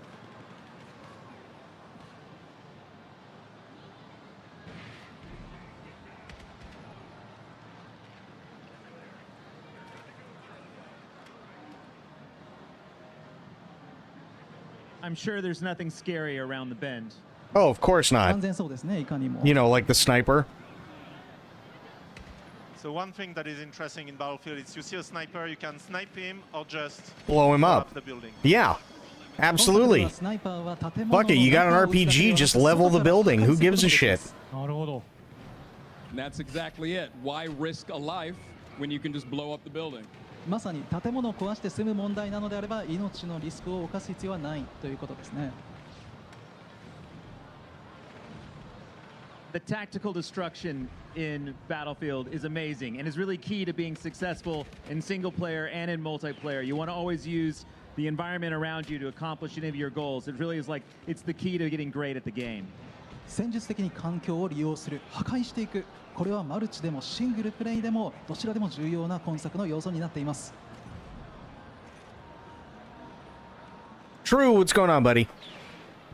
So when we went out and we created the missions, we want to make sure that we were able to embrace player agency. So a lot of times when we played and people were watching, they're like, hey, I didn't know this path was available, that you could go this way. 実際にミッションのデザインをしているときにプレイヤーが自分の選択を取れるというところを重視していました。 Yeah, apparently that's a new thing. 他の人のプレイを見ると、 Yeah, as long as you're subbed, yeah. この道行けたのというような新しい発見もあるかと思います。 ここはドミネーションとかでも有名な拠点ですね。 So this is the base that's popular in domination, right? So it's the hotspot for domination. This building. Oh, this is I think that might be point B.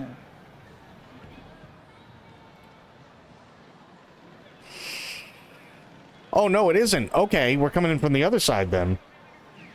Interesting. And Phil, this is a part where you can choose a number of different ways to approach this particular encounter. フィルさん、ここでの解決策がいくつもあって悩ましい選択があるんですよね。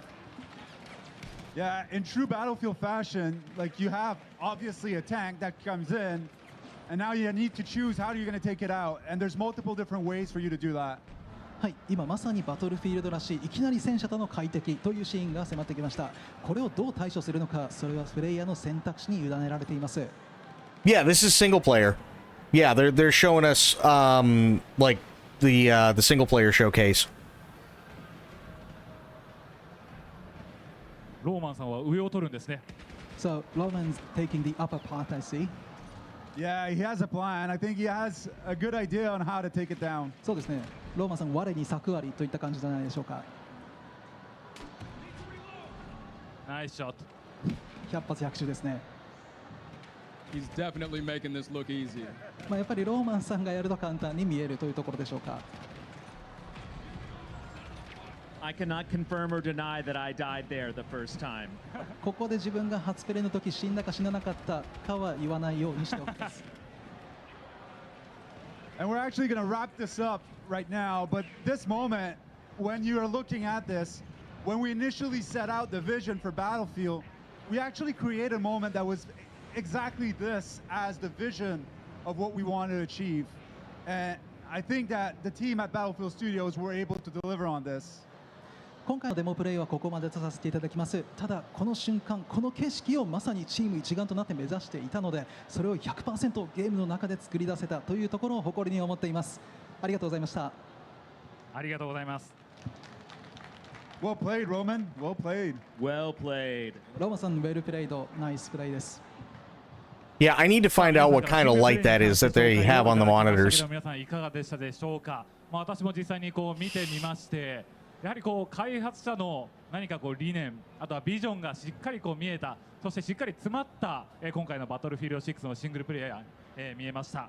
さあここからは事前に募集した質問を見ながらですね、Q&A にお答えをいただきます。We'll move on to Q&A. Thank you for the demo. さあ、まずは1つ目、バトルフィールド6でシングルプレイヤーを含めるにあたって特に注力したポイントを教えてください。So, what was the focus implementing single player in Battlefield 6? So we wanted to bring back a gritty adrenaline fuel experience, but not just anyone. We wanted to tell a story. We want to make sure that we were able to create a narrative with memorable characters that you'd be able to explore and discover the world of Battlefield 6.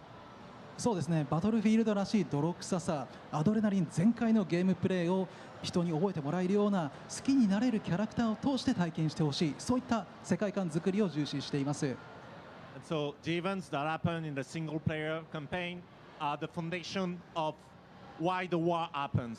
What is the motivation of each faction? And also, as you have seen in the map, you also get to see events before the multiplayer map to understand what's the battle there. 今見ていただいたようにシングルプレイヤーのマップがそのままマルチプレイヤーのマップにつながっています。こういったふうに時系列でなぜ何がどうなったのかというところを紐解いていただいていける、それも楽しさですね。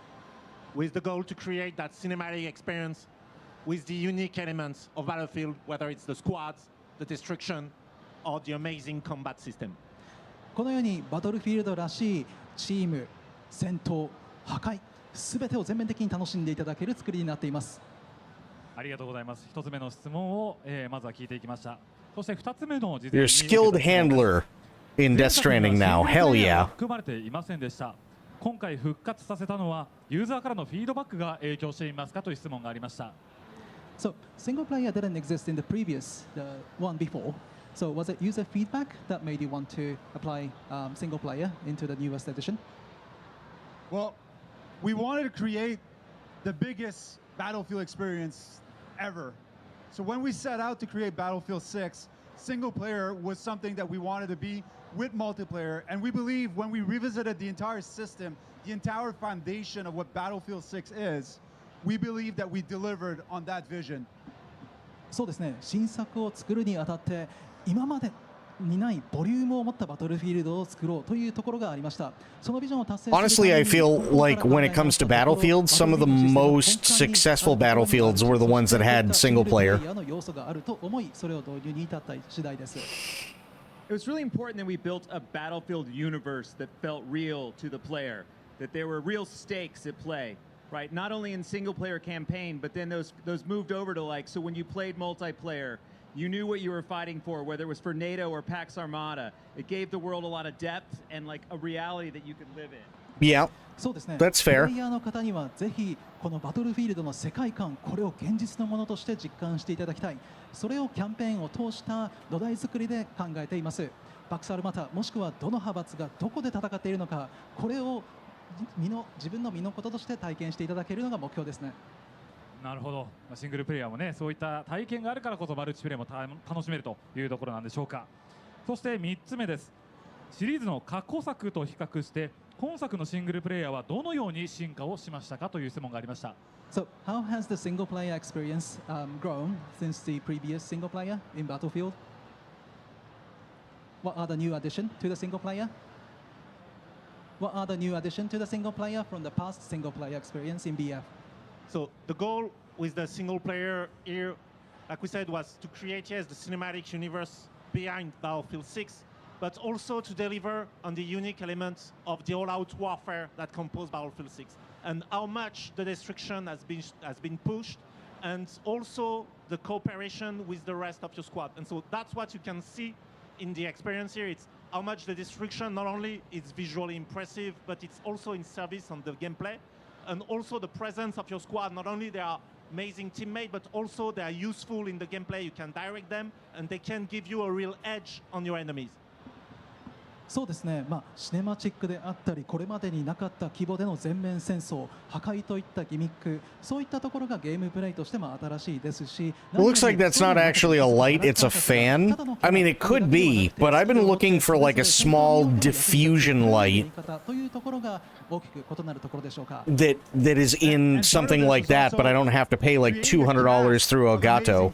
You know what I mean? Like Jay, to be playing key roles in our Battlefield universe. So, like for me, Jay, you interacted with the cast.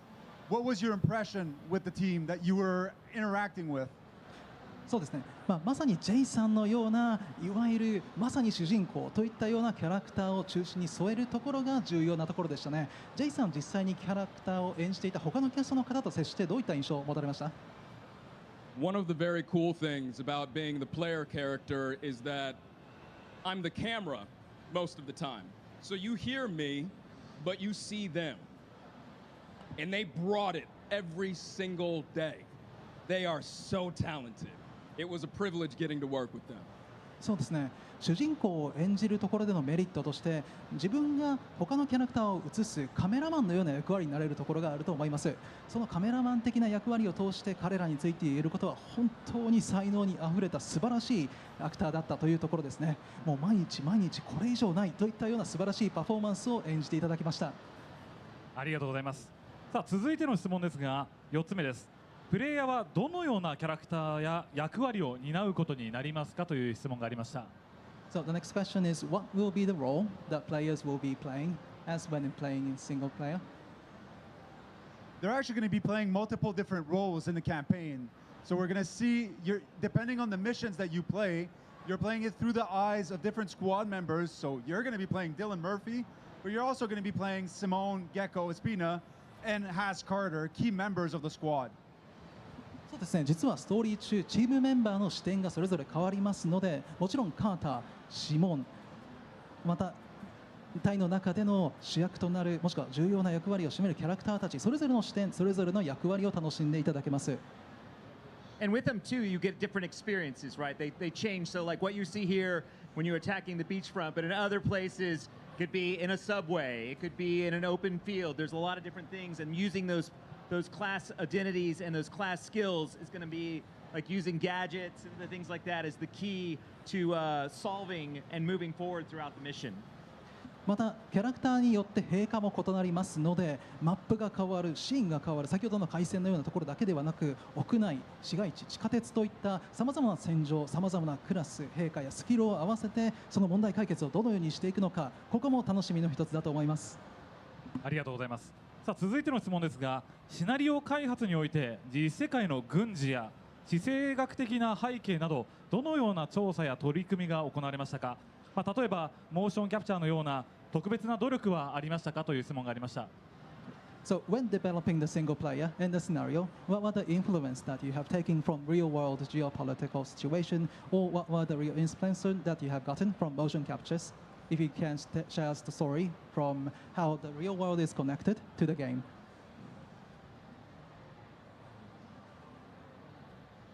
So we started working on that game years ago, and one thing that was important for us was that sense of grounded and immersion, and really a story that feels authentic. And so we worked with many military consultants, whether it's for the story, but also for the actions that happen on screen, to really try to capture that sense of authenticity.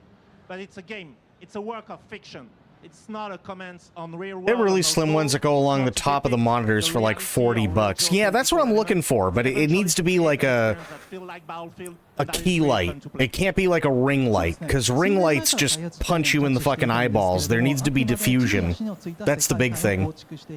というモットーを持っていましたので、軍事専門家の方々、様々なアドバイザーの方々に意見を Like ring lights are great for like spotlights when you don't have the room for a spotlight, and I think that's fantastic.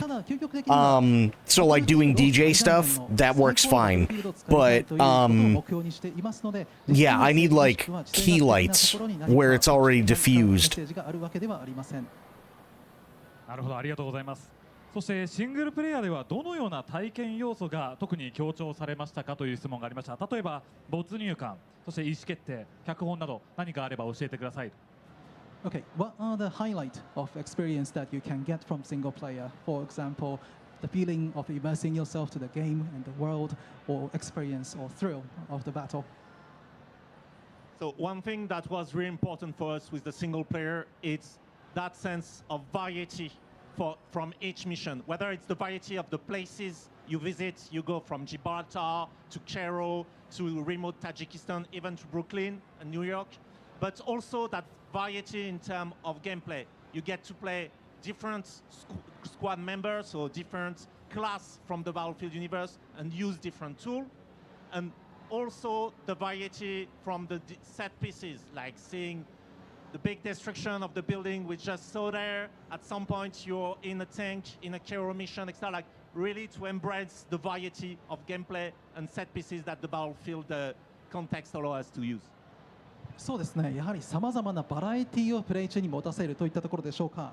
戦う場所、ジブラルタルを見ていただきましたが、それ以外にも市街地、タジキスタンであったりニューヨーク、いろんな場所での戦場を体験していただきます。それだけではなく、キャラクターやそこの陛下、スキル、それぞれが使う道具や武器、どういったシネマチックがそれぞれのミッションで演出されているのか、そういった面からバラエティが飽きないような工夫がされています。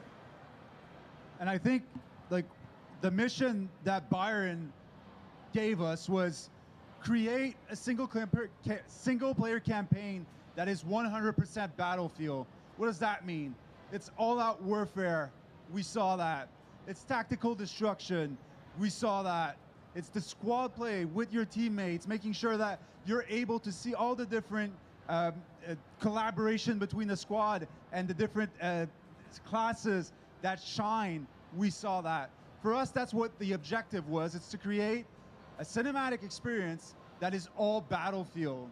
And we hope that when you play the campaign, you're going to see that we delivered on that. そうですね、ディレクターからの指令として 100% バトルフィールドのシングルプレイヤーを作ってくれというのがありました。そこからではバトルフィールドらしさとは何かというところを抽出していき、全面戦争や戦術的戦略的な建物、環境の破壊、そしてチームメンバーのスキルを 100% 生かした戦闘などがありました。それを実現できたと思っています。ぜひ皆さんもプレイして実際に体験してみてください。ありがとうございます。そしてシングルプレイヤーとマルチプレイヤーの世界観につながりはありますかという質問がありました。That's what they're using. I found it online and it's the same thing. Okay.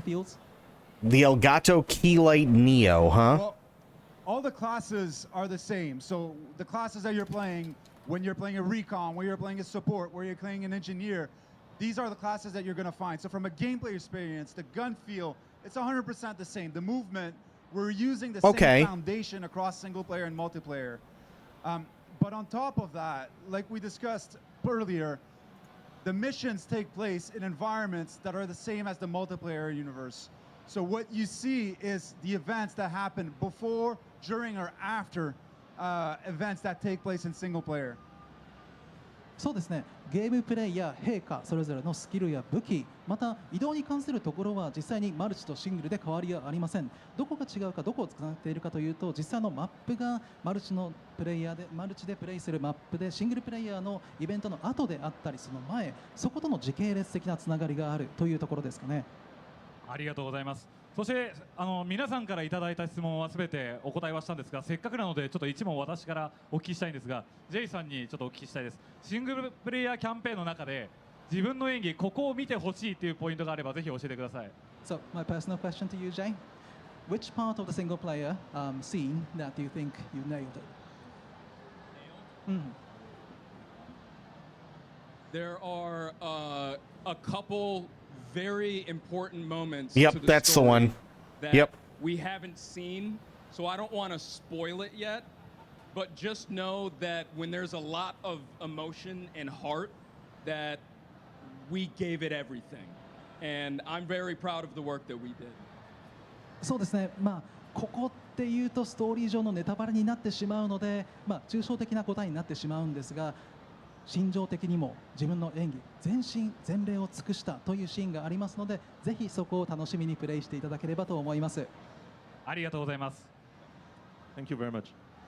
And that's it from today for the look. It's like half the price of that. Do they really? Okay. では本日バトルフレイヤー6シングルプレイヤーショーケースは以上になります。 If you have the link to that, I'll take For the that. very first time in the world, you can experience Operation Gladius with a public-facing hands-on demo at our booth at Tokyo Game Show.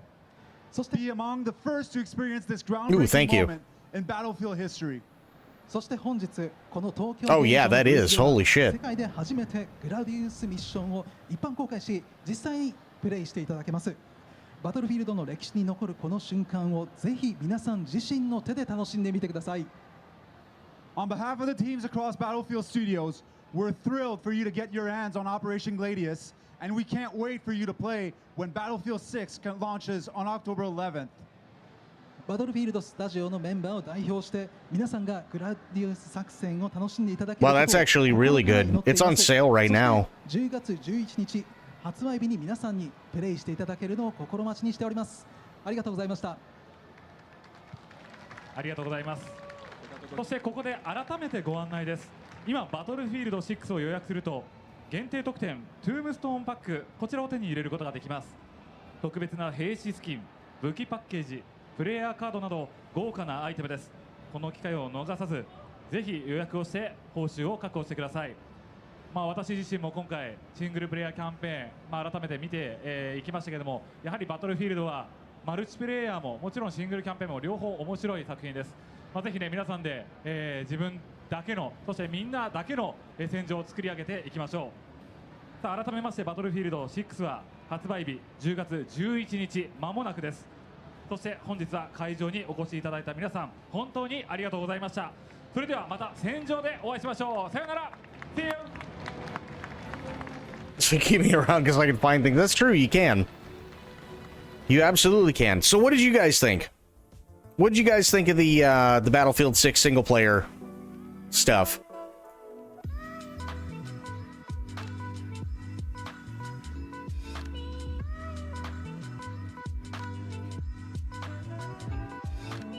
That actually went a lot longer than I thought it was going to.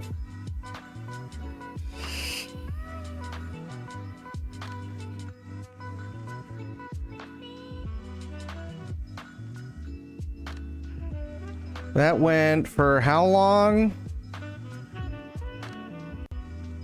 About an hour. Yeah. About an hour. So what did you guys think of it?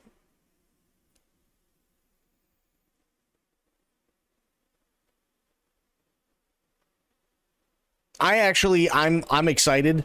I'm really excited for those who didn't see the trailer the other day. Looking forward to it, but I'm hoping it's not true single player so Lance and I can play together. Oh, like a co-op?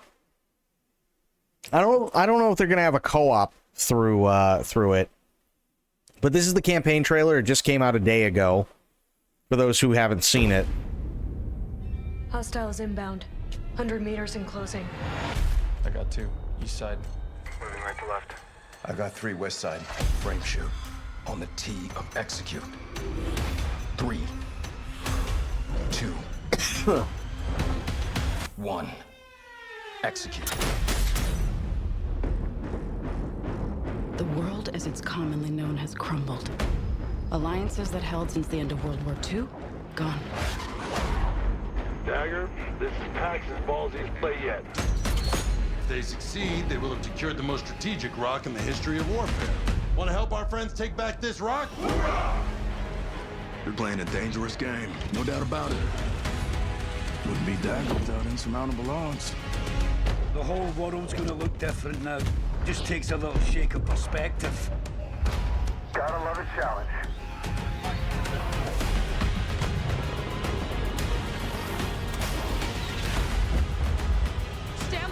the attack call. Light him up!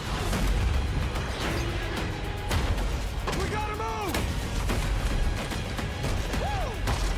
Hold on! Kincaid will pay for this. But we don't know how high it goes. You trying to start a war with the CIA? That is not the fucking question! This is it. I know what I gotta do.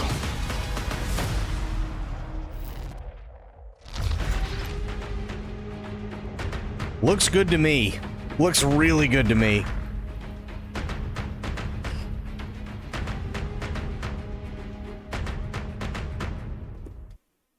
I'm sold.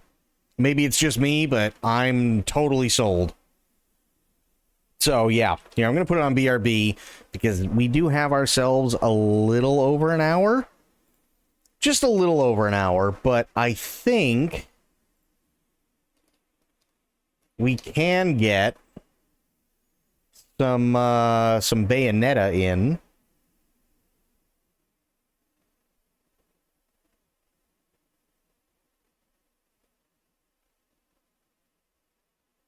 Yeah, I think we can.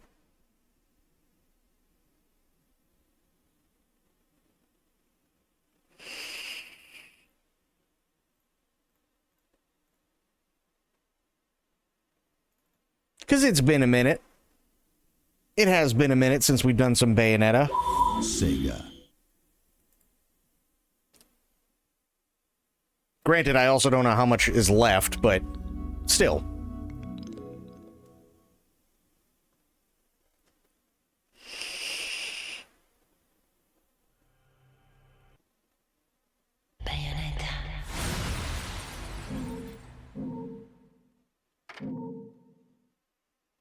And now I have to remember what I was doing. Oh, yeah. Okay.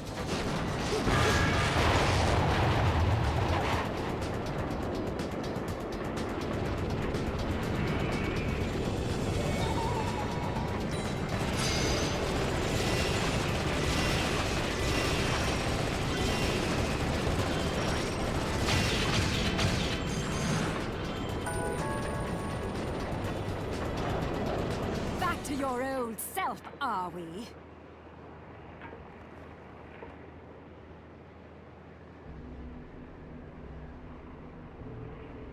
Why so glum? Something troubling you? Only your constant fretting over my state of affairs. I've no time to play games with you. No need to take out your stress on me, Bayonetta. It's clear you're worried for the girl.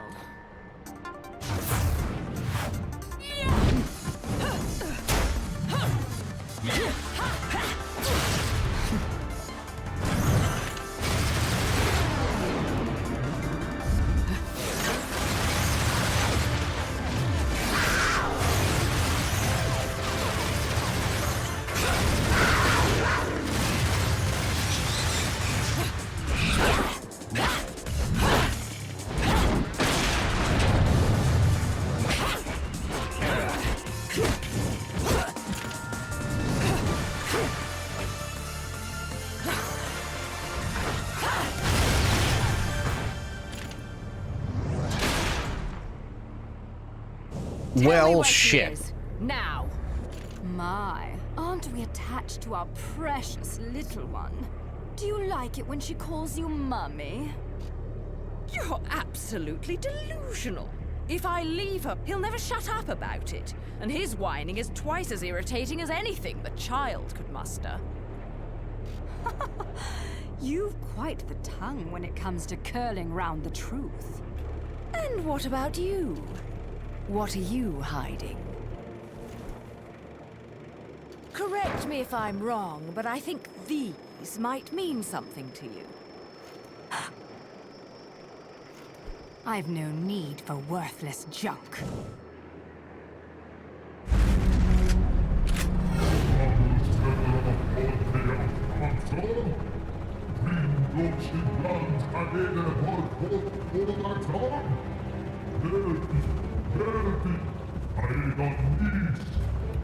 I am well aware of my task, but you have forgotten. that I do not need your help.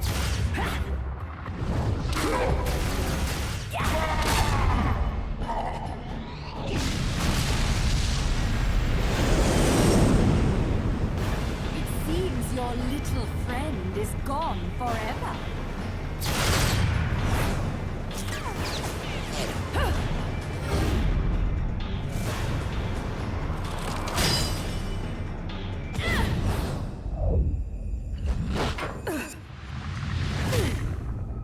Fill them. Fill your eyes with hatred. Accept your violent fate. Accept it and earn the left eye. Prove you deserve it.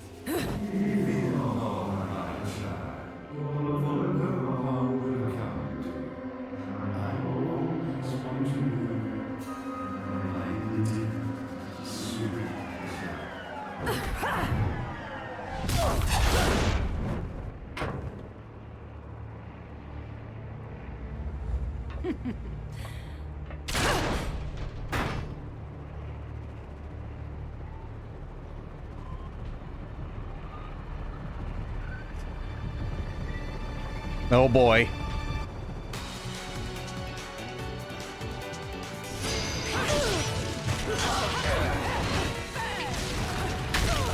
Ow.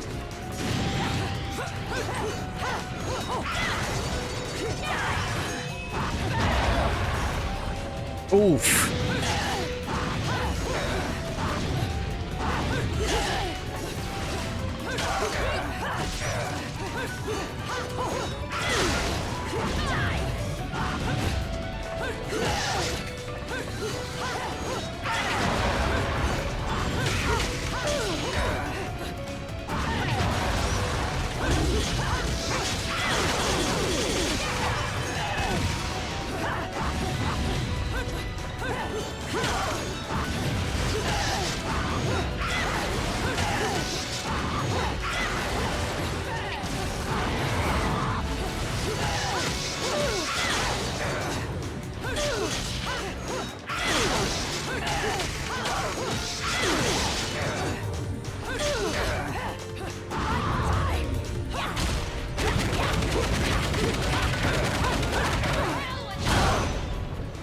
Jesus.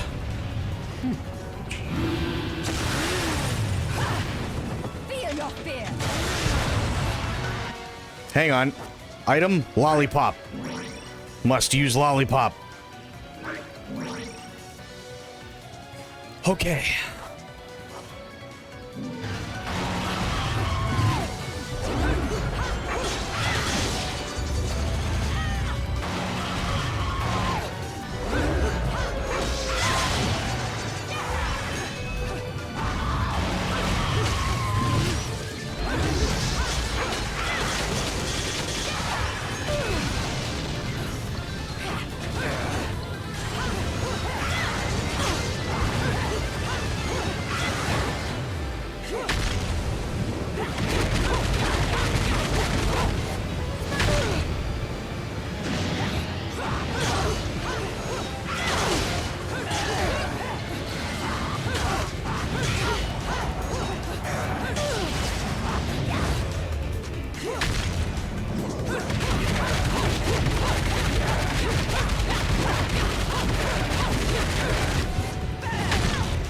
Oh, shit.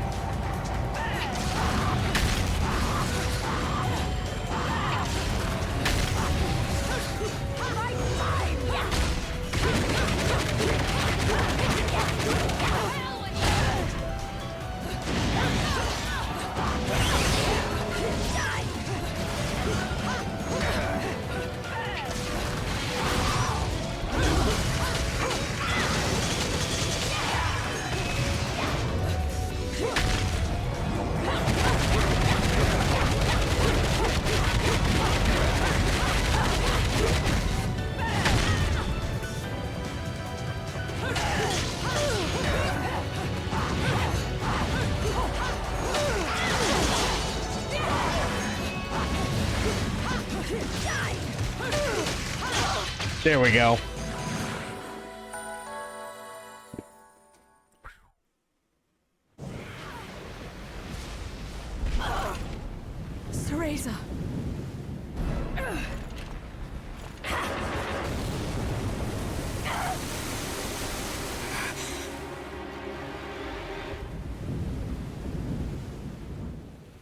Not yet. She isn't ready.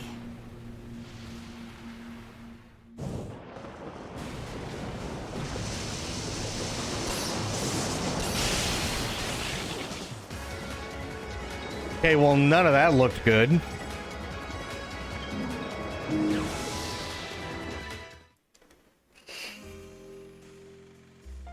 No matter how much you ask, I'm not putting a chainsaw on your arm. So what do you want? Accessories. Oh, shit. Oh, I already have Celine's light. Okay, fair enough.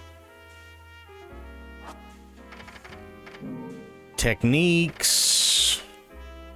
That's 30 grand. Shit.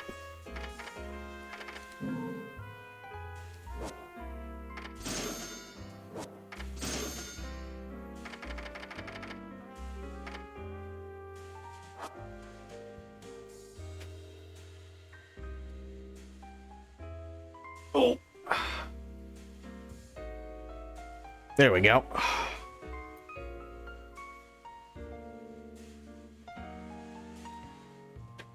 Okay. Well, I guess that's all I'm getting from here for now.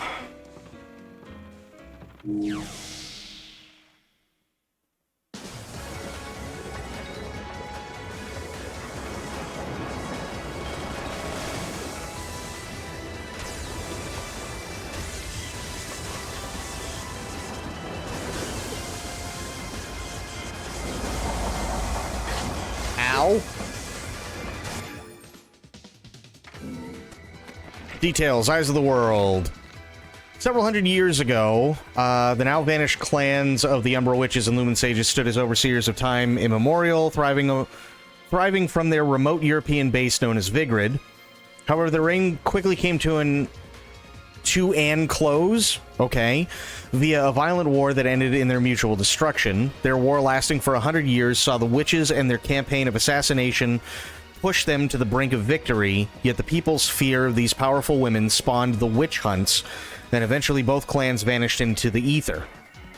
They're long-serving the powers that be. It is said the clans did not use their power to interfere with history, but rather to protect its passage. We are told that they carried out these duties via the use of their treasured Eyes of the World. Yet what this statement means is anyone's guess. What is clear is that the clan's very existence was closely linked to historical change, so much so that even kings and emperors feared their clan's power.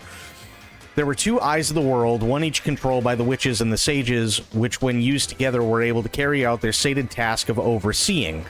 To prevent the power of these eyes from being used for nefarious purposes, they were equally split, and the clans prohibited interrelations in an effort to maintain the balance of power that existed between them.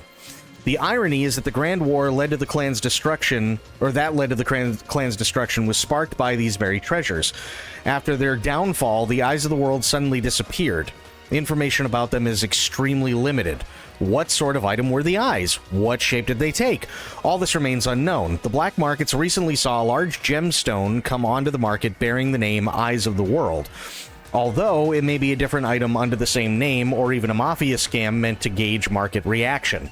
There's no proof that the ancient treasure was actually a gem, but there is a reliable, albeit troubling, information regarding the treasure, and the CEO of Ethoval Group. It is said that he is in search of some unknown item for his development project in next-gen energy, but whether it is any relation to this matter requires further research. Okay, fair enough.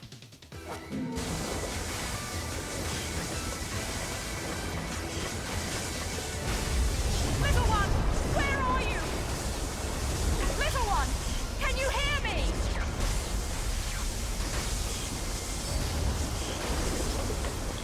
Mommy! Mommy! Mommy! Teresa! Mommy! I was so scared! No crying now, little one. You know the rules. No cockroaches or crying babies. Time to go, little one. Hold on tight, okay? Okay.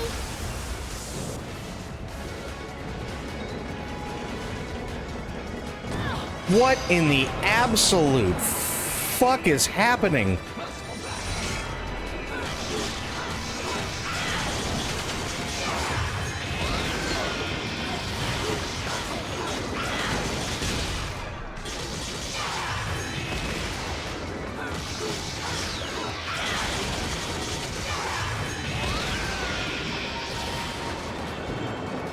There we go. Okay. Now I need another lollipop.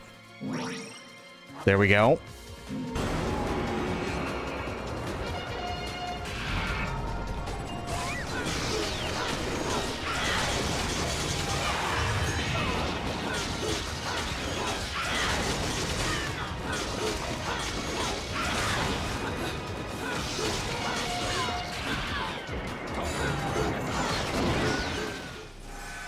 Because, yeah, okay. I was wondering if that was going to happen.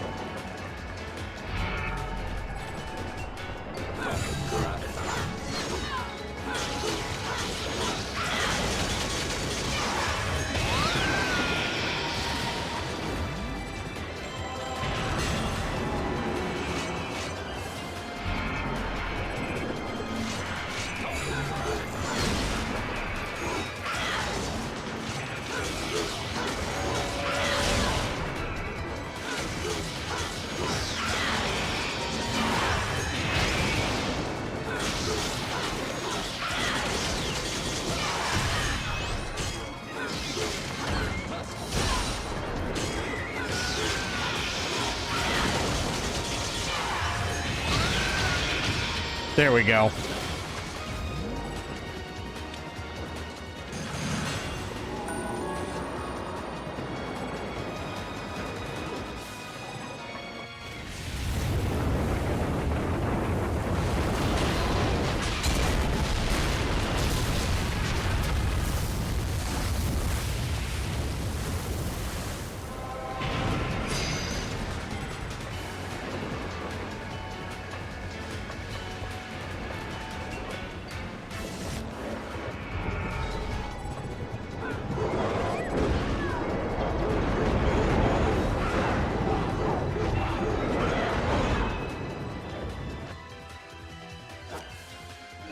This is going to be one of those really tough areas, isn't it?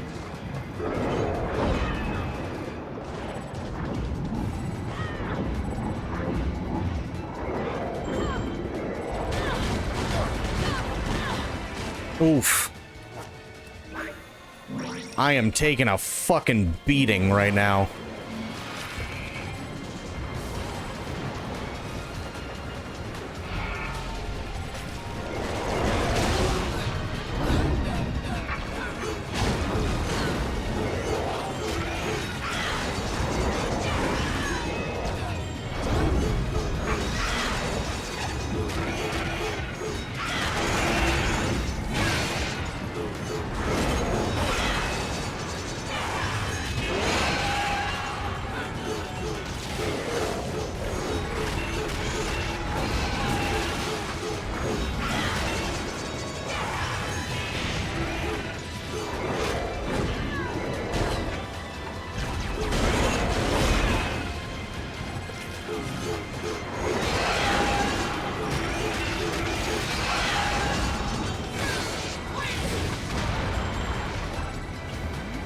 Oh shit, put down.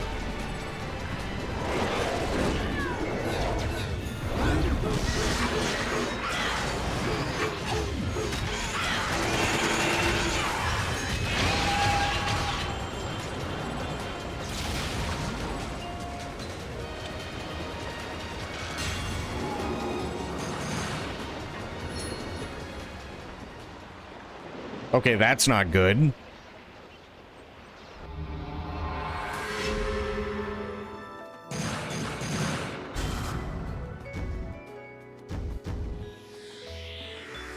Oh, what a day! Okay. Ladies and gentlemen, it's what you've been waiting for. Angel attack! Ready, fire!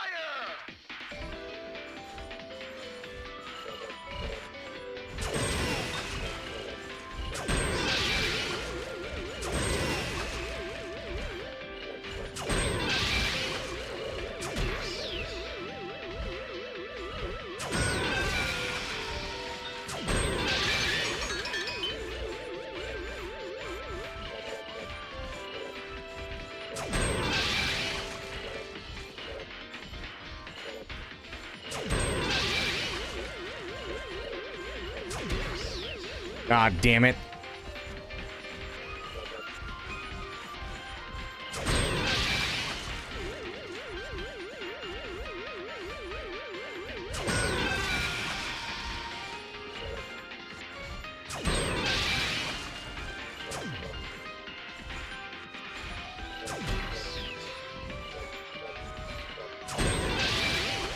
Nice.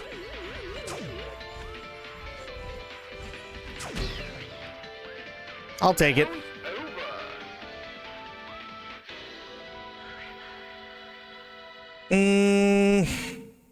Yeah, I'll buy it.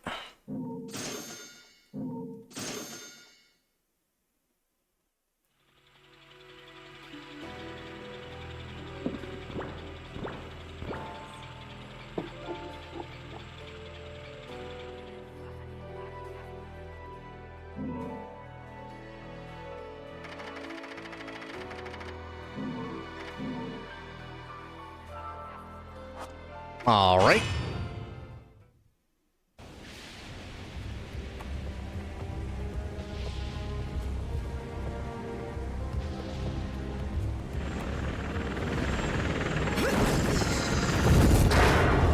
Let's go!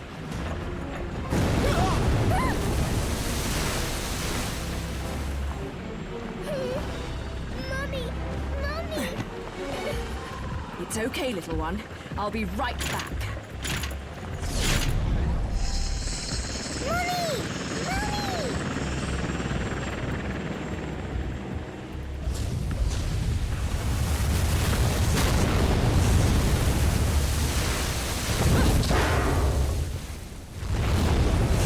Oh, shit.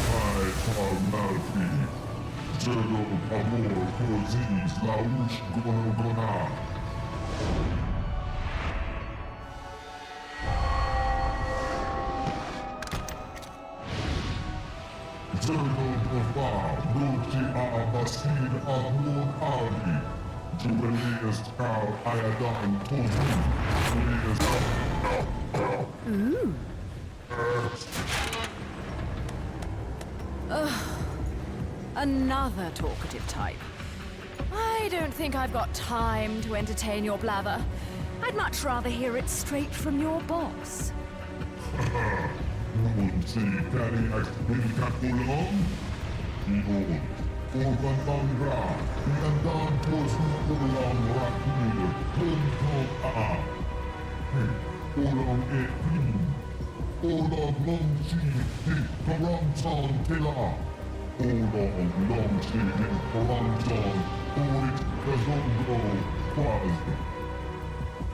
The witch hunts.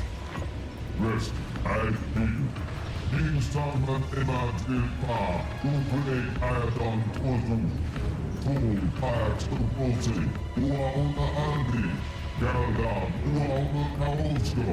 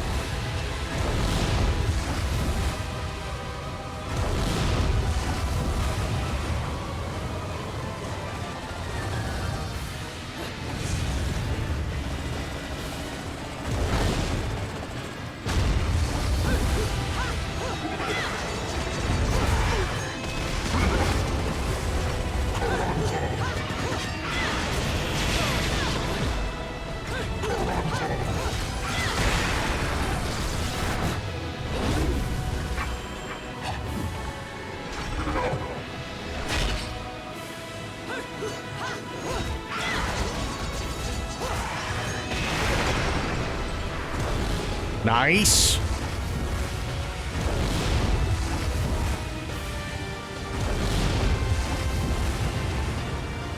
Now that I know what I'm supposed to be hitting.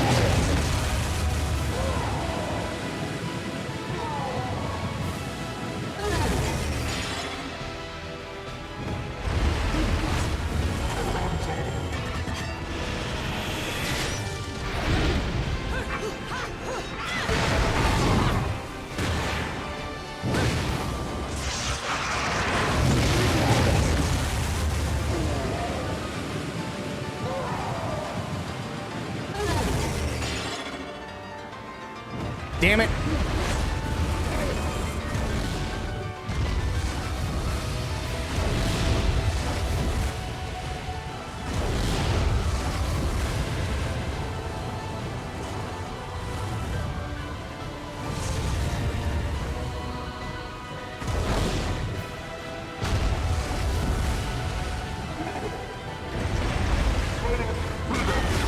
Ow.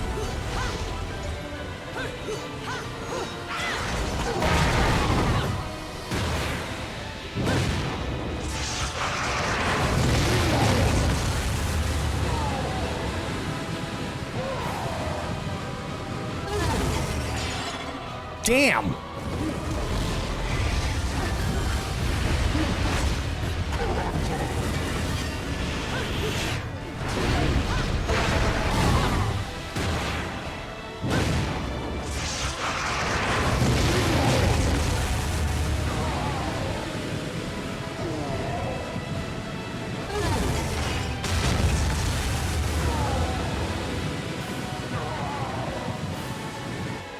There we go.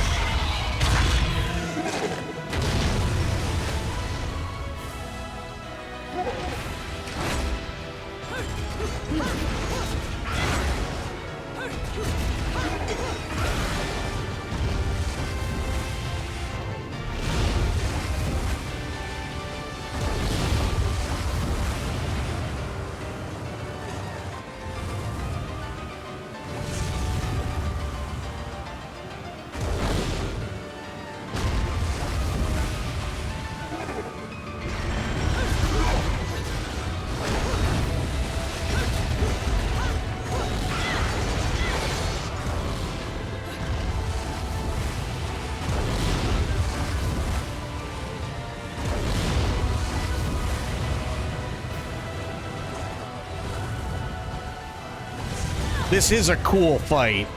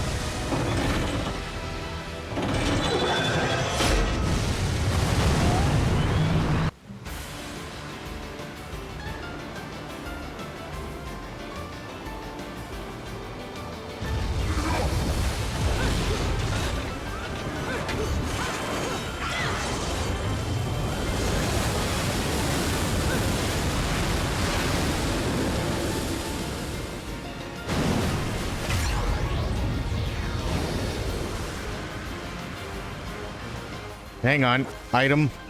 Lollipop. There we go.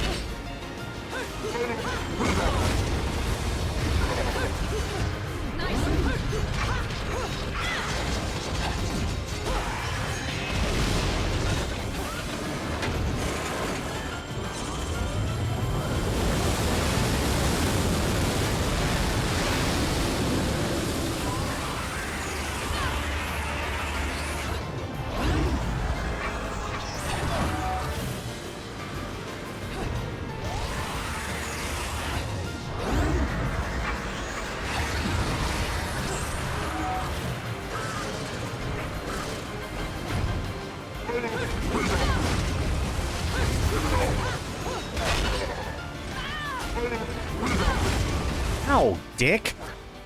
Jesus.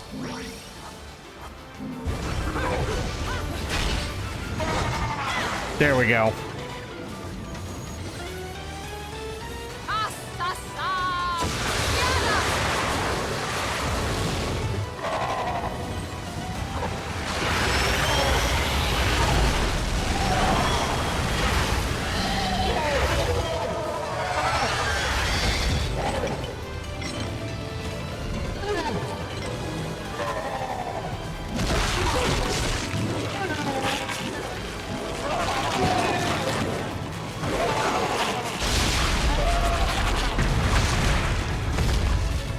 Nice.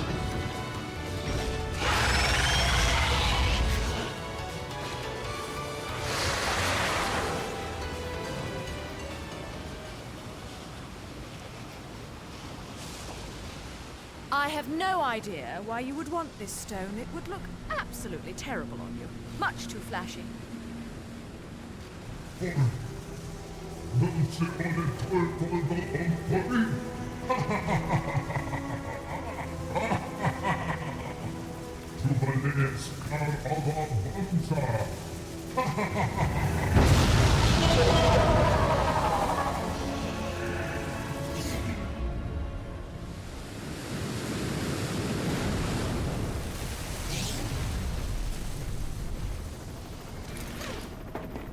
Welcome aboard, Cheshire. Oh, fucking hell! Mummy!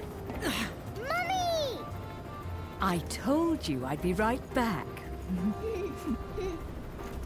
Shouldn't you be, you know, flying this thing? I'm a bit occupied at the moment.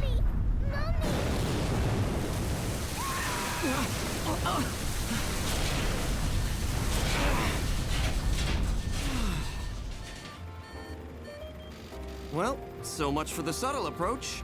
We might as well have speakers on this thing blaring Ride of the fucking Valkyries. Come now, we're VIPs. You know, nothing says you've made it in life like a private helicopter. Then welcome aboard Air Luca, Flight 001. This is your captain, Luca, speaking. Fasten your safety belts, as this may be a bumpy flight.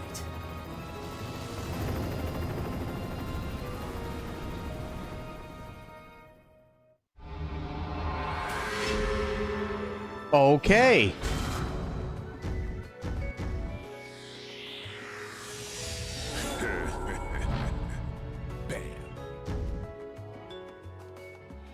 Nice. Ladies and gentlemen, it's what you've been waiting for. Angel attack! Okay. Give me some good shit this time, please.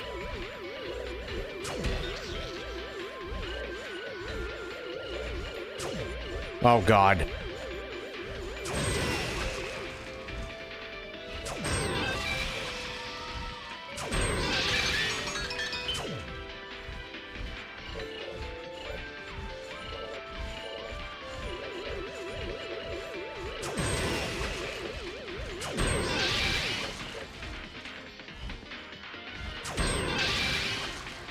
Round over. Yeah, give me that.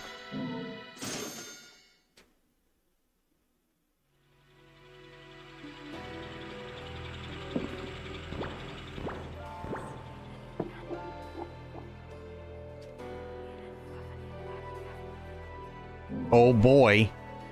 We gotta be getting close to the end, aren't we? I would say we are. There can't be much more to this. I mean, we're not gonna finish it tonight, but still.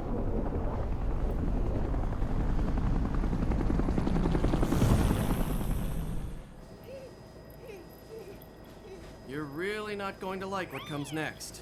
I hope you know that. Don't tell me. Air Cheshire has awful in-flight entertainment and horrendous food. Think about it. Those things that downed the jet aren't just going to let us land on their island. You think we can just say, hey, we're here, and they'll bring us a cake? Things look good from up here. But the further down you go, the harder it is to not notice the reality of things. Cheshire, look. He is looking. Oh, I'm looking.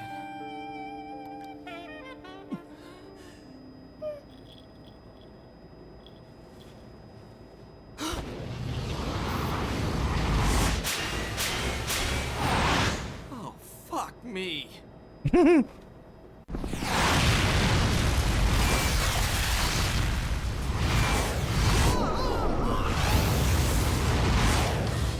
Welcome to my fantasy zone. Get ready. Oh, Jesus. Okay, fire guns and missiles. And then evade.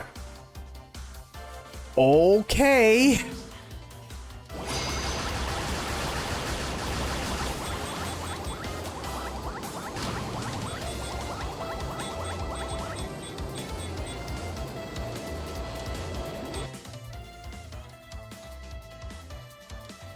Ooh, thank you for the hydrate medicine. How you doing, buddy? How are things?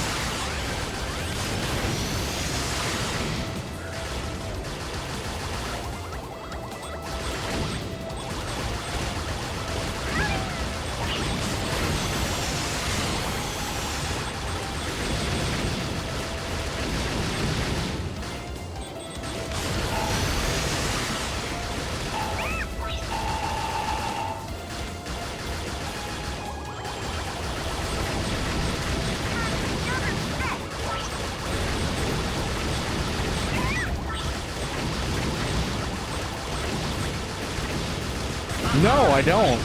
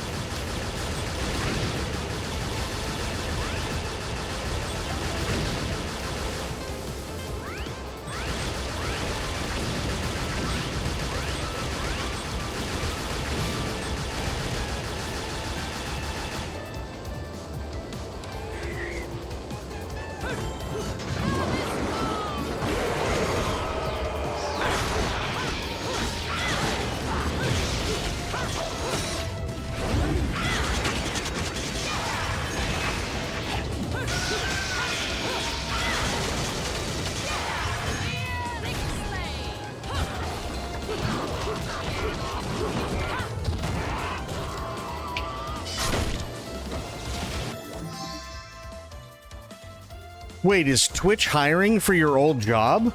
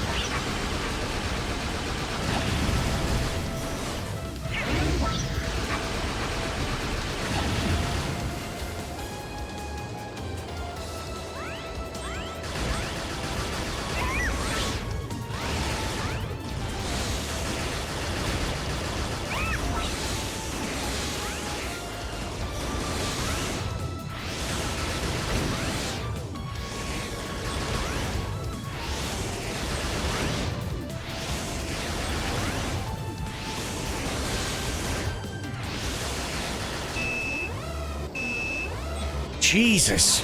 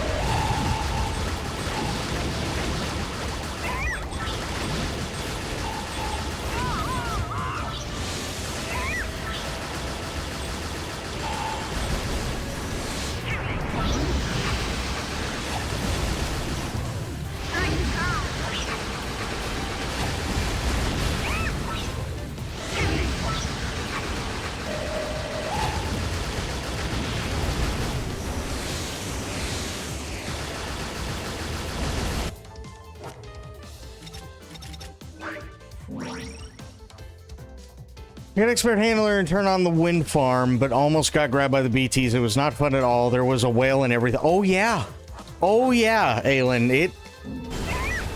It gets interesting.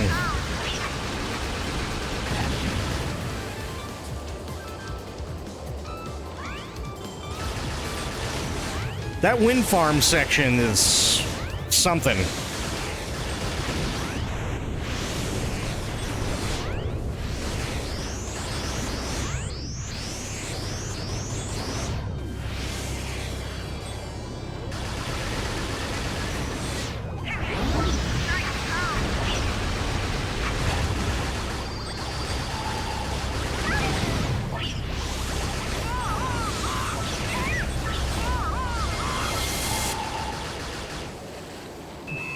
Oh, Christ, again?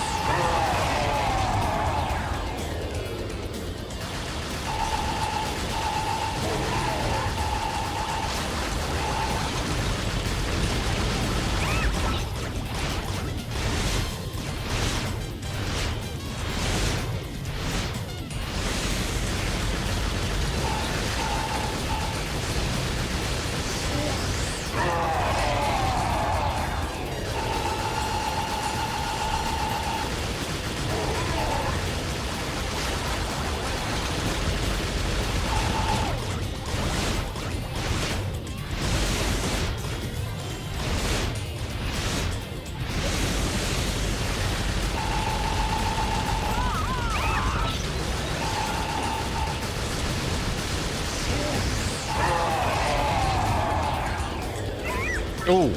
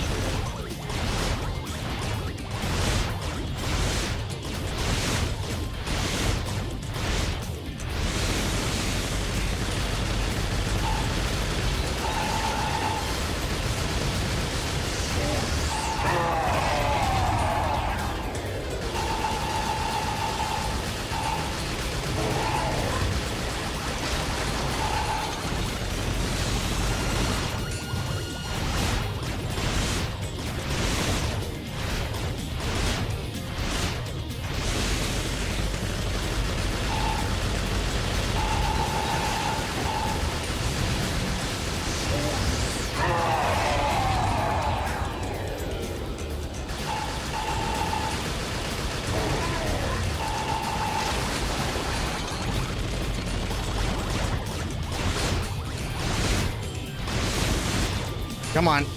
Come on.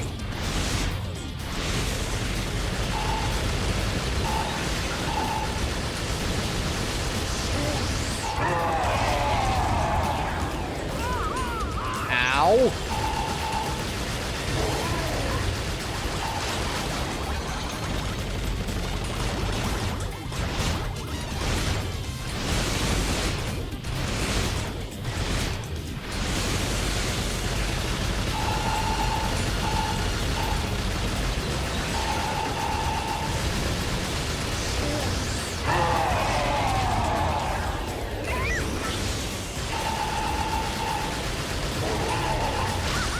Oh, Jesus. Still trying to figure out how I'm really supposed to get past the BTs because I can never hold my breath for long enough, and if I move too fast, I grab them. Oh, yeah. Yeah, it becomes a thing. That's for sure.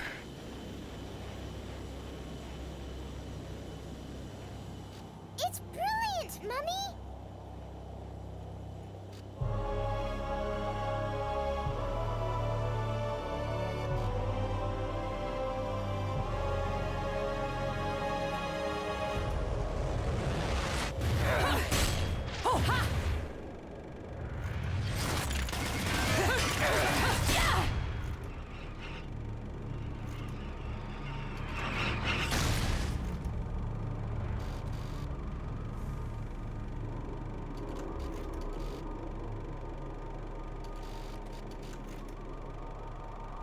Welcome to Isla del Sol. Island of wealth and power. Jean, if you've made it this far, that should be enough. You're back to your old self. This is where we finish what was started so long ago.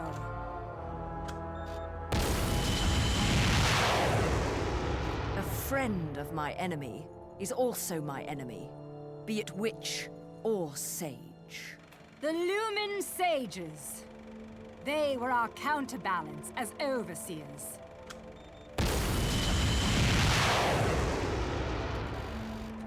Between us, there was a law that was never to be broken. It stated that the intersection of light and dark would bring calamity to this Earth. But 500 years ago, a child was born in clear violation of this tenet.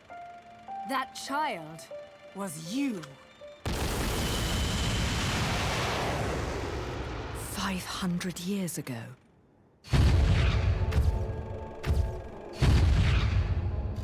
The disaster this caused sent the clans into a spiral of chaos that continues to be felt to this day.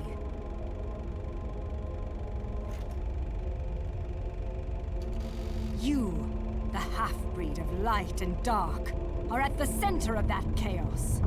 Allowing you to continue to exist is a danger that cannot be accepted.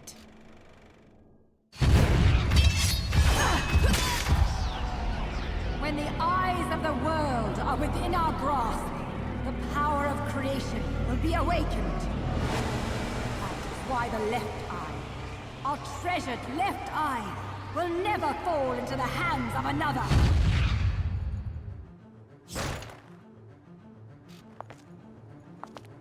The left eye, our treasured left eye, will never fall into the hands of another. Bayonetta, it is time that this is brought to an end. That you are brought to an end. You did it.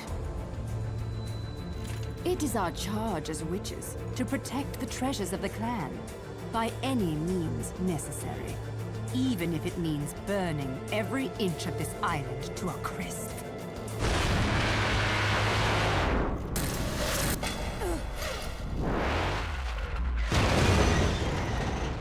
I'm really beginning to hate missiles. You know, I have no idea what the hell you girls got going on here. But you don't mind if I take this off your hands, do you? Get in, Cerecita. Mommy?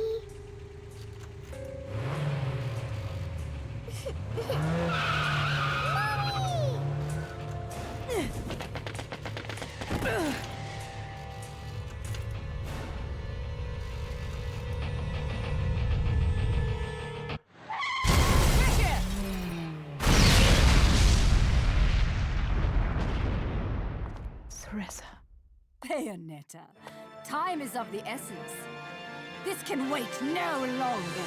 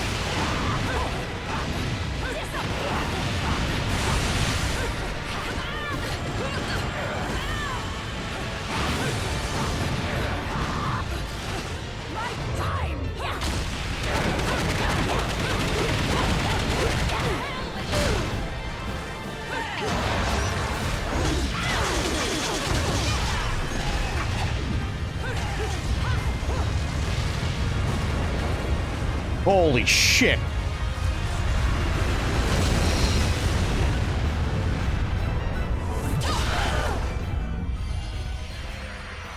Oh, hello.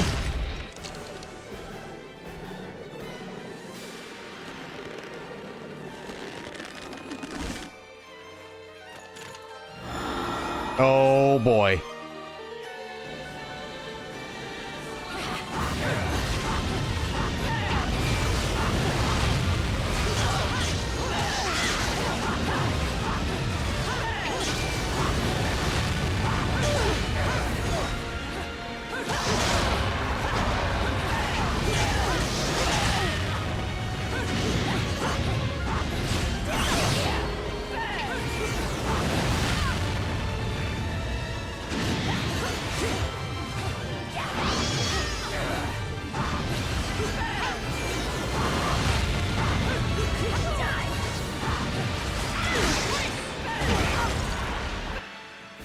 That was a sparkle sensor. Yes, it was. Yes, it was.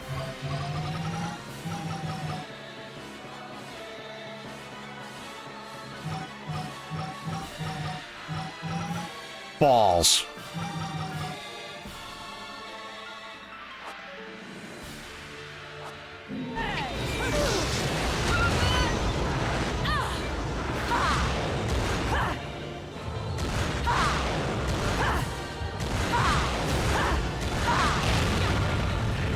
Nice.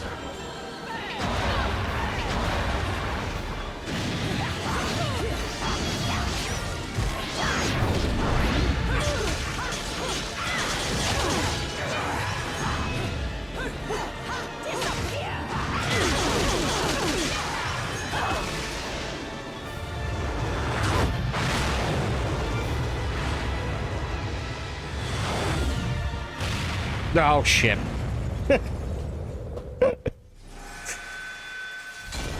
It's okay. I think here's what we're gonna do. We're gonna continue. Okay, but I'll just come back to it later on because I think at this point my eyes are just tired. Hot potato with a missile. I know, right? And we'll keep going with this tomorrow because as far as I know, there's no more showcases until the Game Awards, which is good. This round of showcases, though, if I'm being honest, they were kind of crap. Not just, I don't mean that as in like, oh, well, everything sucked. However, there were a lot of things that weren't exactly the most fun in the world. That's for sure. Kind of mid, yeah. Yeah, I mean, there was a lot of, like, I guess you could say, like, childish stuff, I guess. But, I mean, I'm sure that there are going to be a lot of things that people enjoy throughout the catalog. It's just there weren't a lot of things that hit me personally.